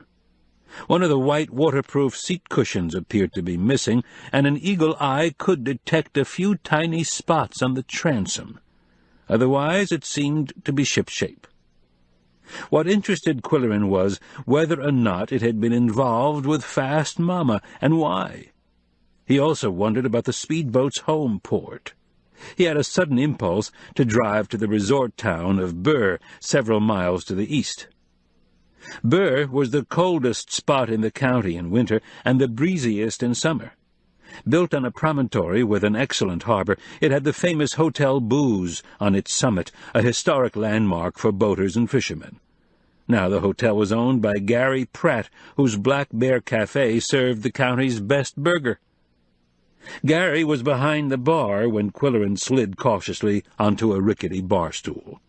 The shabbiness of the cafe was one of its attractions. Another was the mounted black bear at the entrance. Still another was the owner himself, whose shaggy hairiness and shambling gait gave him an ursine persona. "Is it too late to get a bear burger?" Qwilleran asked him. "Never too late for you, Quill, even if I have to grill it myself. And while you're waiting, how about a slug of that poison you drink?" As Gary disappeared into the kitchen and Qwilleran poured a bottle of skunk water into a glass of ice cubes, a man on a nearby bar stool said, "Good stuff you're drinking, mister. Been drinking it all my life." "Seems to agree with you," Qwilleran said. The other customer, though white-haired and wrinkled, spoke briskly and sat with a straight spine. "Yep, just had my 90th birthday." "Do you expect me to believe that?" Qwilleran said jovially. The advocate of Squonkwater moved closer and flashed his driver's license for proof. "I was 10 years old when my grandpa discovered the stuff you're drinking." Qwilleran sensed another story for short and tall tales. "Mind if I tape this conversation? I'm Jim Qwilleran with the Moose County something." A bony hand shot forward. "Haley Babcock, land surveyor, retired." They shook hands. The man had a firm grip, and the recorder was placed on the bar between them. "Where did Squonkwater get its name, Mr. Babcock?" "Well, now, my grandpa's farm was rocky pasture land, good for sheep and goats, but not a tree or shrub in sight. Grandma always wished she had a nice, shady porch for sitting and knitting. One day Grandpa came home from livestock market with some green twigs wrapped in wet paper. He'd paid a Canadian feller $1 for 'em, big money in those days. It was called skunkberry vine and supposed to be fast-growing and healthy for livestock." Gary brought the bear burger and said, "Glad you guys got together. Haley's got a good yarn for your book, Quill." "Did the green twigs do the trick?" Qwilleran asked. "Yep, they grew a foot overnight, with big green leaves. In 2 weeks the vine covered the whole porch and started creeping over the roof. Grandpa cut it back, but the dang stuff crept across the yard, over the dog kennels, over the outhouse, over the fences. The whole family had to fight it every day with axes. Couldn't stop it." "Sounds like a Hitchcock movie," Qwilleran said. "How about the livestock? Couldn't they help keep it under control?" "That's the joke. They wouldn't touch it. You'd think it was poison. Come winter it died down, and Grandpa hoped the snow and ice would freeze it out. No luck. In spring it started up again. There was a big ditch out in front, and it filled the whole ditch. Then one day Grandpa thought he heard bubbling and gurgling in the ditch. He put a pipe down and pumped up good, clean water. The folks at the county tested it, and it was full of healthy minerals. Neighbors came from all over with jugs to fill up. Free." "When did they start selling it?" "Well, now, after Grandpa died, my uncles defaulted on taxes, and the farm went to the county. They leased it to a bottling company." "And the vines are still growing?" "Yep, but they've got big equipment to control them." Mr. Babcock asked for his tab and reached in his pocket. "My treat," Qwilleran insisted, "and thank you for a great story." He and Gary watched as the old man walked away with a vigorous stride. "Hope I function that way when I'm 90, Qwilleran said. "Wish I functioned that good right now. Want another Squonkwater?" "Yep, as our friend would say. Although I suspect Mr. Babcock is a shill to help you sell more of it. Now, tell me the local reaction to the Owen Bowen incident." "What you'd expect, irresponsible skipper with fast boat, endangering smaller craft. Was the guy an experienced boater?" "One presumes so. He brought his own boat up from Florida." "Will the restaurant fold? I could use another cook for the summer." "The chef is out of your class, Gary. You couldn't even read her menu without a LaRousse." "Are you kidding? I don't even know what a LaRousse is." Qwilleran remarked casually, "John Bushland has a new boat." "Yeah, he docked here and had lunch one day. Funny, isn't it, that he doesn't get married again? Good-looking guy with a successful business." "What is really funny, Gary, is how you new bridegrooms want everyone else to jump off the bridge. Does misery love company, or what?" "You sound like sour grapes. Did Polly give you the gate? I haven't seen her lately." "She's vacationing in Canada with her sister." "Uh-huh, sure." And so it went, until Qwilleran said, "Speaking of our friend Bushy, he took me for a cruise on his new boat, and we saw a grungy speedboat that aroused our curiosity. It was called Fast Mama. Have you seen it in these waters?" "Can't say that I have, and it's the kind of name I'd notice. Around here we name our boats Happy Days or Sweet Iva May. Is it important, Quill? I'll phone down to the marina." He ambled to the phone and soon ambled back again. "The name doesn't ring anybody's bell down at the pier. If you ask me, it sounds like a boat from Bixby County. Their taste is raunchier than ours." "I don't know anything about Bixby except that they have a button club and our office manager is a member." "There's a lot more to Bixby than button collecting," Gary said. "It's chiefly industrial and big on sports, but they're troubled with unemployment, poor schools, a high dropout rate and all that."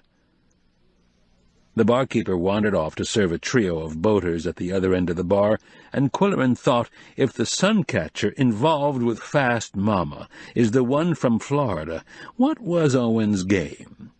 And how did he make his connection? And was the speedboat again in the vicinity on the day he disappeared? And did Ernie notice it?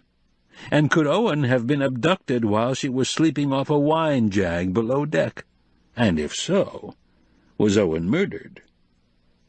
These were questions to discuss with Andrew Brody over a nightcap at Qwilleran's Pickaxe address, and the sooner the better. The Siamese would be glad to return to their spacious home in a converted barn.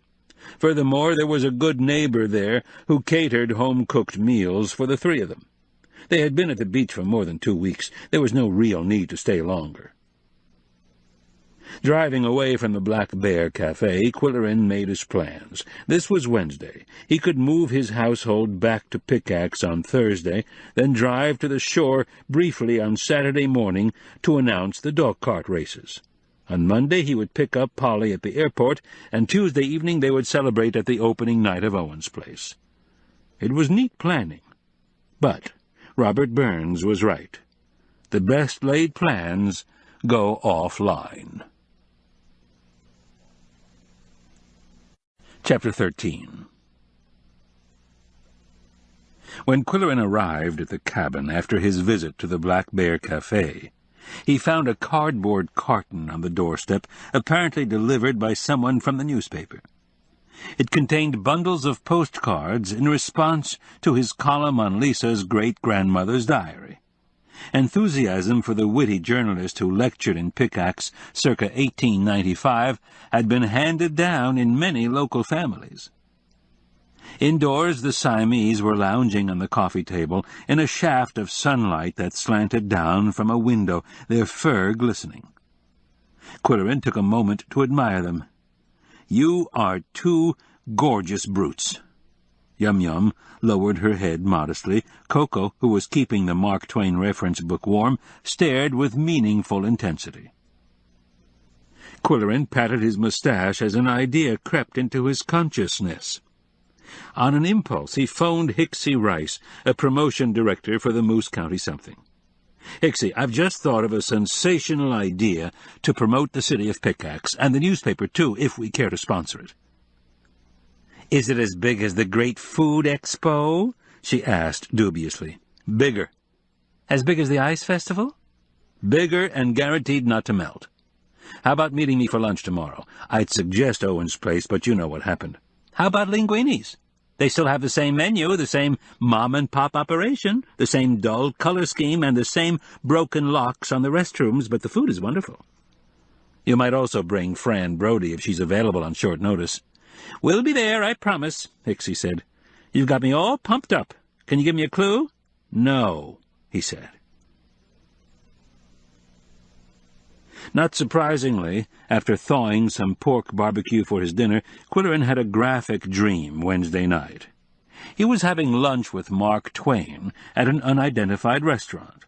The man across the table was the same one who appeared on the jacket of Koko's favorite book, white three-piece suit, cravat with diamond stickpin, good head of hair, high forehead, alert brows, rampant mustache. He was genial and talkative as they compared notes.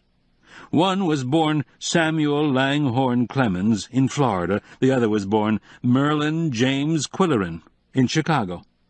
They discussed journalism, travel, cats, lecturing, and then the picture faded, and Qwilleran was lying in his dark bed in the cabin. The dream was a portent of an eventful day. After breakfast, the cats wanted to play rough and tumble, and Qwilleran obliged by whipping an old paisley necktie through the air and watched them leap, grab, collide, and roll over on the floor. Like Montaigne, whose cat liked to play with a garter, he was not sure who enjoyed it more, the cats or himself. Next he hung the skewers, pounding 5 brads in a row in the log wall above the kitchen counter. Koko immediately sniffed the finger grips and touched the thin, twisted skewers with a nervous paw. "Stay away from those," Qwilleran warned him. "They're for skewering potatoes, not members of the family." His morning's work was finished quickly. The quill pen for Friday was a reader participation stunt, meaning that unsuspecting readers did the legwork for him.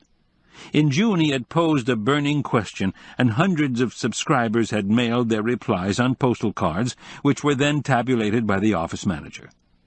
Qwilleran had only to incorporate the results into his entertaining prose. The question, "Why do your cats squeeze their eyes?" 8 thoughtful explanations were submitted, the most popular being, "They're smiling." Shortly before noon, he set out for his lunch date, carrying his canvas tote bag from the Pickaxe Library. At the restaurant outside the town of Burr, he was greeted by Mrs. Linguini, who recognized his mustache. "Ah, Mr. Grapejuice! No wine!" "Papa!" she shouted toward the kitchen. "Mr. Grapejuice here!" Mr. Linguini came rushing to shake hands, his right hand damp from the steam of boiling pasta, then rushed back to the kitchen. "Sit anywhere," said his wife with a grand gesture. "You want grape juice?" "Wait till my guests arrive," he said. "I think they'll want some of your good red wine." It was commonly believed that Papa Linguini made his own wine in the basement. Also, someone was growing wine grapes on a rocky slope outside Burr, where the days were sunny and nights were cool, and it was most certainly Mr. Linguini. Qwilleran took a table for 4 and propped the canvas tote bag on the 4th chair. Soon his guests bustled in excitedly, saying, "There he is. He's always early. Quill, you look wonderful. Your vacation agrees with you." Standing to pull out their chairs, he responded with a frown. "I haven't had a minute's rest since coming to the beach. I do more loafing in Pickaxe. You two look as if you'd won the lottery." "We're excited about your secret project," Hixie explained. "We've been making wild guesses all the way up here," Fran added. In Qwilleran's opinion, they were the 2 most glamorous women in the county, in personality, dress, and grooming. The publicity woman was always recklessly vivacious, the interior designer was always coolly dynamic. "First, some wine," he proposed. It was immediately served in squat tumblers with grape juice for the host. He said, "You'd be drinking imported Pinot Noir from thin-stemmed wine glasses if Owen's place hadn't closed." "I feel bad about that, I really do," said Hixie. "When the Bowens first arrived, I called on him to set up an ad campaign for the summer. He didn't have much personality, but he was incredibly handsome and rather conceited, what locals call uppity." "Do you know exactly what happened to him?" Fran asked Qwilleran. "Only what I read in the paper." Roguishly, Hixie said, "I think he was leaning over the rail, admiring his reflection in the surface of the lake, and he fell in." "That's an uncharitable thought," Qwilleran rebuked her, "but possibly true. The good news is that Owen's place will reopen next Tuesday evening with Derek as manager." "He can't work that weekend," Fran objected. "It's the last week of our play, and he has the title role." "I'll be glad to sub for him at the restaurant," Hixie volunteered. She had managed the old stone mill before joining the something. "He was our busboy at the mill. It's good to see him making progress." "Onward, and especially upward," Fran added. Qwilleran told them how Derek had introduced skewered potatoes as a luncheon dish, de-skewering them at tableside with the dramatic flourish of a Cyrano de Bergerac. "More wine," he called to Mrs. Linguini, "and then we'll order." After selections were made, he presented his proposition. Moose County has never been associated with a prominent literary figure. No local boy ever made good as a famous writer. So I suggest we adopt one and observe his birthday just as the Men's Lodge observes Robert Burns' night on January 25th.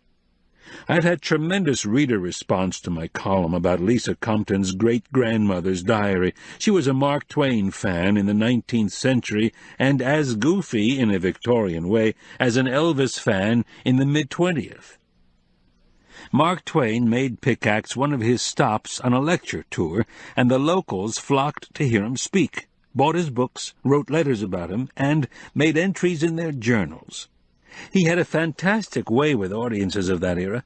He was a journalist, a humorist, and a prolific creative writer, so I propose an annual Mark Twain celebration to honor an American icon who never passed this way again. Hicksie's eyes were shining as she thought of the possibilities. How far do we want to go? We could easily fill a week with special events. Proceeds could go to the county's literacy program. Samuel Langhorne Clemens would approve of that. Fran said the theater club could do readings from his books or dramatizations from Tom Sawyer and Huckleberry Finn. We could have a parade with floats, Hicksie said ecstatically. That would draw the TV crews from down below. We could stage a banquet. Does anyone know what he'd like to eat? How about a lecture by some university bigwig from down below? Why not rename a street Mark Twain Boulevard? The Something could offer an annual Mark Twain scholarship to a student going into journalism. Then Qwilleran suggested, when the renovated hotel opens in September, perhaps we could name one room after him and hang a large portrait. He unsheathed Mark Twain A to Z from the canvas tote bag, displaying the splendid photograph on the book jacket. Hicksie squealed with delight. We could have a Mark Twain look-alike contest, and Quill would win. You'd never get him into a three-piece suit, Fran said. Their eyes are different, their brows are different. Quill is handsomer, and sexier. He huffed into his mustache. Here comes the nutrimento. Mrs. Linguini came from the kitchen, balancing 3 plates. She banged one down in front of Fran, saying, Stuffed manicotti, very good. The next landed in front of Hicksie. Veal marsala, very good. Qwilleran got the third. Lasagna, the best. After the frenzied brainstorming, they enjoyed lunch quietly, with only desultory conversation. Qwilleran mentioned that Owen's widow was anxious to sell their boat and might consider any offer of cash.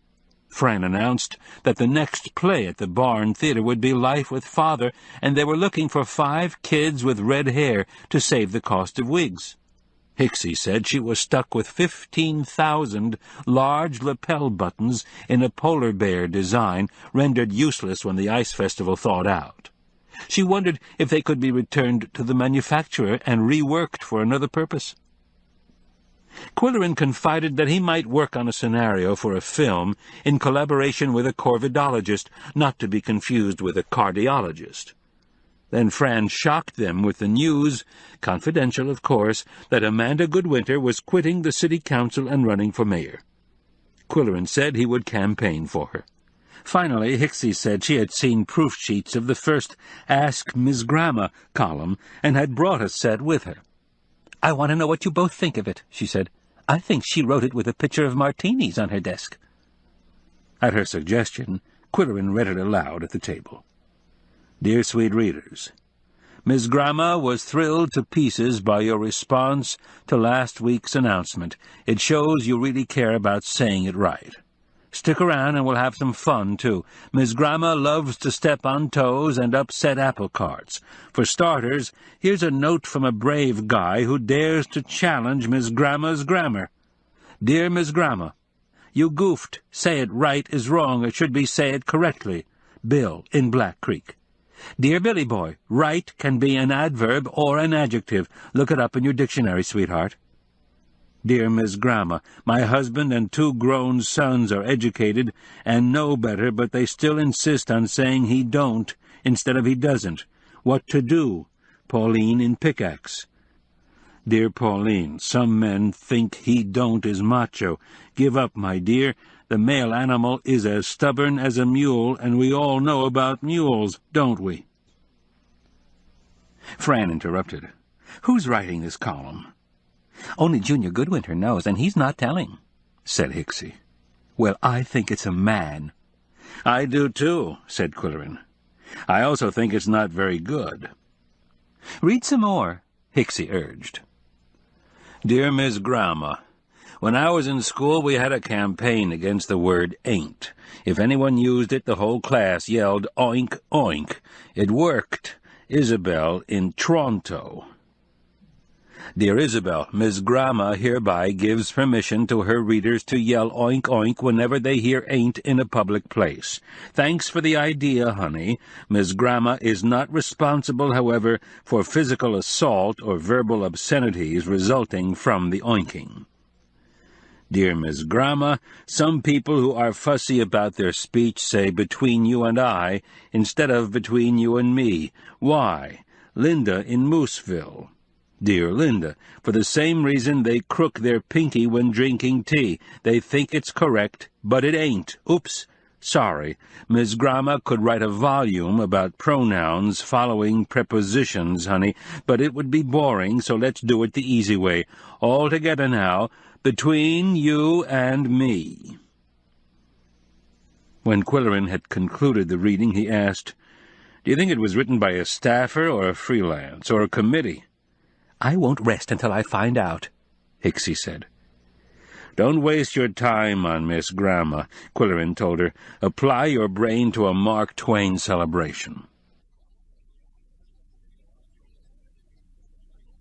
Satisfied with the events of the lunch hour and looking forward to a return to Pickaxe, Qwilleran planned his exodus while driving back to Mooseville.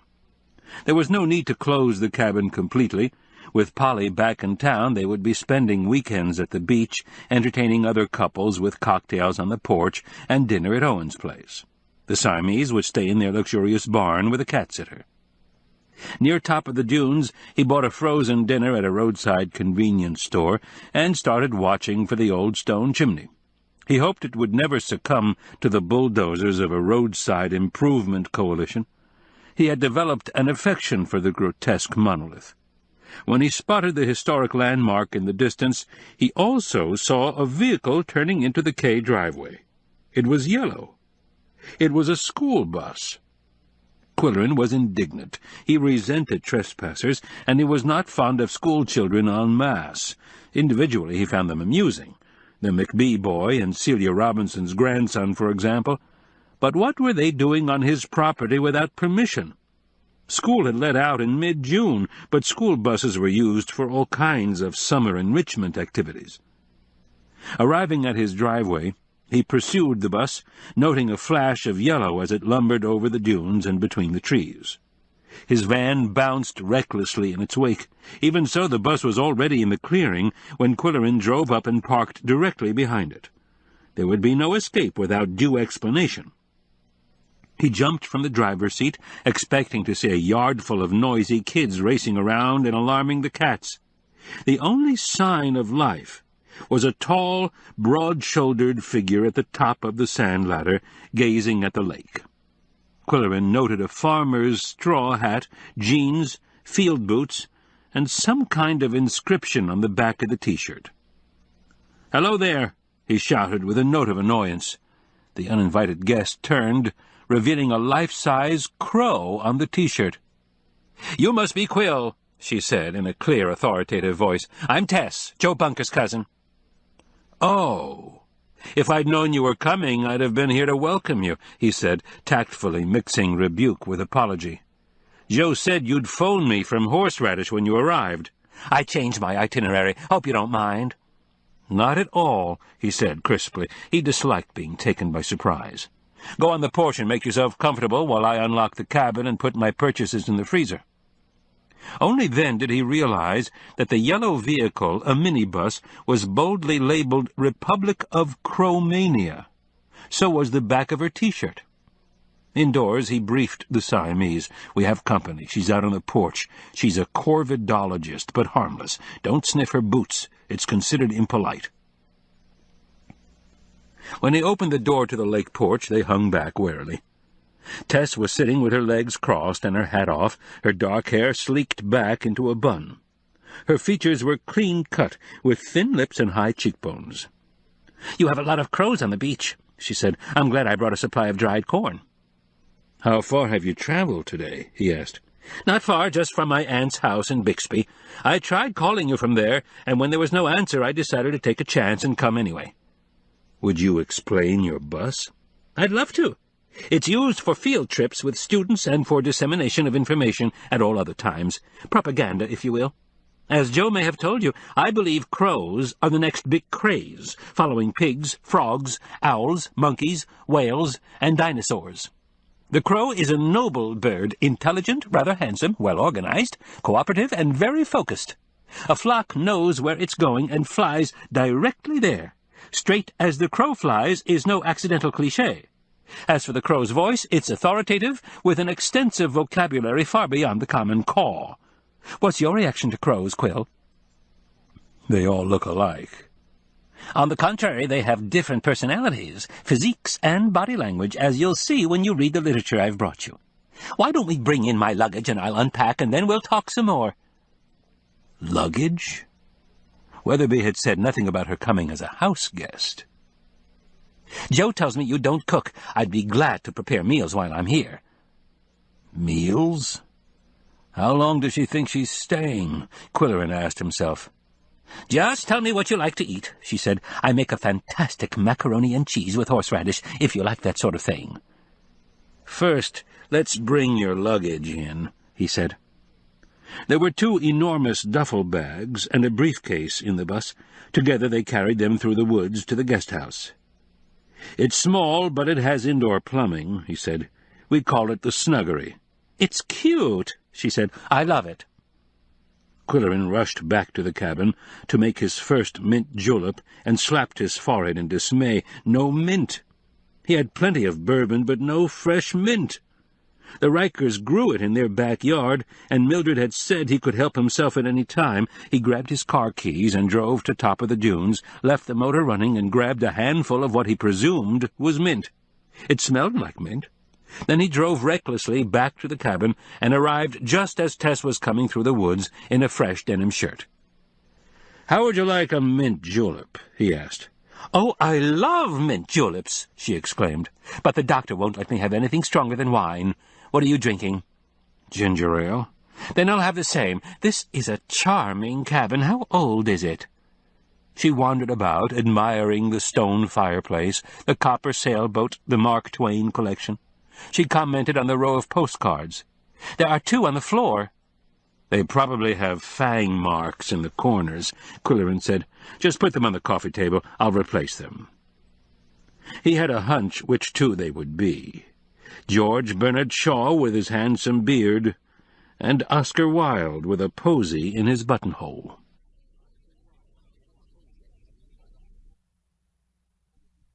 Chapter 14. Qwilleran took his house guest to dinner at the Northern Lights Hotel, apologizing for the ordinary menu. "We would have dined with class at Owen's place, but Owen had the misfortune to drown. The cook here has been a fixture for 30 years, and he cooks plain." They ordered Swiss steak, and to take their minds off the gravy, thick as wallpaper paste, and the overboiled carrots and the potatoes whipped to the consistency of shaving cream, Qwilleran asked a leading question. "What was it like to grow up in horseradish?" "Actually, by the time I was born," she said, "agriculture had given way to tourism. We were no longer the horseradish capital of the Middle West, but lingering fumes from the former industry still make an invigorating atmosphere for vacationers." "But were your forebears horseradish farmers?" "No, they were in shipping. Our town was the chief port for all of Lockmaster County, and my great-grandfather's adventures as captain of the sailing vessel Princess have made him a legendary figure. You see, all sorts of commodities were being shipped in and out. There was still some gold mining in the interior, as well as a thriving fur trade, especially beaver. This made cargo ships prey to buccaneers. Did you know there were pirates on the lakes at one time?" Joe told me that their victims were often made to walk the plank. He never mentioned the Princess. "Oh, she was famous in her day. On one occasion the Princess sailed out of harbor with a cargo and had just lost sight of land when a craft with a black flag loomed on the horizon. Captain Bunker gave some unusual orders. When the pirate ship hove to, the crew would go below with crowbars and wet rags." Tess paused to observe her listener's reaction. She had told this tale many times. A volley was fired across the bow of the Princess, and she dropped sail. Then all hands disappeared into the hold, which was stowed with kegs of grated horseradish mixed with vinegar. The pirates came aboard, stomping and cursing. Where was the blankety-blank crew? It was a blankety-blank ghost ship. They stormed down the hatch. Immediately the lids came off the kegs, and the fumes rose like poison gas. The pirates choked and staggered blindly, while the crew, masked with wet rags, threw handfuls of the stuff and swung their crowbars. Overpowered, the pirates were dragged to the deck and heaved overboard.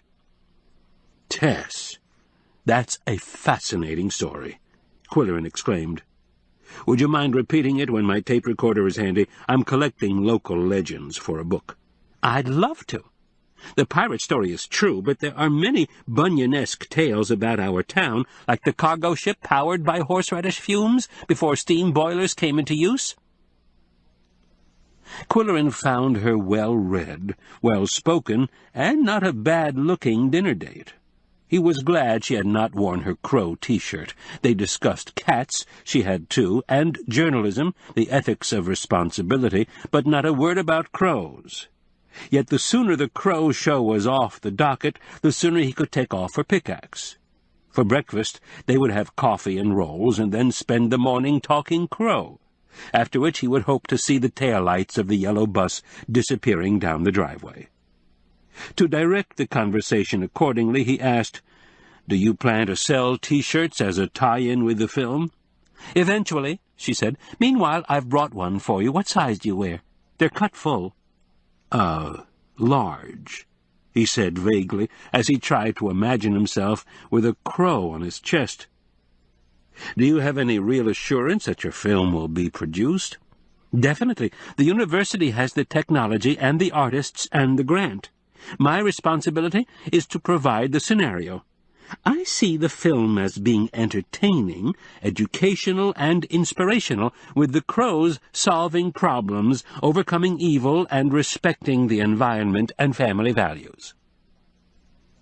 For a moment, it crossed Qwilleran's mind that the Crow Show was another of Weatherby Good's practical jokes, like his intergalactic system of managed weather that would control temperature, regulate precipitation, harness winds, eliminate natural disasters, and promote global amity. One never knew whether he was prankster or visionary. Tess was saying, "The bus attracts attention wherever I go, and I'm always happy to tell strangers about Corvus Americanus. They're curious to know how crows function in their cooperative families of 7, a breeding pair and 5 adult helpers." "So am I," Qwilleran said. "I left a dossier on your bar, papers I've written for scientific journals, and you can read them tomorrow while I run into town. Do you have a market that sells good meat? I know this is lamb country, and one of my specialties is lamb shank with beans, lumberjack style." That was another of Qwilleran's absolute favorites. "Okay," he thought, "she can stay a second night." He said, "Grott's Grocery is run by 4 generations. Gramps, Pop, Sonny, and Kiddo. They still cut meat to order and cheese from the wheel. Anything you buy can go on my charge account. Tell Gramps you're my guest." Then a surge of hospitality prompted him to say, "Would you like to see a play at the Barn Theater tomorrow night? It's a sellout, but they reserve a few passes for visiting celebrities." "I love Barn Theater," she said.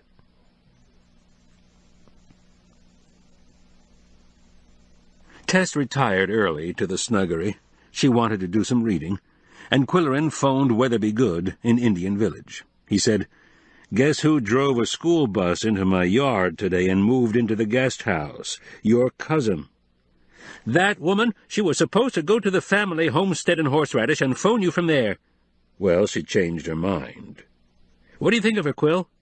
"She's as nutty as you are, but pleasant and interesting. Did you tell her that I have a weakness for macaroni and cheese and lamb shank?" "No, I never mentioned food, I swear." "The problem is she seems to like it here, but I've got to move back to Pickaxe." "Throw her out, she won't mind," Weatherby said. "And thanks, Quill, for pinch-hitting for me at the dog-cart races Saturday." Friday morning, Qwilleran served a continental breakfast on the kitchen porch, which was flooded with morning sun. He reconstituted frozen orange juice, thawed cinnamon rolls, and pressed the button on the automated coffee maker. The Siamese joined them, looking for warm concrete on which to sun. Koko stretched out full length to do his grooming in solarized comfort. "He's a ham," Qwilleran explained. "He likes an audience for his morning ablutions." An 18th-century poet described the ritual in 10 steps. For first he looks upon his forepaws to see if they are clean. For secondly he kicks up behind to clear away there. Tess laughed heartily and said, "For thirdly he works it upon a stretch with his forepaws extended." "You know Christopher Smart," Qwilleran said in pleased surprise. "Oh, I adored Christopher Smart. I named my male cat after Geoffrey. Stop and think. For 2 centuries, or 2 millennia, cats have been washing up in the same simple, efficient way, while we go on inventing revolutionary improvements that may or may not be successful or even necessary." "Avoid radical theories in Mooseville," he advised. "Don't get yourself arrested. The local lawmen may consider the Republic of Cromania subversive. Incidentally, while you're there, be sure to visit Elizabeth's Magic on Oak Street." After the yellow bus had wheeled down the driveway, Qwilleran took the file of crow literature to the lake porch and read it carefully, hoping to find something, anything that would suggest a scenario to Tess's specifications. He was disappointed. There was nothing that made crows seem glamorous or heroic or inspirational. They had some repulsive feeding habits. They could be nasty to other species or even other crows who happened to be outside their family cooperative. They enjoyed pulling the tails of dogs, sheep, and birds of a different feather. Some of their hobbies bordered on the kinky, like encouraging ants to run through their feathers. "Please," he said in repugnance. He thought about the friendly family of 7 who visited the beach daily and amused the Siamese. They cawed, and Koko cawed right back. They strutted, they showed off, they seemed to have innocent fun. Now, in the cold light of research, crows seemed snobbish, antisocial, prejudiced, and nauseous in some relationships. Qwilleran threw the dossier aside and drove into Mooseville to buy red wine and fruit juices for sangria, and to see if Tess had been arrested. He found the yellow bus on the hotel parking lot, surrounded by excited tourists. Tess, in her crow T-shirt, stood on the bottom step of the bus and answered questions. A patrol car cruised slowly past the scene. As he listened to her captivating her audience, Wayne Stacy came up to him. "She's a friend of yours? She asked permission to park on the lot and said she was visiting you." "She's Weatherby's cousin from down below. She's here to visit her family in Horseradish. I told her she could park there for an hour. Anything that pleases the tourists is good for business, but after that we have to clear the lot and paint lines on the asphalt for the dog-cart event. Lanes for racers, you know. We use a temporary kind of marker and then hope it won't rain tonight and wash it away. A big storm is expected, coming down from Canada, but Weatherby says it isn't due till Sunday. He appreciates your filling in for him, Quill, and so do we." There was a ripple of applause around the bus as the crowd started to dissolve, and Qwilleran moved away before Tess could see him. According to schedule, it was time for her to go home and start cooking the lamb. He went to Elizabeth's Magic to inquire about his special order. "Barb assured me she'll finish it on time," Elizabeth said, "and thank you, Quill, for sending me that delightful Dr. Bunker. She loved everything in my shop and bought several things, goofy socks for her cousin and her cat-sitter, skewers for herself, and a tie caftan for her grandmother in Horseradish, who's celebrating her 100th birthday." "Did she talk about crows?" "Enthusiastically. We discussed the possibilities for crow-oriented souvenirs. I said I would relax my rule against T-shirts and would be willing to sell one like hers if the proceeds went to scientific research." "Good for you." "Come and see a new item that a friend of yours brought in, Janelle Van Roop." "Oh?" What else could he say? In the crafts section there was a display of small stuffed creatures called calico kittens and made of rosebud-patterned cotton. 8 inches long, including tail, they were primitive but appealing, having splayed legs, a spike of a tail, and oversized ears. Eyes, whiskers, and tiny mouth were embroidered not too carefully. Elizabeth said, "Their lopsided features make them amusing and rather lovable, don't you think? Dr. Bunker called them contemporary folk art and bought several for gifts." "Who makes them?" "The elderly ladies at Safe Harbor. I'm handling them without commission. It was my idea to give each kitten a name, nothing cute or faddy, but traditional and dignified, like Clarence, Martha, Spencer, Agatha, and so on. Why don't you buy one for the cats?" He knew they would be quickly vetoed by the Siamese, who ignored velvet mice, rubber frogs, and tinkling plastic balls. They preferred a necktie with a man on the other end. "Okay," he said, "I'll take this one. Gertrude."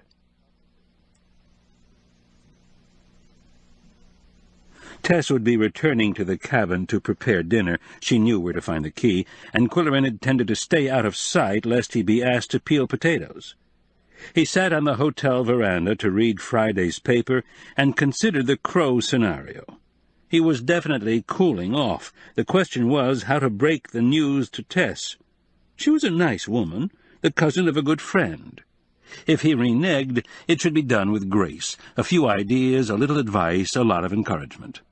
He would conclude the matter after the play. Then she could leave after breakfast, and he could return to Pickaxe after the dog-cart races. All went well that evening. Qwilleran thought the lamb shank superb. Tess loved the play. Afterward, he served sangria on the lake porch and said, "Tess, your visit has been memorable. I only wish I could work on your project. Unfortunately, I have other commitments, but I can visualize the possibilities and the problems and the decisions to be made." "I understand," she said, with less disappointment than he had anticipated. "What kind of decisions do you mean?" "In regard to the plot. Who or what will provide the conflict? Other species of birds, other wildlife, humans, mechanical equipment, scarecrows? First of all, will it be an all-bird cast? I would think not. Crows seem to hang around cow pastures. Do they have any relationships with cattle other than scatological? Who are the crows' friends and who are their foes?"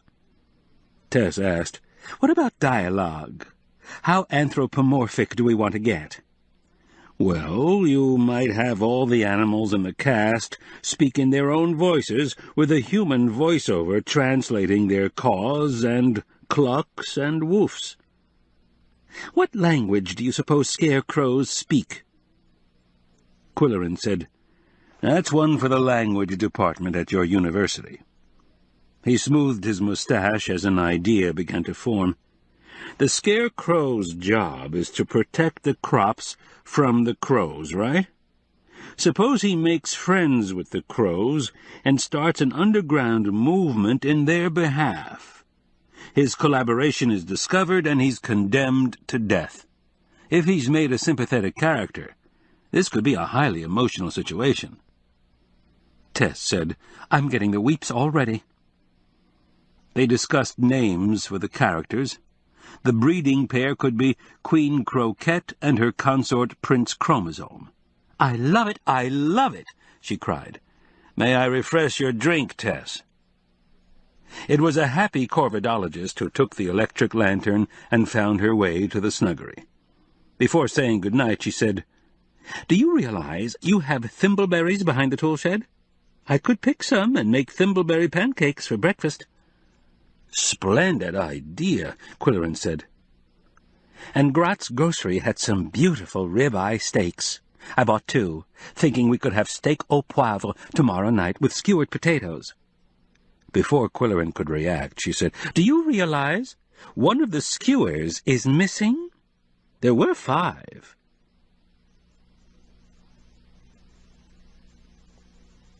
Chapter 15. After the thimbleberry pancakes, Tess took the yellow bus to the unsuspecting town of Burr to propagandize for the Republic of Cromania.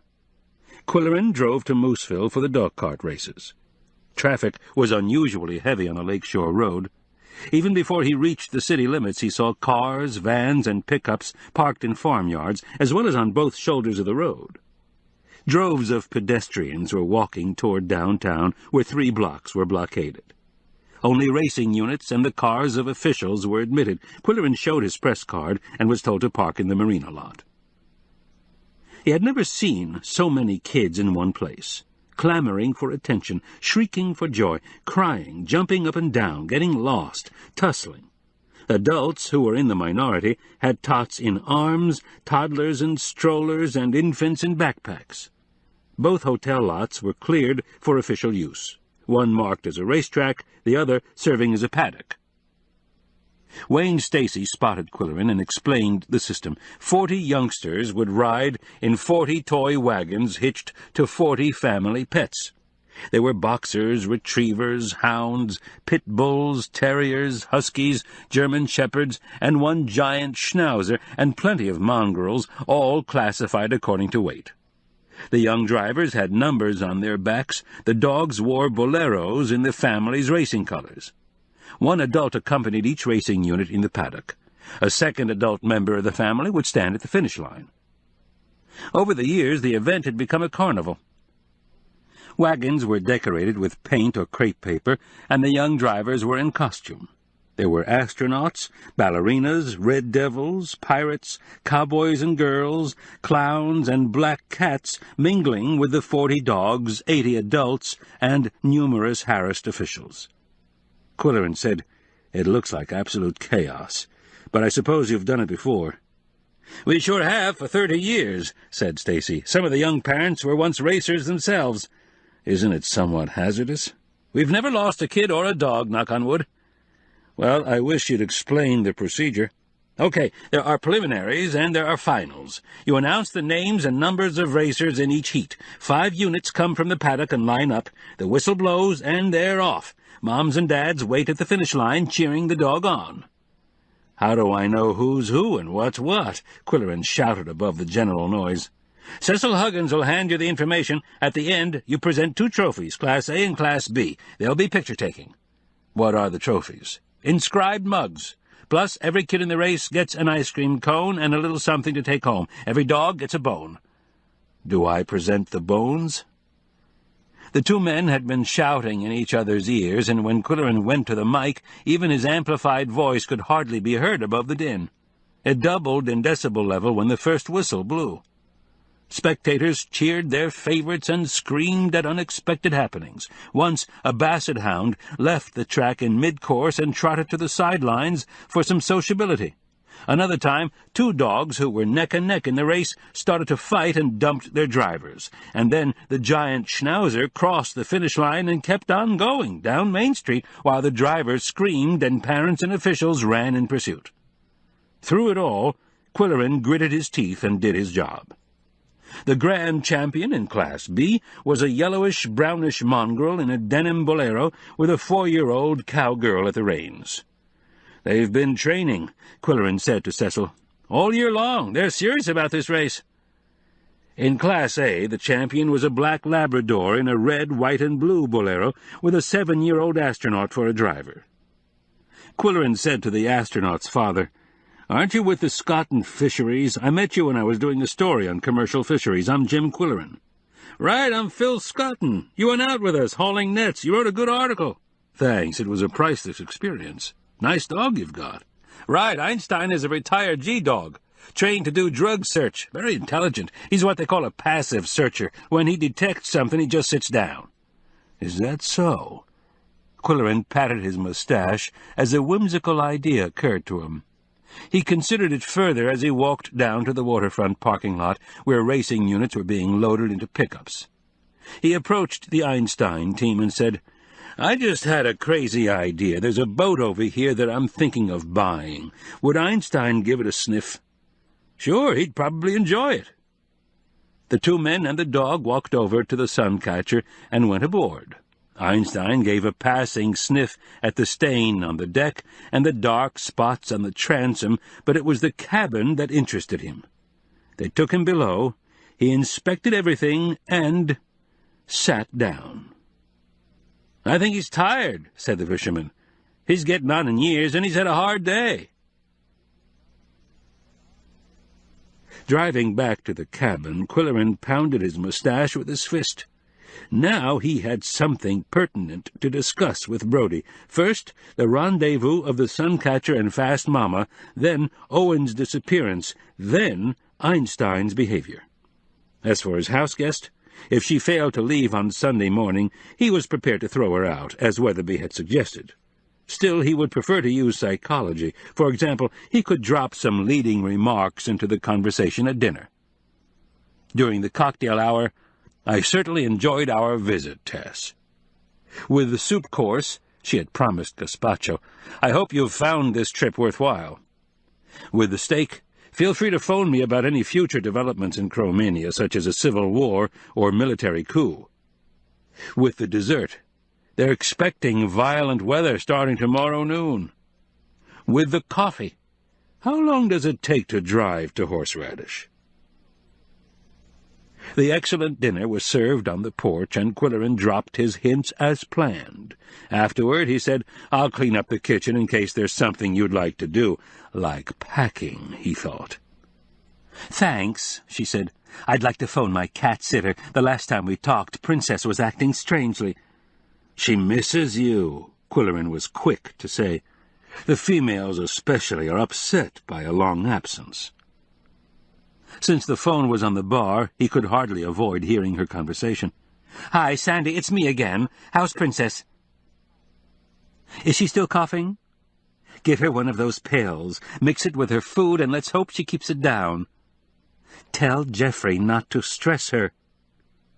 "No, I don't know when I'll be home. I'm busy making friends for the Republic, but I'll keep in touch." Qwilleran had yet another idea. He said to his guest, "Before you leave, I want to tape your story about Captain Bunker and the pirates. Why don't we do it right now?" He made it sound urgent. "I'd love to tell it again," she said, "but first I want to feed my friends on the beach." She'd been scattering dried corn once or twice a day, and the family of 7 who had entertained Koko was now an extended family of 40 or more. Then, still immune to Qwilleran's dropped hints, she said, "Do you realize that Grott's Grocery carries duck eggs? I couldn't resist buying 4 for breakfast. We'll have mushroom omelets. I also bought some of their delicious cheddar for macaroni and cheese. I'll prepare a casserole after breakfast, and we'll have it for lunch." She had touched the 2 most vulnerable spots in his considerable appetite. Defeated, he mumbled, "Sounds good," and proceeded to rationalize. Actors need audiences, writers need readers, and cooks need mouths to feed. "Yow!" said Koko. "He talks more than Geoffrey does," she said. "Koko is a communicator." They were sitting on the lake porch, waiting for the purple martins to swoop in for their evening ballet, during which each bird would consume his weight in mosquitoes, according to conventional wisdom. Yum Yum was on a nearby chair with Gertrude. Koko was on his pedestal. "He's a very smart cat," Qwilleran went on. "That's because I read aloud to them. Yum Yum goes to sleep, but Koko listens, and his brain absorbs meanings even if his ears don't know words." "Thought transference," she said. "But how does he communicate?" "He finds a way. His senses are incredible. He knows when the phone is going to ring. A couple of weeks ago, he knew there was a dead body buried in beach sand near here, and he led me to it." Tess said, "All cats are prescient to some extent. They're aware of an approaching storm or even an earthquake. Have you had any studies made of Koko's capabilities?" "No. I don't want any studies, any publicity. This conversation is between you and me. Do I have your word?" "Absolutely. And when I get home, I'm going to start reading to Geoffrey and Princess."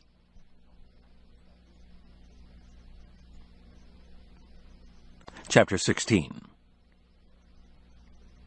On Sunday morning the sun was shining despite the weather warnings, and Tess came from the snuggery in shorts, sandals, and a different type of crow T-shirt depicting 3 nest builders. "Everyone out of the kitchen," she ordered cheerily. "The poor man's Julia Child is about to perform miracles. By the way, she added as she picked up a skewer from the countertop. "One of these skewers keeps falling off its nail." "It's no accident," Qwilleran said. "Koko thinks it's a toy. It was a mistake to hang them there. Is there anything I can do for you?" "You might scatter some corn on the beach." "There are no crows today," he protested. "Scatter it and they will come." She was right. They came out of the woods in a black cloud. Qwilleran got out of their way and back to the lake porch to wait for the omelets. The sky was Alice blue, one of Polly's favorite colors, and the lake was dazzlingly bright.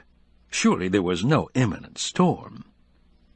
From the kitchen came aromas of melting butter, brewing coffee, sautéing mushrooms, and toasting muffins. With great feelings of satisfaction, he refigured his reunion with Polly.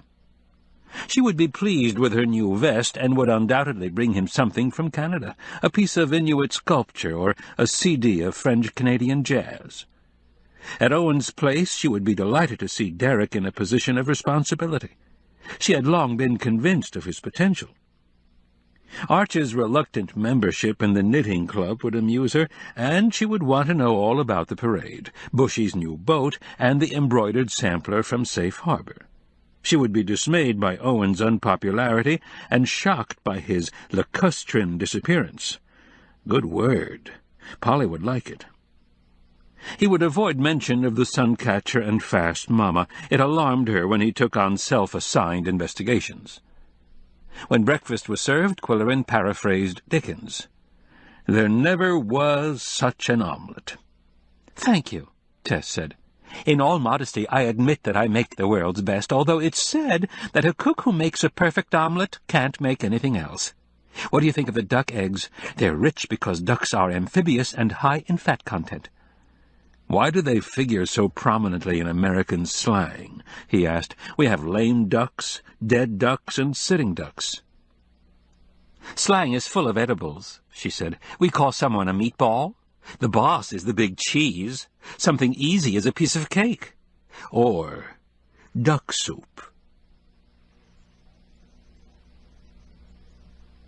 After breakfast, when Tess was assembling the promised casserole, Qwilleran went into town for the New York Times and sat on the hotel veranda for a while, to read a little, eavesdrop, and watch the harbor activity.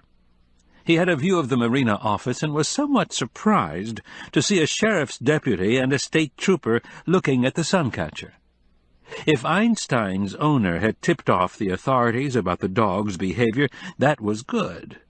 The police had been dragging their feet, in Qwilleran's opinion. If an investigation would implicate Ernie in wrongdoing, that was bad. He saw her through Derek's worshipful eyes. He himself admired her cuisine, and he was inclined to empathize with anyone who was not one of us. Qwilleran returned to the cabin and found Tess on the porch, reading about ravens. He asked, "Do they really say nevermore, or was that poetic license?" "For a pun as bad as that," she retorted, "you have to pay a forfeit." "Will you settle for a glass of sangria?" "I'd love it, and while you're in the kitchen, would you turn on the oven to preheat? Set it at 350. Eventually the casserole went into the oven to bake for 40 minutes, and what happened in that brief time was a farce worthy of Feydeau, fast-moving, comic, improbable, and best described by Qwilleran's own notes in his personal journal. Sunday, June 14th. Beautiful day, although storm predicted. Cats apprehensive. At 1:15, Tess and I are on the lake porch drinking sangria and cranberry juice, respectively. The cats are huddled in a corner. Suddenly, they're alerted. Someone's approaching on the beach. A young woman in shorts and sunglasses is carrying a large, flat package. She starts up our sand ladder. I go out to investigate. In a lazy drawl with breathy pauses, she says, "Hi, Mr. Q. I brought your sampler. My uncle framed it. I'm Janelle from Safe Harbor." At 1:25, she's on the porch, being introduced to Tess. I go to get her a glass of sangria. While in the kitchen, I see a red pickup pulling in, and out steps Barb Ogilvy in shorts and sunglasses, carrying another flat package. "I brought your vest," she says moodily. "Elizabeth said you had to have it today." I offer her a glass of sangria and take her around to the porch to meet the others.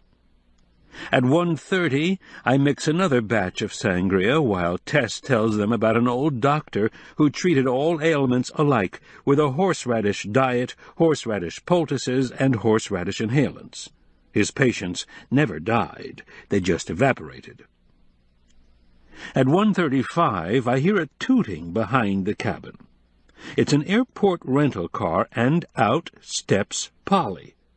In shock, I say, "Your plane isn't due till tomorrow." She says sweetly, "I couldn't wait to get home. I flew in on my broomstick." I take her around to the porch and introduce her to the 3 young women. She's somewhat surprised.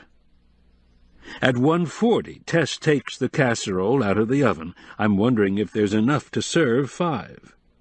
At 1:45, the sun disappears behind cloud cover, and all the dark glasses come off. Barb looks terrible without them. She's been crying. At 1:50, the phone rings. I answer, and a man shouts, "Where is she? Where is that woman?" I say calmly, "I have 4 here. Which one do you want?"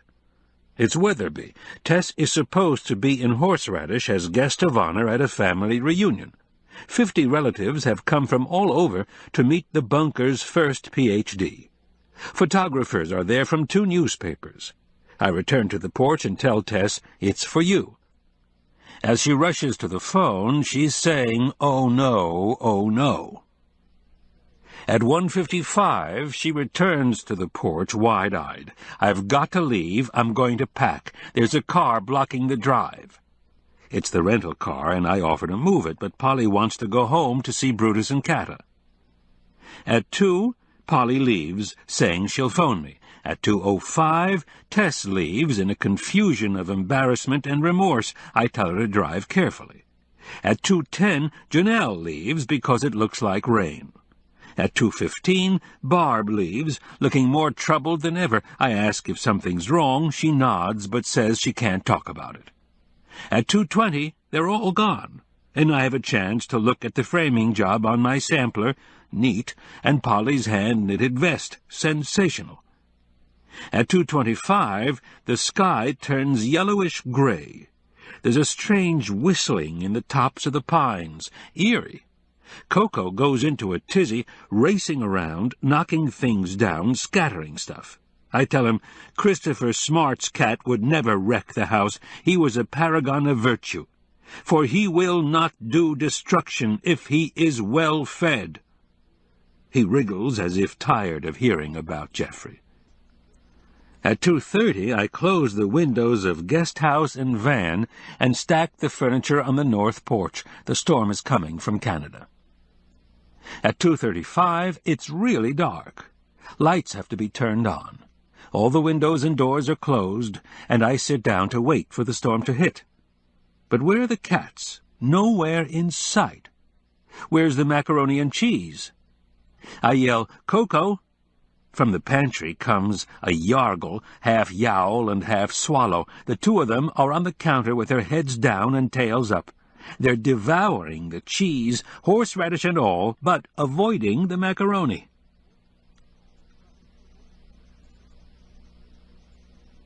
The wind and rain that bombarded the shoreline communities on Sunday afternoon was a true squall, brief but violent. In 5 minutes the lake surface went from glassy to raging surf. Wind-lashed rain slammed into the north side of the cabin, rattling the window glass, seeping under the door and around the window frames. Qwilleran was kept busy soaking up the flood with towels and wringing them out in a pail. Then the blow ended as abruptly as it had started. Although heavy rain continued to fall, it fell in vertical sheets instead of horizontal waves. There was damage indoors, but only as a result of Koko's tizzy. Crumpled rugs, a toppled table lamp, books and papers on the floor, and several yards of paper towels unrolled in the kitchen. The good news was that the power had not failed, and the telephone still had a dial tone. He called Polly. "Just checking to see if you got home safely." Luckily I was indoors before the onslaught. Now it's merely a normal rainfall, steady but not destructive. How about you? "We're getting a thorough drenching, but the worst is over. Were the cats glad to see you?" he asked. Kata was. She's too young to know she's supposed to boycott me for 24 hours after a prolonged absence. "Well, you're probably tired and have things to do." I admit I'm exhausted. "Make a cup of tea and have a Lorna Doone," he advised, knowing her choice of pick-me-up. "And let me know tomorrow if there's anything I can do. You'll need groceries, and I expect to be back in Pickaxe tomorrow morning as soon as it stops raining." He hung up and started rectifying Koko's rearrangement of the cabin interior. Patiently he re-rolled the paper toweling, straightened the rugs, put the lamp together again, and restored 2 postcards to their proper place. The gully washer, as the locals called such a storm, continued all night, pounding the cabin roof and alarming the cats. They were used to the lofty roof of the barn in Pickaxe. In the tiny cabin the weather was too close for comfort. Qwilleran allowed Yum Yum to crawl under his bedclothes, and eventually brave Koko followed. On Monday morning it was still raining steadily, and roads outside Mooseville were flooded. Qwilleran would have to stay at the cabin one more day. The interior was dismal, even with all the lights turned on, and the cats were moping. "Count your blessings," he told them. "It could be worse." Nevertheless, they huddled on the floor, facing each other in their bored-stiff pose. Reading aloud to them was no good because of the noise of the rain on the roof. Only then did Qwilleran remember the calico cat. He found it in a drawer and placed it on the floor between their dispirited noses. Koko stretched his neck to sniff it, and then withdrew into his torpor. Qwilleran thought, so much for contemporary American folk art. Yum Yum, on the other hand, showed some signs of interest. "This is Gertrude," Qwilleran said. "She's come to live with you." Murmuring strangely, she crept forward and sniffed the toy thoroughly, then gave it a few licks. Her maternal instincts were aroused. Closing her mouth over the scruff of the toy's neck, she carried it to her favorite corner on the sofa. She had adopted Gertrude. It was a bright spot in a dull day, and it inspired Qwilleran to telephone the florist in downtown Pickaxe. He recognized the silky voice of Claudine, a gentle young person with innocent blue eyes. "Good morning," he said. "Is it raining cats and dogs where you are?" "This sounds like Mr. Q," she said. "Where are you calling from?" "The haunts of Coot and Hern."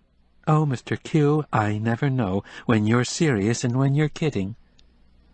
"Have your new flowers come in, or are you still selling last week's wilted stock?" "You're awful. They're unloading the express truck right now. What would you like?" "A mixed bouquet for Polly, to be delivered to Indian Village ASAP." "I hope she isn't sick." "She's suffering from post-vacation letdown, and I want the flowers to get there while she still feels rotten." "Our van doesn't go to Indian Village till noon." "Too late. Send the flowers by taxi and put it on my bill." "What do you want the card to say?" "Just the grocer boy, no name." When Claudine hesitated, he spelled it for her. "Oh, the grocer boy. You're always pulling a fast one, Mr. Q." "Don't hang up," he said. "I also want to send a large bouquet to a restaurant in Mooseville tomorrow. The road should be open by then. It's Owen's place on Sandpit Road, and it's decorated in white, pink, and yellow. Just say, 'From a well-wisher' on the card. And make it something special. It's an upscale establishment." Within an hour, Qwilleran received a phone call, and a woman's cheery voice said, "Is this the grocer boy? I'd like a dozen oranges." "With or without seeds," he replied. "Quill, dear, the flowers are lovely. Thank you so much. They came by taxi. It's so good to be home. I must say I was shocked to see you yesterday."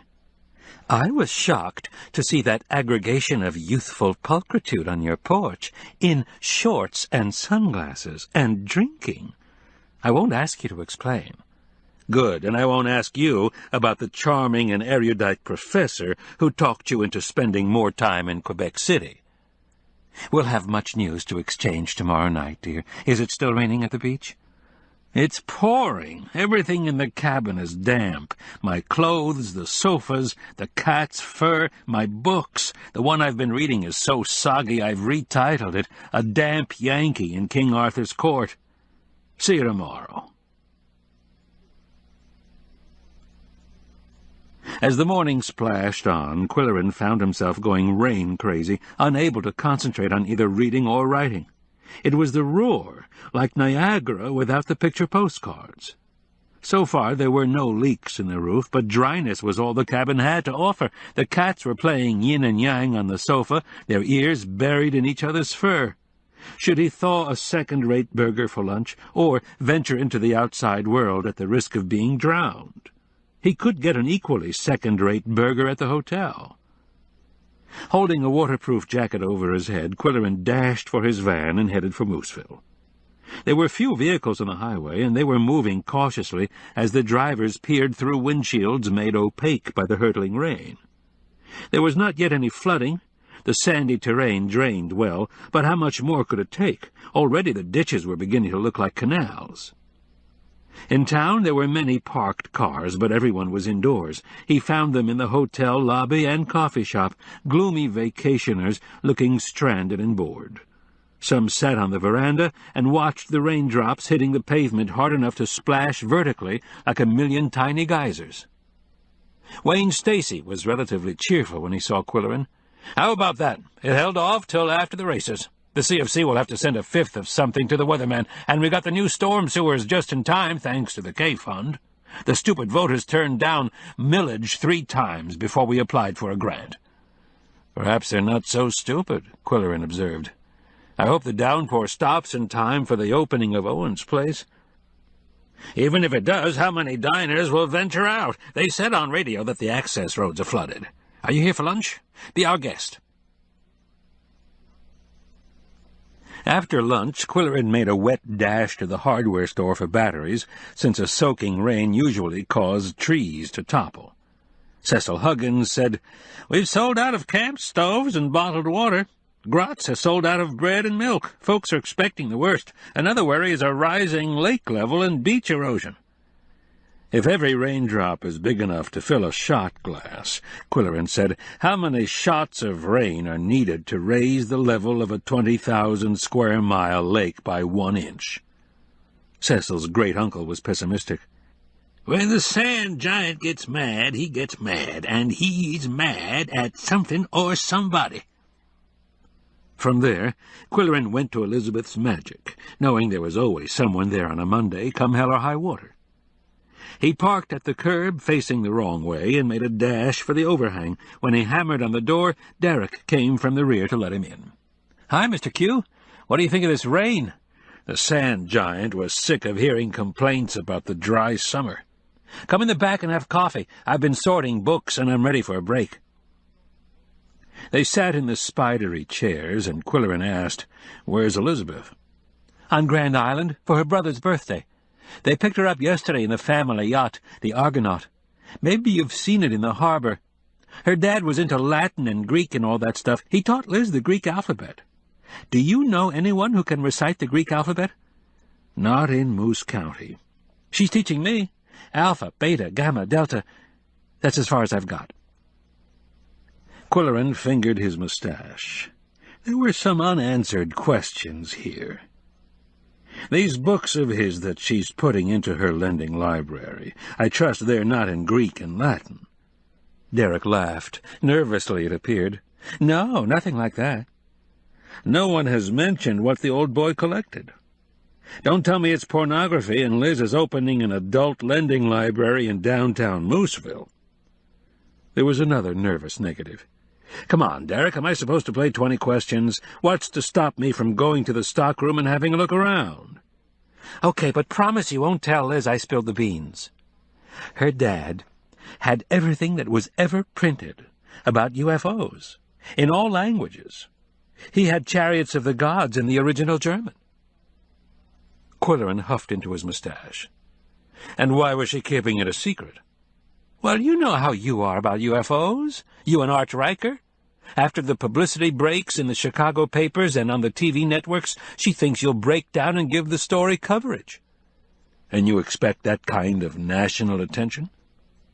Well, the PR department at the K Fund is handling it, and they've been up here collecting facts. You see, it's not just a tourist gimmick. It'll attract serious researchers. The valuable books will be available only to scholars. Qwilleran huffed into his mustache again. Pleadingly, Derek said, "Promise me you won't say anything about this. If you do, I'll be in bad trouble." "I promise. But one question. Who's going to catalog the books?" "Her dad had them all cataloged." "I see. Well, I'd better get home and see if the cabin is floated away. I hear your play was rained out last night. How about the restaurant tomorrow? Access roads are flooded." "I know. I talked to Ernie on the phone, but she's determined to open. Wait a second, Quill, and I'll give you a printout of the new menu." Chapter 17. Still, it rained. Returning to the cabin on Monday afternoon, Qwilleran found 2 reproachful cats huddled on the coffee table, giving him an accusing eye, and 2 postcards on the floor. "I don't like it any more than you do," he said. "Think dry thoughts, and maybe it'll stop." It was mid-afternoon in July, but dark as twilight in January. He turned on all the lights and flopped on the sofa with the new menu from Owen's place. Reading it from Polly's viewpoint, he guessed that her appetizer would be the miniature acorn squash, roasted with a stuffing of wild rice, fresh corn, and caramelized onion. Her entree would probably be the potato-crusted fillet of salmon, served with shiitake mushrooms, saffron risotto, and chive beurre blanc. The telephone rang, making all 3 of them jump, and a grouchy male voice said, "I've been trying to reach you all afternoon. Where've you been?" "To the haunts of Coot and Hearn," Qwilleran retorted. He and Arch Riker had a lifetime license to be rude to each other. "This rain's driving me nuts. If only it would turn off for 5 minutes and start again, I wouldn't care. But it's relentless. Mildred copes by cooking. Why don't you come and eat with us?" "What's on the menu?" "Gumbo, and she's made some kind of pie. Come any time. I'm mixing a martini for myself right now." Qwilleran changed his shirt, fed the cats, and steered the van between the raindrops to Top of the Dune. Mildred met him at the kitchen door. "You're so brave, Quill, to come out in this downpour." "I'll do anything for a free meal, especially if you prepared it. What kind of pie did you make?" "A new recipe, strawberry lemon cream. Arch is in the living room with his cocktail. Shall I do something creative with tomato juice for you?" "Please, and don't forget the hot sauce." "He's as cross as a bear. See if you can cheer him up." Qwilleran found him growling at the TV screen and said playfully, "Don't bother to get up, Arch." "I don't intend to," his friend grumbled. "If you want me to stay, you'll have to turn off the boob tube. I brought a copy of the new menu at Owen's place." "I'm dying to know what they offer," said Mildred. "Okay, how's this for an appetizer?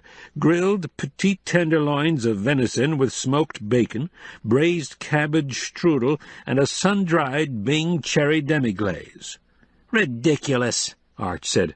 "Give me the traditional dishes that Millie cooks." "Traditional with a dollop of love thrown in," she corrected. "Speaking of food, I've had a live-in cook for a few days," Qwilleran said, pausing long enough to enjoy Arch's astonishment. Then he told them about Weatherby's cousin and her crow proposal. "Don't take on any fringe projects," Arch objected petulantly. "If you haven't enough to do, we'll run the Quill Pen 3 times a week. The subscribers are howling for it." "Let them howl." Qwilleran had never seen Arch so argumentative, but then he had never seen a rainstorm so annoying. The gumbo was filled with the good things that Mildred kept in her larder: chicken, shrimp, sausage, plus rice, vegetables, and spices. During the dessert, Arch said, "If you want to hear something absurd, Junior has received some leaked information about a library of UFO literature opening in Mooseville. Can you believe that?" "Sure. "It's a popular subject on the shore with everyone but you and me," said Qwilleran. "Even Lyle Compton watches for flying saucers with a telescope." "Lyle's a fool," Mildred said firmly. "He's an intelligent, educated, sophisticated individual." Turning to Arch, she said, "That makes me a fool, too." "I didn't say that," her husband snapped. "You implied it." "I'm going to bed. I haven't slept a wink all day." Arch stomped out of the room. Mildred said softly, "He's hard-headed, isn't he? I don't dare mention the rune stones you gave me, Quill. They're similar to tarot cards in that the reader has to bring certain instincts to the interpretation." Qwilleran murmured. Foretelling the future by any method was outside his frame of belief. Looking deeply concerned, she said, "The stones say we're headed for disaster. One has to assume it's connected with the unnatural volume of water that's being dumped on us all at once. I really believe we should move back to Indian Village, but how do I convince Arch? He loves it here when it isn't raining. You and the cats should move back to Pickaxe also, Quill." "We intend to.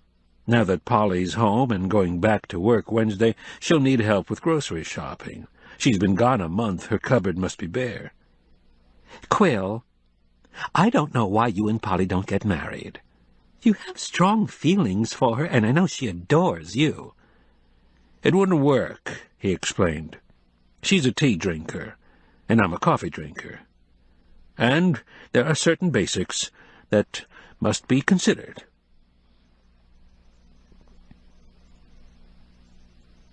While driving back to the cabin through the persistent rain, Qwilleran thought about Mildred's eccentric interest in the occult and compared it with his own belief in Koko's prescient talents. The cat knew when the phone was about to ring and when a storm was brewing. Now Mildred had predicted a disaster for the area. Whimsically, Qwilleran imagined Koko pulling the luggage out of the closet and searching the bookshelves for Stevenson's Travels with a Donkey. That would be no more far-fetched than the cat's sudden interest in A Horse's Tale when Owen Bowen disappeared. And how about the backpacker? Not only did Koko sense that the body was buried in the sandhill, but he managed to lead Qwilleran to the site. And how to explain the cat's obsession with the postcards? Qwilleran reviewed what he knew about the two men pictured. Shaw was a playwright, music critic, socialist, Nobel Prize winner, and anti-vivisectionist. Wilde was a novelist, poet, playwright, and aesthete. "Wait a minute," he shouted at the steering wheel. "What's wrong with me?" He took a chance on driving faster and dashed into the cabin without bothering to cover his head. The two cards were on the floor as usual. Why had he not thought to turn them over? He had not read Polly's messages since they arrived 2 weeks before. "We have tickets for Major Barbara tonight. Not my favorite Shaw play, but it will be beautifully done. A male actor plays Lady Bracknell in The Importance of Being Earnest. Always a delightful comedy." Qwilleran felt a crawling sensation on his upper lip as the scrawled message brought to mind Barb Ogilvy and Ernestine Bowen. It was pure coincidence, and yet he looked at Koko. "Yow!" said the cat, squeezing his eyes. Qwilleran asked himself, did the two women know each other in Florida? Did Barb work in the Bowens restaurant? Was Owen the older man who entered Barb's life when she was feeling low? She claimed to have moved back north to avoid trouble. Previously, she may have extolled Moose County as a summer paradise. Did Owen respond to the Chamber of Commerce ad because of the climate or because of the seductive young woman? And what was Ernie's reaction to the move? There the conjectures became tangled. Did she know of the affair or not? Were her objections overruled? There was more intrigue in this situation than met the eye. Answers might explain Barb's depression in the days following Owen's disappearance. Qwilleran was in deep contemplation when the telephone rang. It was Tess, calling from Horseradish. "I hear you're having rain there," she said. "A few sprinkles." Sorry to leave so abruptly yesterday. I was having such a wonderful time. Thank you, Quill, for your hospitality and the clever ideas for the scenario. I left a T-shirt for you on the dresser in the snuggery. Let me know if it's the wrong size. And by the way, I told Geoffrey and Princess about your cat's elitist diet, and now they don't want to eat cat food.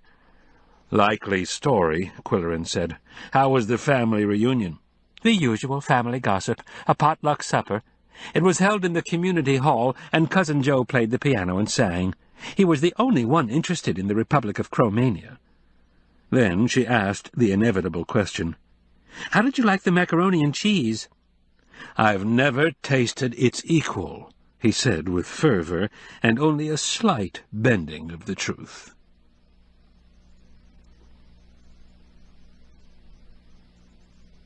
On Tuesday morning no one could believe it. The sun was shining, and the cessation of the rain left a blessed void. Qwilleran shouted just to hear his own voice, "Hallelujah!" With restored ambition he dashed off 1,000 words about the dog-cart races and took it to the bank to be faxed. The downtown streets swarmed with vacationers in dark glasses, laughing and yelling and going into shops to spend money.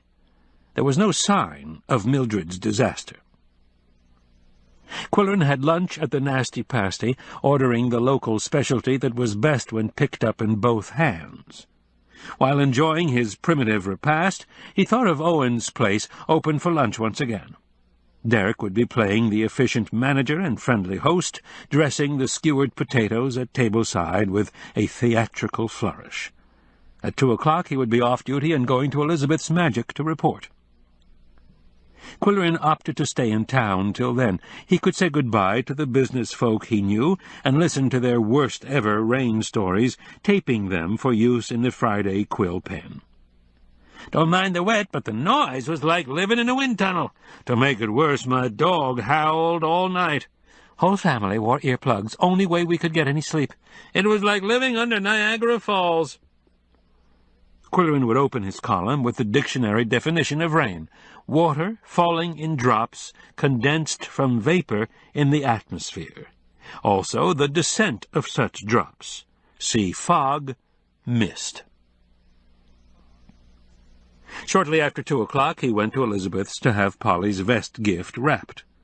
There were quite a few customers buying skewers and raving about the potatoes and the personable young man who dressed them at tableside.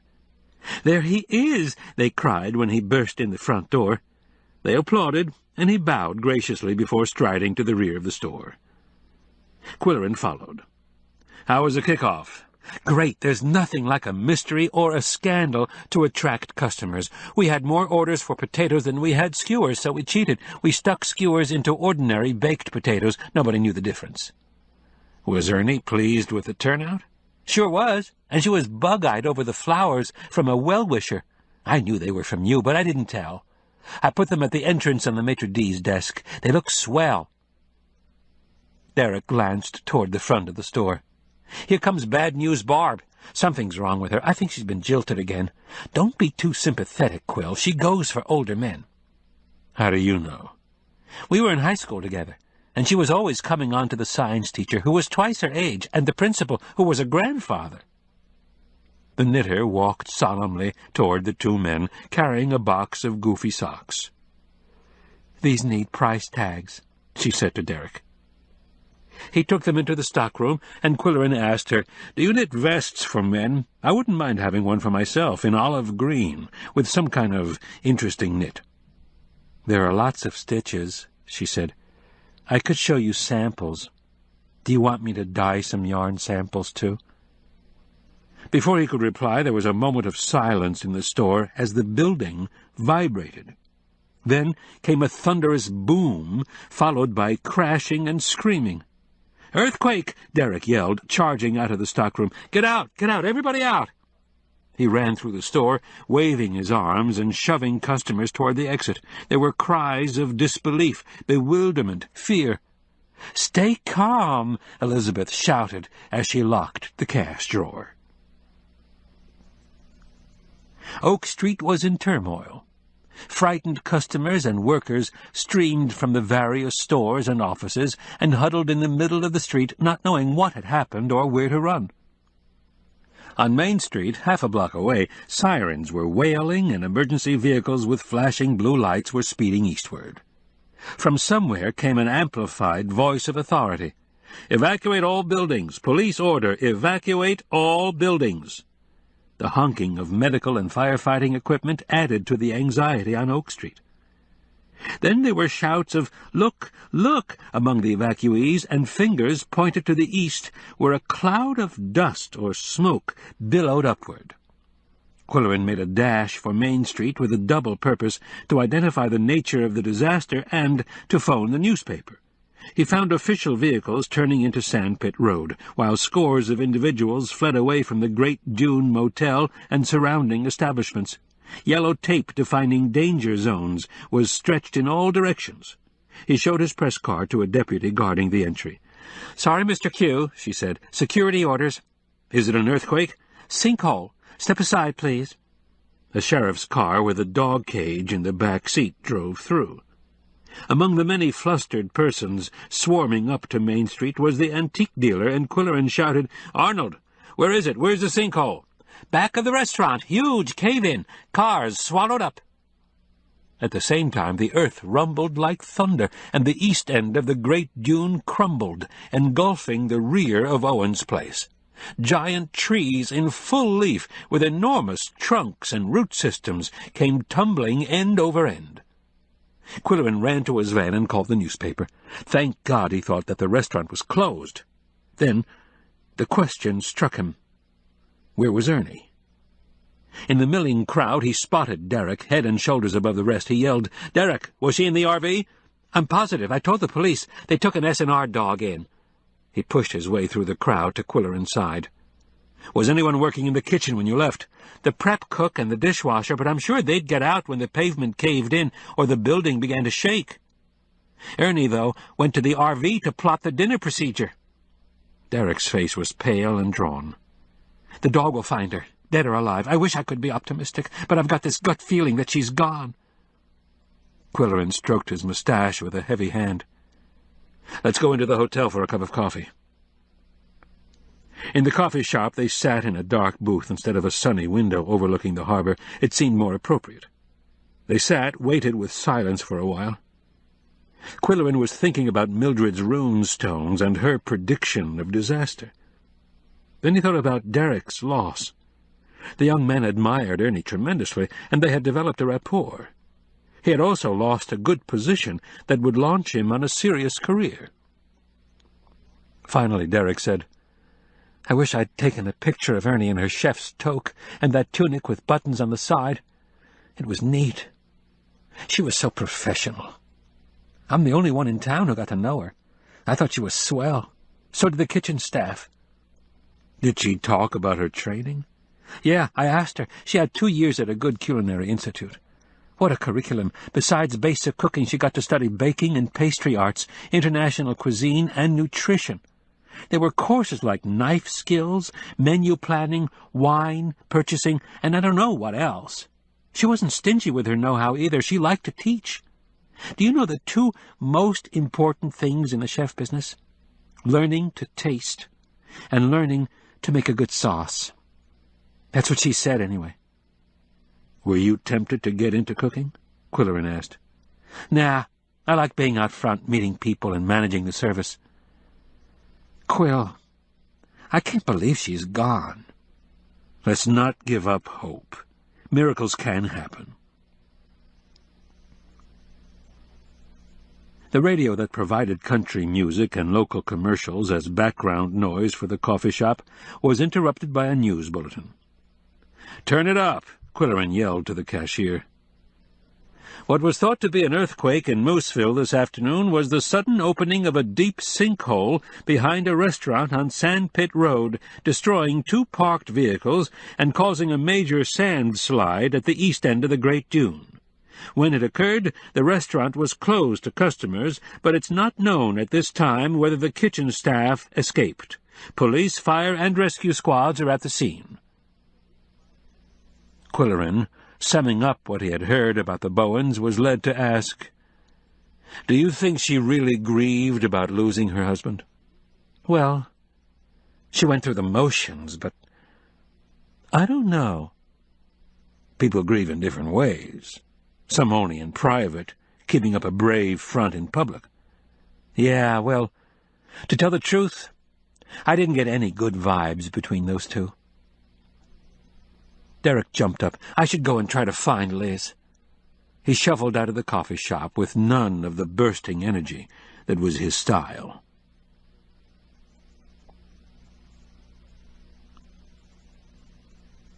Chapter 18. When Derek left the coffee shop, Qwilleran suddenly remembered his dinner date with Polly, at Owen's place. He paid for the coffee and phoned her from a public booth in the lobby. "Have you heard the news on WPKX?" he asked. "I haven't been listening to the radio. What is it? Not too bad, I hope." "Very bad. A sinkhole behind the restaurant where we were supposed to have dinner. And it caused a catastrophic sandslide, the east end of the Great Dune." "Quill, I can't believe this," she said in horror. "Are you exaggerating?" "Not at all. I was there when it happened. I was on Oak Street, a block away." "I hope there was no loss of life." "That hasn't been announced, but I have fears for the chef. A young, talented, dedicated woman." "How dreadful." "So, where shall we have dinner? I haven't had time to move back to Pickaxe as yet, but I could pick you up, and we could go to the Old Stone Mill or Tipsy's Tavern." "I don't know, Quill. This is such depressing news. Do you mean the Great Dune itself is destroyed?" "Tons of it, trees and all."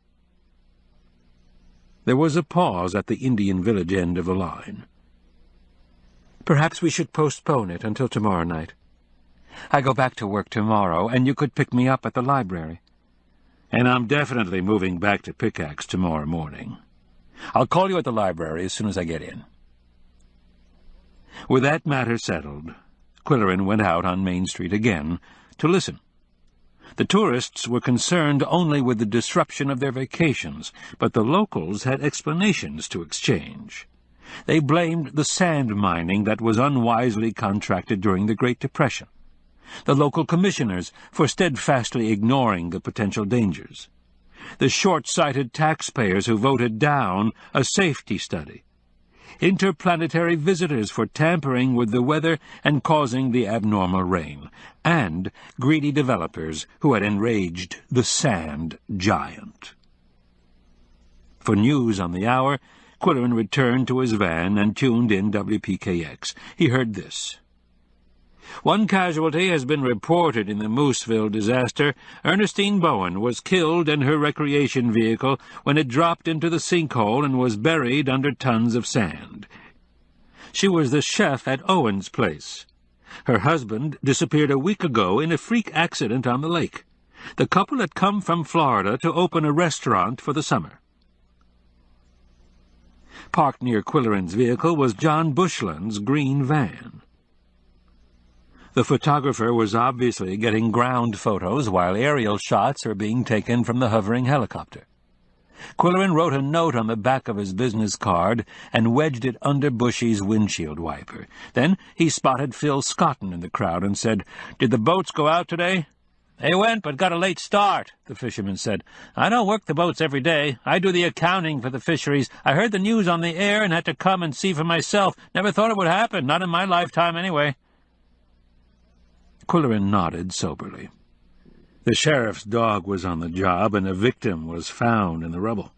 "That's Dutch, a German shepherd, trained for search and rescue. He's highly intelligent, has a good sense of sight and smell, and never gives up. That's the beauty of an S&R. Einstein is trained as an all-purpose dog. In his 5-year career, he sniffed out millions of dollars worth of contraband. But all they need around here is an S&R. Dutch found a deer hunter who went into the woods alone, tripped, and broke a leg. And he found an old lady who wandered away from Safe Harbor in a snowstorm." Qwilleran said, "If I had a dog, it would be a German shepherd." "You couldn't do any better than a chef. Remember the bloody riot at the soccer game between Sawdust City and Lockmaster? After that, Dutch and his handler attended the games, and no more trouble. The dog's presence alone was enough to keep the enthusiasm within bounds. My old college roommate down below is a handler on a police force, and I'll tell him to watch for a Shep going into retirement if you want me to. Do that. Are you covering the disaster for the newspaper? No, I was here when it happened. I've been waiting for them to open the lake highway to eastbound traffic. When Qwilleran arrived at the cabin, the Siamese met him with expressions of concern. They knew something was wrong. "Bad scene down there," he told them. "There's nothing we can do to help, so we're heading for home first thing in the morning." He fed them and gave them a good brushing to calm their apprehensions. They were basking in the late afternoon sun on the porch when the green van pulled into the clearing. Bushy jumped out, waving the card. Qwilleran had written, "Good for G&T at the K Ranch, signed Q." "I need one," Bushy said. "I've exposed a lot of film in the last hour. They're giving the story most of the front page tomorrow and most of the picture page." "Well, I've got the gin and tonic. Have you got the lens?" "I've got the lens. Have you got the cats?" "They're on the porch in the sun, freshly fed and brushed, so they should be receptive. We'll take our drinks out there and talk about anything but cats and cameras. Don't even think about taking a picture. They read minds." The two men took porch chairs facing the lake. To their left, visible from the corner of an eye, were the Siamese, Koko striking aristocratic poses on his pedestal, Yum Yum stretched full length on the warm glass top of the snack table. Bushy asked, "Where were you when it happened?" "At Elizabeth's Magic. They thought it was an earthquake, and we rushed out into the street. We saw the dune collapse." "It buried the rear of the restaurant and killed the chef," Bushy said, "and, strange enough, it was her husband who disappeared in his boat a week ago. I have a theory about that." "So have I," said Qwilleran. "It was his boat that was in conference with Fast Mama the day you and I were out on the lake. I say there's got to be some connection." "I say it was an abduction. Do you know, Quill, that Mooseville has an ordinance on the books going back more than 100 years? An ordinance about UFOs?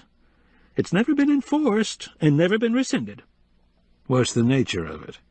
"Anyone having contact with a flying boat must report the incident to the town constable within 24 hours. Would they have enacted such a law if there hadn't been any flying boats in the sky?" "Well," Qwilleran thought, "how can I tell him that his ancestors weren't quite sane?" He said, "How did you find out about it?" "My grandfather told me when I was a kid. He'd seen several flying boats himself, went out with the fishing fleet. Recently I got the idea of—" His voice trailed off. He stood up slowly, raised his camera, and clicked it while facing the lake. Qwilleran turned his head cautiously. Yum Yum was lounging on the table, and nestled between her forelegs was Gertrude, with a tipsy expression embroidered on her calico face. Yum Yum, without knowing it, was facing the camera with a contented look of fulfilled motherhood. "That does it," Bushy announced with satisfaction. "If that doesn't win a prize, I'm going to give up photography." "What about Koko?" Qwilleran asked. "Forget that tyrant. He's missed his chance. He'll never be famous." Having heard the click, click, click, Koko had jumped from the pedestal to the floor and, as the poet delicately phrased it, was kicking up behind. Qwilleran said to him, "I'm going to trade you in on a German shepherd." Wednesday was moving day, and the sooner they left the cabin, the better Qwilleran would like it. Packing had to be done surreptitiously. Although Koko was usually eager to jump into the carrier, the sight of it sent Yum Yum scurrying to places unknown. Once she was found on the top shelf of the pantry behind the supply of paper towels. Another time it was under the red blanket in the bunk room, where she flattened herself like an omelet. Then again she turned up among the wires behind the stereo amplifier. Qwilleran's strategy was to lock them on the lake porch until the van was loaded, then grab Yum Yum and pop her into the carrier before she knew what day it was. On this occasion she was captured and caged, but Koko, instead of panting to join the expedition, vanished, suddenly and utterly, like the legendary Jenny Lee. Impatiently, Qwilleran checked all possible hiding places, while Yum Yum's wailing in the carrier added to his frustration. He yelled, "Treat!" That was a password guaranteed to bring Koko stampeding into view. Instead, there was only a faint murmur in the upper reaches of the cabin. 20 feet above the floor, in the peak of the roof, the cat had elongated himself on a narrow shelf created by the ridgepole and rafters. After shouting the magic word again and hearing another nonchalant murmur, Qwilleran sat down to think. There was no ladder in the tool shed capable of reaching the peak. He was reluctant to call out the volunteer firefighters on such a mission. At that moment, the phone rang, and he answered with a curt, "Yes." It was Polly, sounding frantic. "Quill, I'm back at work and calling an emergency meeting of the library board tonight. We have a mess on our hands." Grouchily, he muttered, "Did Mac and Katie throw up?" They were newly acquired library cats.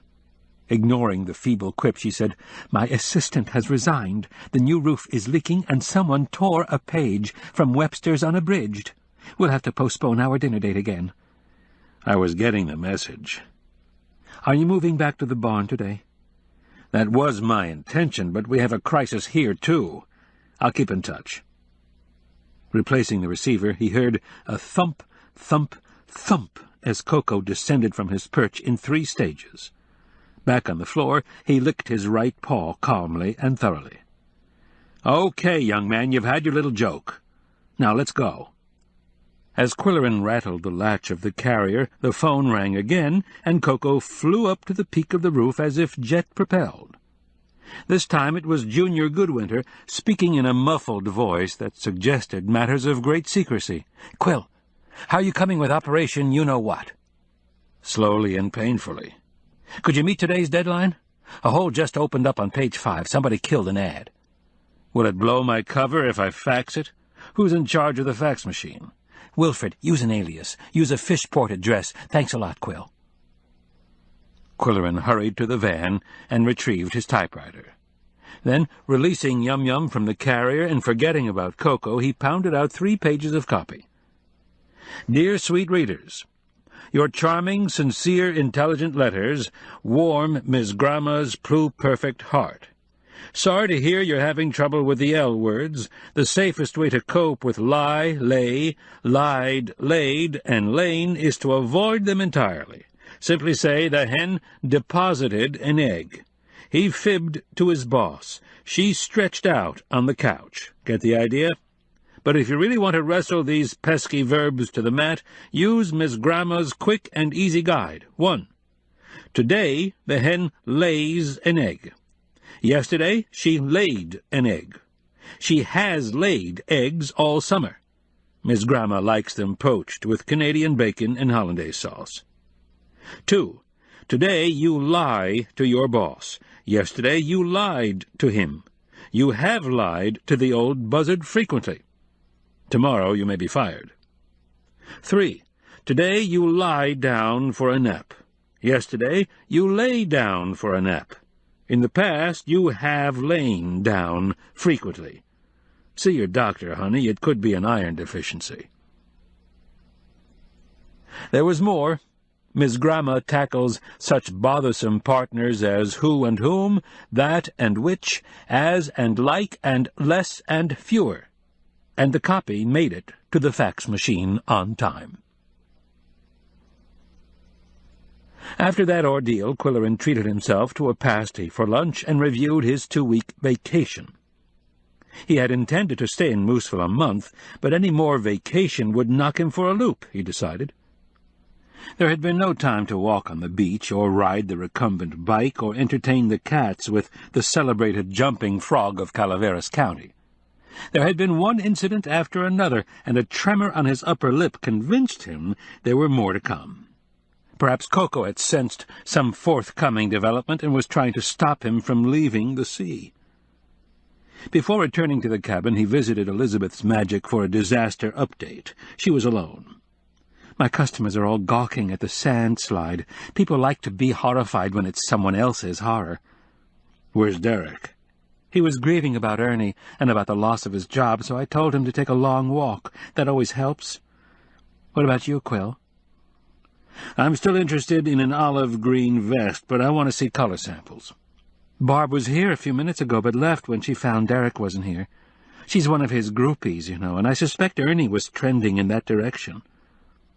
Elizabeth arched her eyebrows. After her husband died, she wanted Derek at the hotel for daily conferences.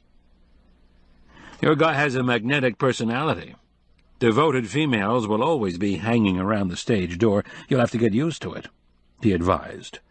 Cynically, he thought, Elizabeth had nothing to fear. Derek knows which side his bread is buttered on. Or, as Miss Grandma would say, on which side his bread is buttered. "Did Polly like her vest?" she asked. "She hasn't seen it. We were supposed to have dinner at Owen's place last night." "When the library is ready, do you suppose she'd cut the ribbon for us on opening day? The head of the county library seems more appropriate than a politician who's running for office." "And better looking, too," he said. "Are you planning to have a library cat?" "I hadn't thought of it, but what a splendid idea." "They have all kinds at the animal shelter. Pick one that looks literary and have a contest to name him or her." Qwilleran walked back to Main Street, where his van was parked. On the way he heard running footsteps behind him and a throaty voice calling, "Mr. Q! Mr. Q!" It was Barb Ogilvy, considerably more alive than she had been recently. "Elizabeth and I were just talking about you in my olive green vest," he said. "I'll dye some yarn samples as soon as I get back on track," she said. "I've had a bad time." "Sorry to hear that." Swiveling her glances from side to side, she seldom looked anyone directly in the eye. She said, "I don't want to impose, Mr. Q, but I wish I could talk to you a bit. About something serious." He huffed into his mustache. Young females were always confiding in him, and he was tired of the kindly uncle role.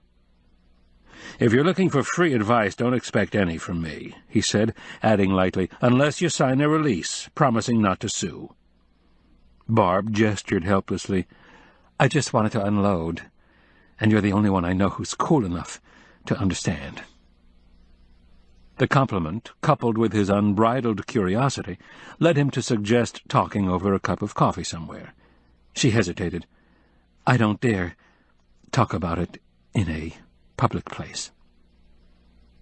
He thought, if she expects an invitation to the cabin, it's no deal. Then he had an inspiration. "I've never seen the petroglyphs. You could give me a guided tour." He knew they were on the Ogilvy ranch. "It wouldn't be for a newspaper story, just for my own education." She hesitated. "It would have to be when Alice isn't at home, like this afternoon?" 4 o'clock, he suggested. "Wear boots. It could be muddy." Chapter 19.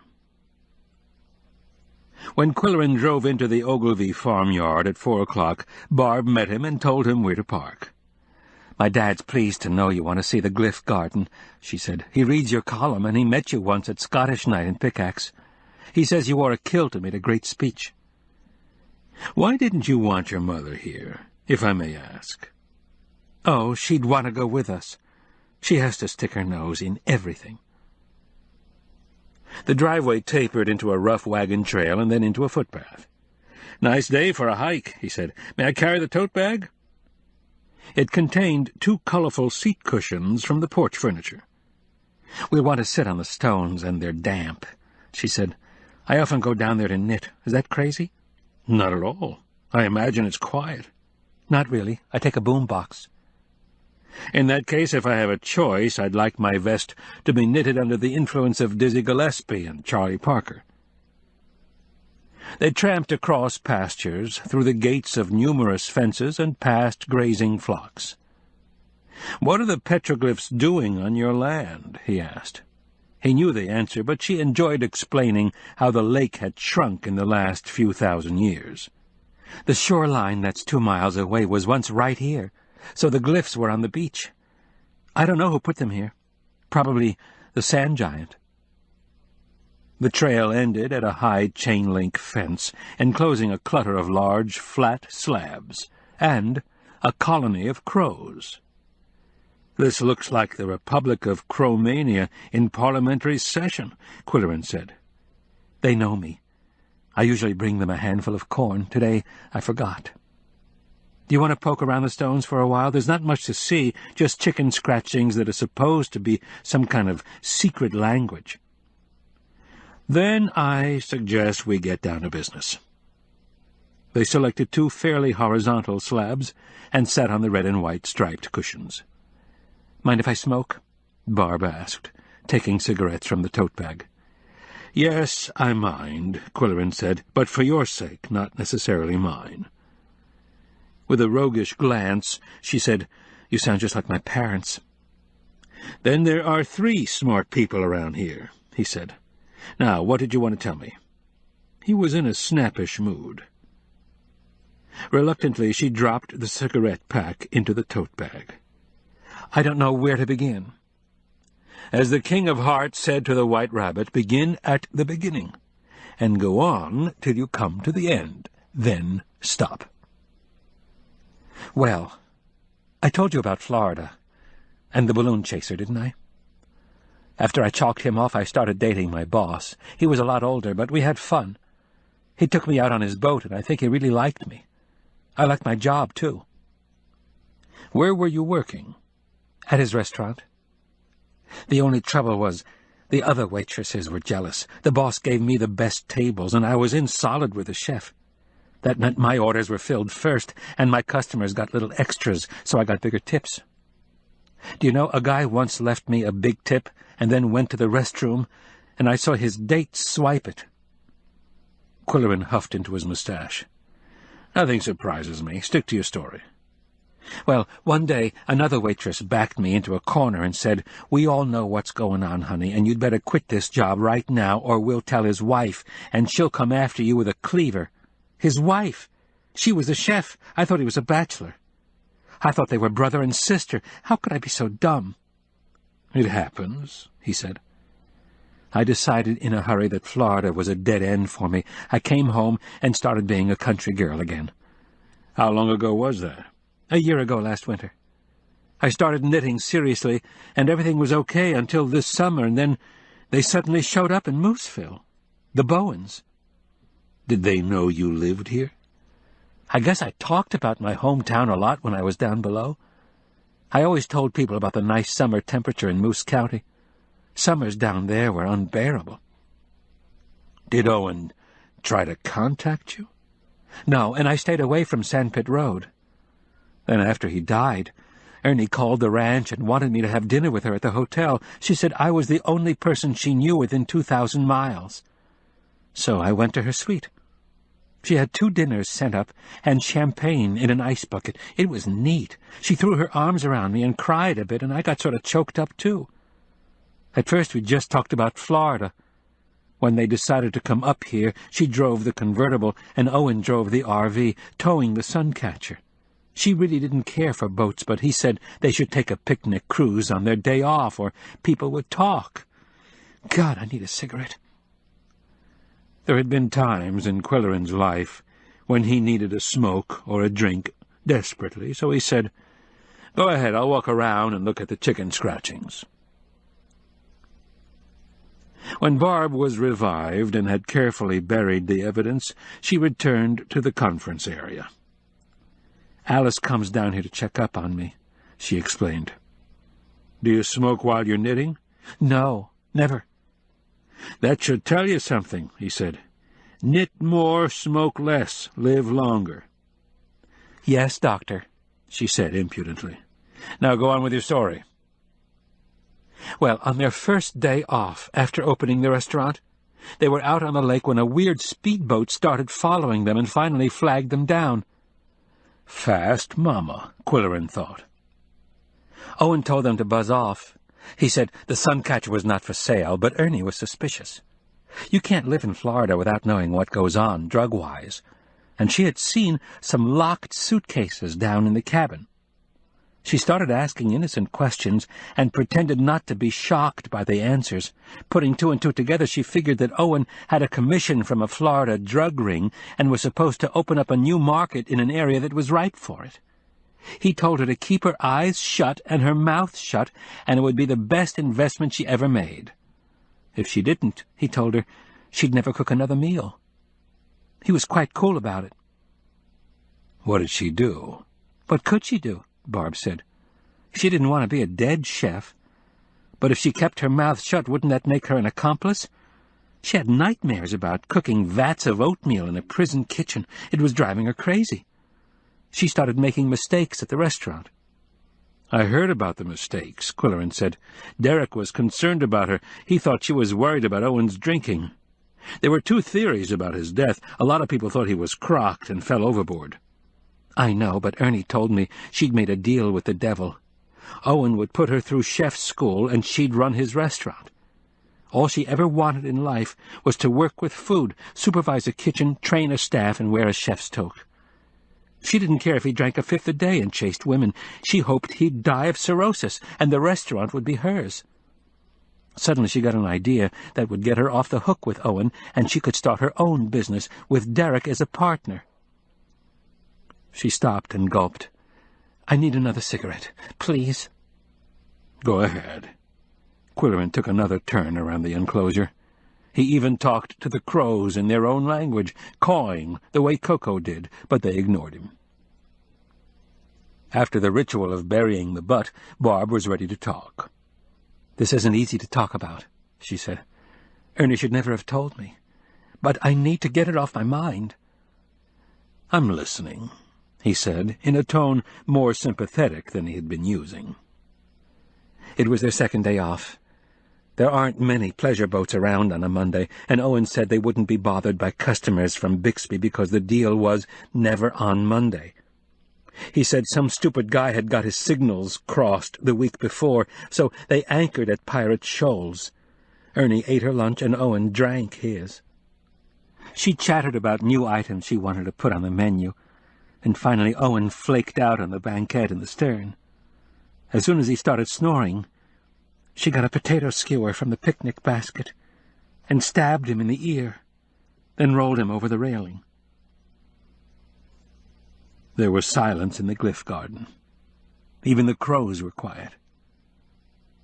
After a while, Qwilleran said, "Wouldn't there be a lot of blood from an artery?" She sopped it up with towels and stuffed them in the bait bucket. Then she threw it overboard, along with the locked suitcases. She moved the boat about a mile before calling for help. One question, Barb. Why did she tell you all this? Why didn't she keep her grisly little secret? I don't know. We'd drunk 2 bottles of champagne, and she conked out on the bed. I wasn't in any condition to drive, so I flopped on the sofa. I woke up early in the morning and went home. God, what had she done to me? I didn't know what to do. There was no one I could ask for advice. Which is worse, to betray someone who trusts you or to be a party to murder? I went around like a zombie for a week, and then... And then the sand giant came to your rescue, Qwilleran said. Except that you have information on a homicide that could enable police to effect a closure, and it's your social duty to report it. Do you know anyone in the sheriff's department? Deputy Greenleaf. We were in high school together. Tell her the whole story, and she'll tell you what to do.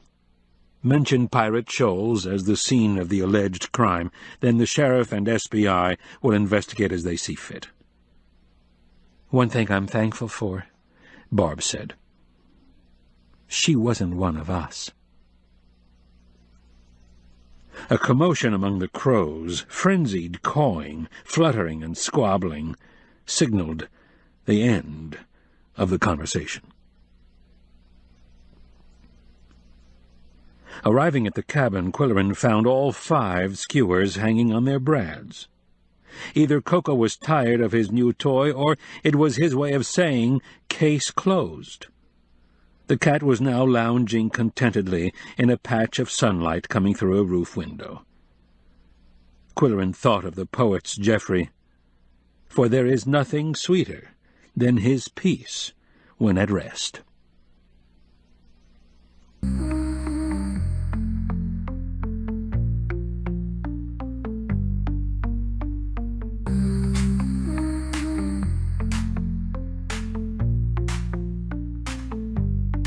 Stars whisper, hearts collide, in the night side by side. Gentle breeze, soft embrace, under the moon, time and space.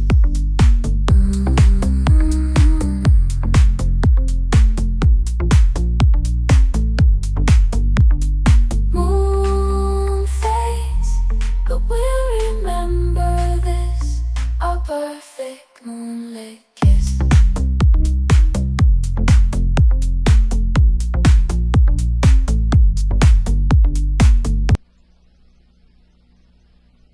Chapter 20.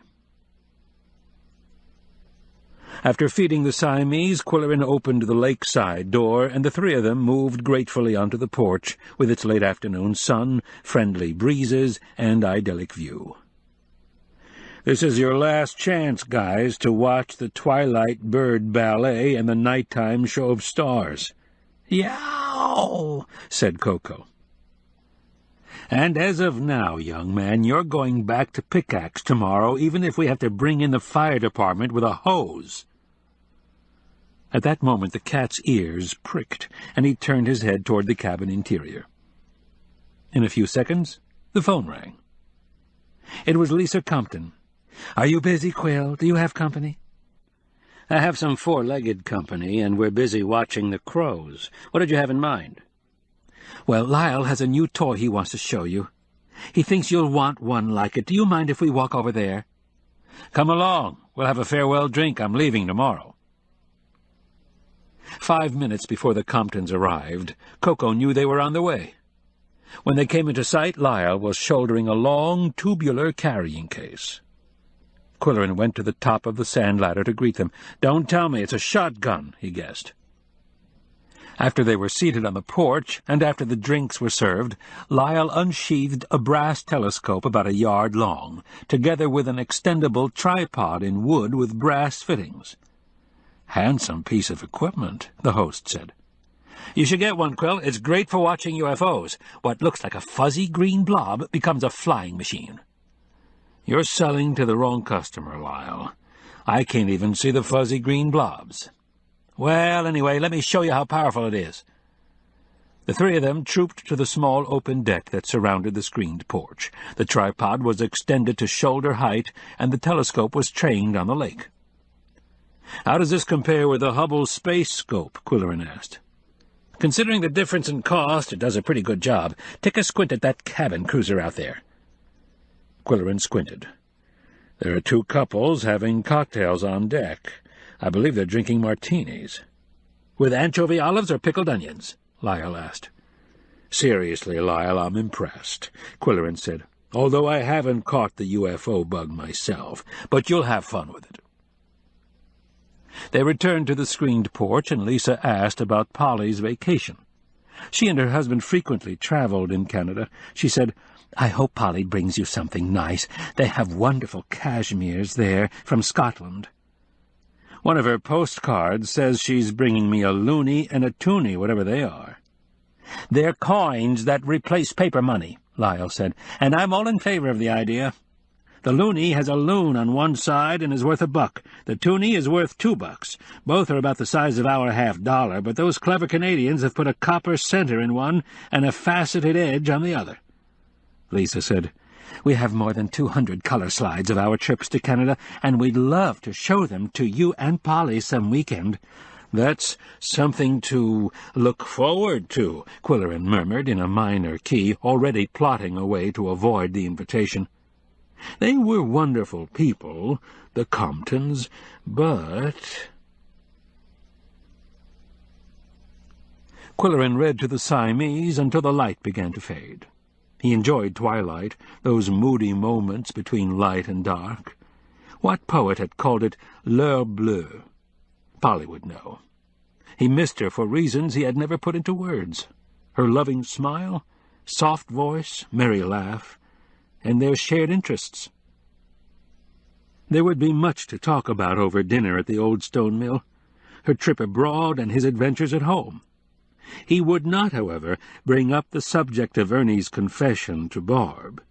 That was reserved for Andrew Brody. Along with Koko's involvement in the case, only the police chief was privy to the cat's unique talents, and even he was skeptical. Soon Qwilleran would invite Andy to the barn for a nightcap and relate how Koko knew instinctively that the body of the backpacker was buried in the sand ridge, and how the cat knew when someone was walking on the beach a quarter-mile away, and how his catly strategy had twice stopped Qwilleran from leaving Mooseville when it was advantageous to stay. Koko never used his powers frivolously. He provided no clue to the something nice that Polly would bring from Canada. A Shakespeare sweatshirt, perhaps, or an unabridged reading of Hamlet on cassettes. Darkness always came reluctantly to the lake and its endless dome of sky, but eventually it was total. Qwilleran turned off the lights indoors and out, and the three of them sat listening to bullfrogs in a distant pond, an army of crickets, and waves lapping lazily on the shore.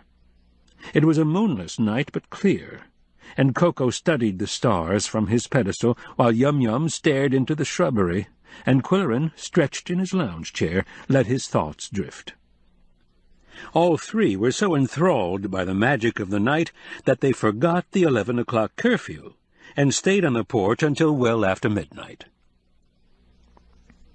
It was then that an uncanny incident occurred, something Qwilleran would later record in his personal journal. When it happened, he was too unnerved to write about it. He paced the floor, unable to sleep, and in the morning he was dressed and ready to leave the cabin even before feeding the cats. Before they were really awake, he stuffed them into the carrier and took them to the van. Luggage, coffee-maker, bike, and so forth were already loaded, and they took off for Pickaxe. Qwilleran was introspective, and the Siamese respected his mood. There was no yowling or jostling in the back seat. At the barn, after a phone call to Polly confirming their dinner date, he felt better. He reserved their favorite table and then spent some time deciding what to wear. For 3 weeks he had lived in shorts, polo shirts, and sandals, and it was not easy to shift gears. There was no dress code at the old stone mill, but customers paid the restaurant the compliment of dressing nicely. At 6 o'clock he and Polly walked into the mill, looking happy. Each carried a flat, gift-wrapped package. Qwilleran thought hers was too small for a sweatshirt, too large for a CD, too flat for a piece of sculpture. The hostess said, "We've missed you folks." "I've been vacationing in Canada," Polly said. "I've been in the haunts of coot and hern," Qwilleran said. "That's nice," said the hostess, smiling. "See," he said to Polly when they were seated, "people don't listen. I could have said I'd been in jail." First they toasted each other affectionately. Polly with a glass of sherry, Qwilleran with skunk water. Then he presented his gift. A printed card inside said, "An original Barb Ogilvy design, hand-knitted in Pointier Kale stitch using unbleached fleece from local sheep. The wool is hand-washed, hand-carded, and hand-spun on an antique wheel." Polly was thrilled. When Qwilleran opened his souvenir of Canada, he did it gingerly, as if suspecting a package bomb. "It won't bite," Polly said. "I had it muzzled." It was something made of fabric. It was in the Macintosh clan tartan. It was a vest. "Now we have a vested interest in each other," he said. The humor of the situation tickled them both, and the dinner was off to a rollicking start. First, Qwilleran wanted to know about the French-Canadian professor. "He was so kind, so helpful, so gracious," Polly said. "I invited him to visit Moose County." "Does he speak English?" The question was facetious, of course. "He speaks 4 languages. He is working on a book dealing with Canadian influence on northern communities in the U.S. Many of our early settlers came from Ontario, you know." "That's not all we got from Canada," he said, recalling tales of Prohibition days. Polly, for her part, wanted to hear about the rainstorm of the century that had led to the disaster on Sandpit Road. He said, "Do you know the legend of the sand giant?" "Yes, indeed. It's my theory that it was inspired by a Scottish phenomenon. The big grey man has been haunting a mountain in Scotland for at least 2 centuries. Then Qwilleran mentioned the UFO library. Polly knew about it. The subject was brought up at the board meeting last night. It will be interesting to see what books they have. We have at least 50 titles in our collection, and some are checked out daily." He murmured in perplexity. 24 hours before he would have scoffed at the fact. Altogether, it was a memorable evening. When Polly was back in Indian Village and he was back in the barn, it was late and he was sufficiently relaxed to write in his journal. Pickaxe, Thursday, July 16th. Last night was our last at the cabin. We were sitting on the porch after midnight, with the lights turned off, indoors and out. To use a cliché, the night was pitch black.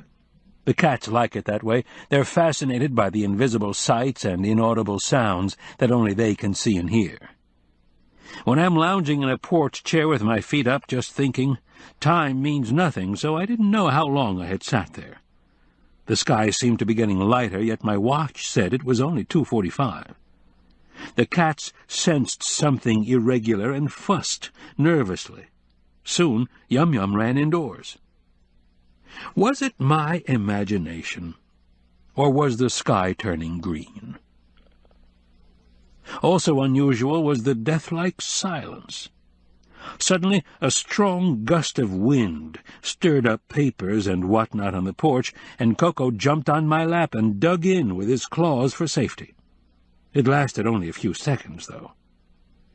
At the same time, a large round disk floated downward, throwing shafts of light on the beach.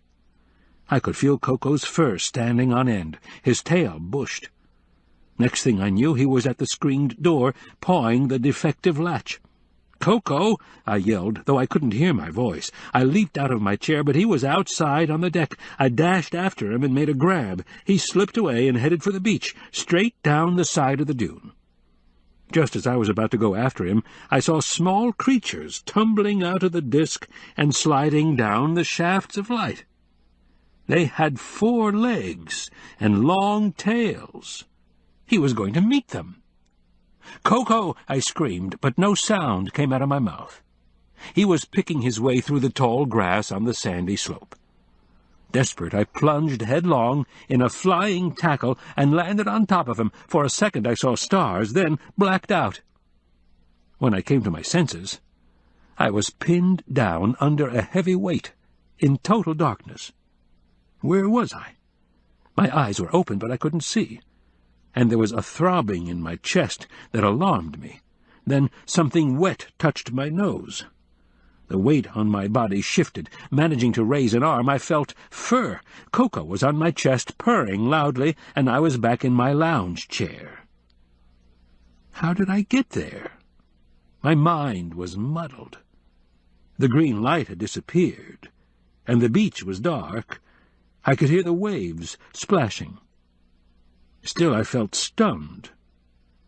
It was a dream, I told myself. Or was it? Koko's fur was sandy, and when I stood up, I brushed a shower of sand off my clothes.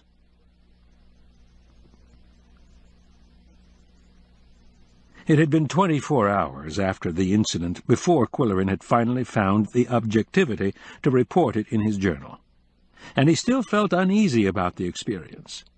He might be a fool, but he could not swear it was only a dream. One thought haunted him and caused a spasm of discomfort in the roots of his mustache. Was this a clue to Koko's abnormal sensory perception? What were the cat's origins? No one knew. One day he simply appeared. Previously, Qwilleran had attributed Koko's superior intelligence to his 60 whiskers. Perhaps the secret was something more unthinkable. The intelligence of an alien race who were not little green men, but little green cats. As for 60 Whiskers himself, he had not changed a whisker since the incident. He was still a handsome, intelligent, companionable, unpredictable, somewhat imperious, and frequently exasperating feline. But Qwilleran had changed. He was willing to concede that Koko was not seeing stars when he gazed at the sky. He was seeing fuzzy, green blobs. The end.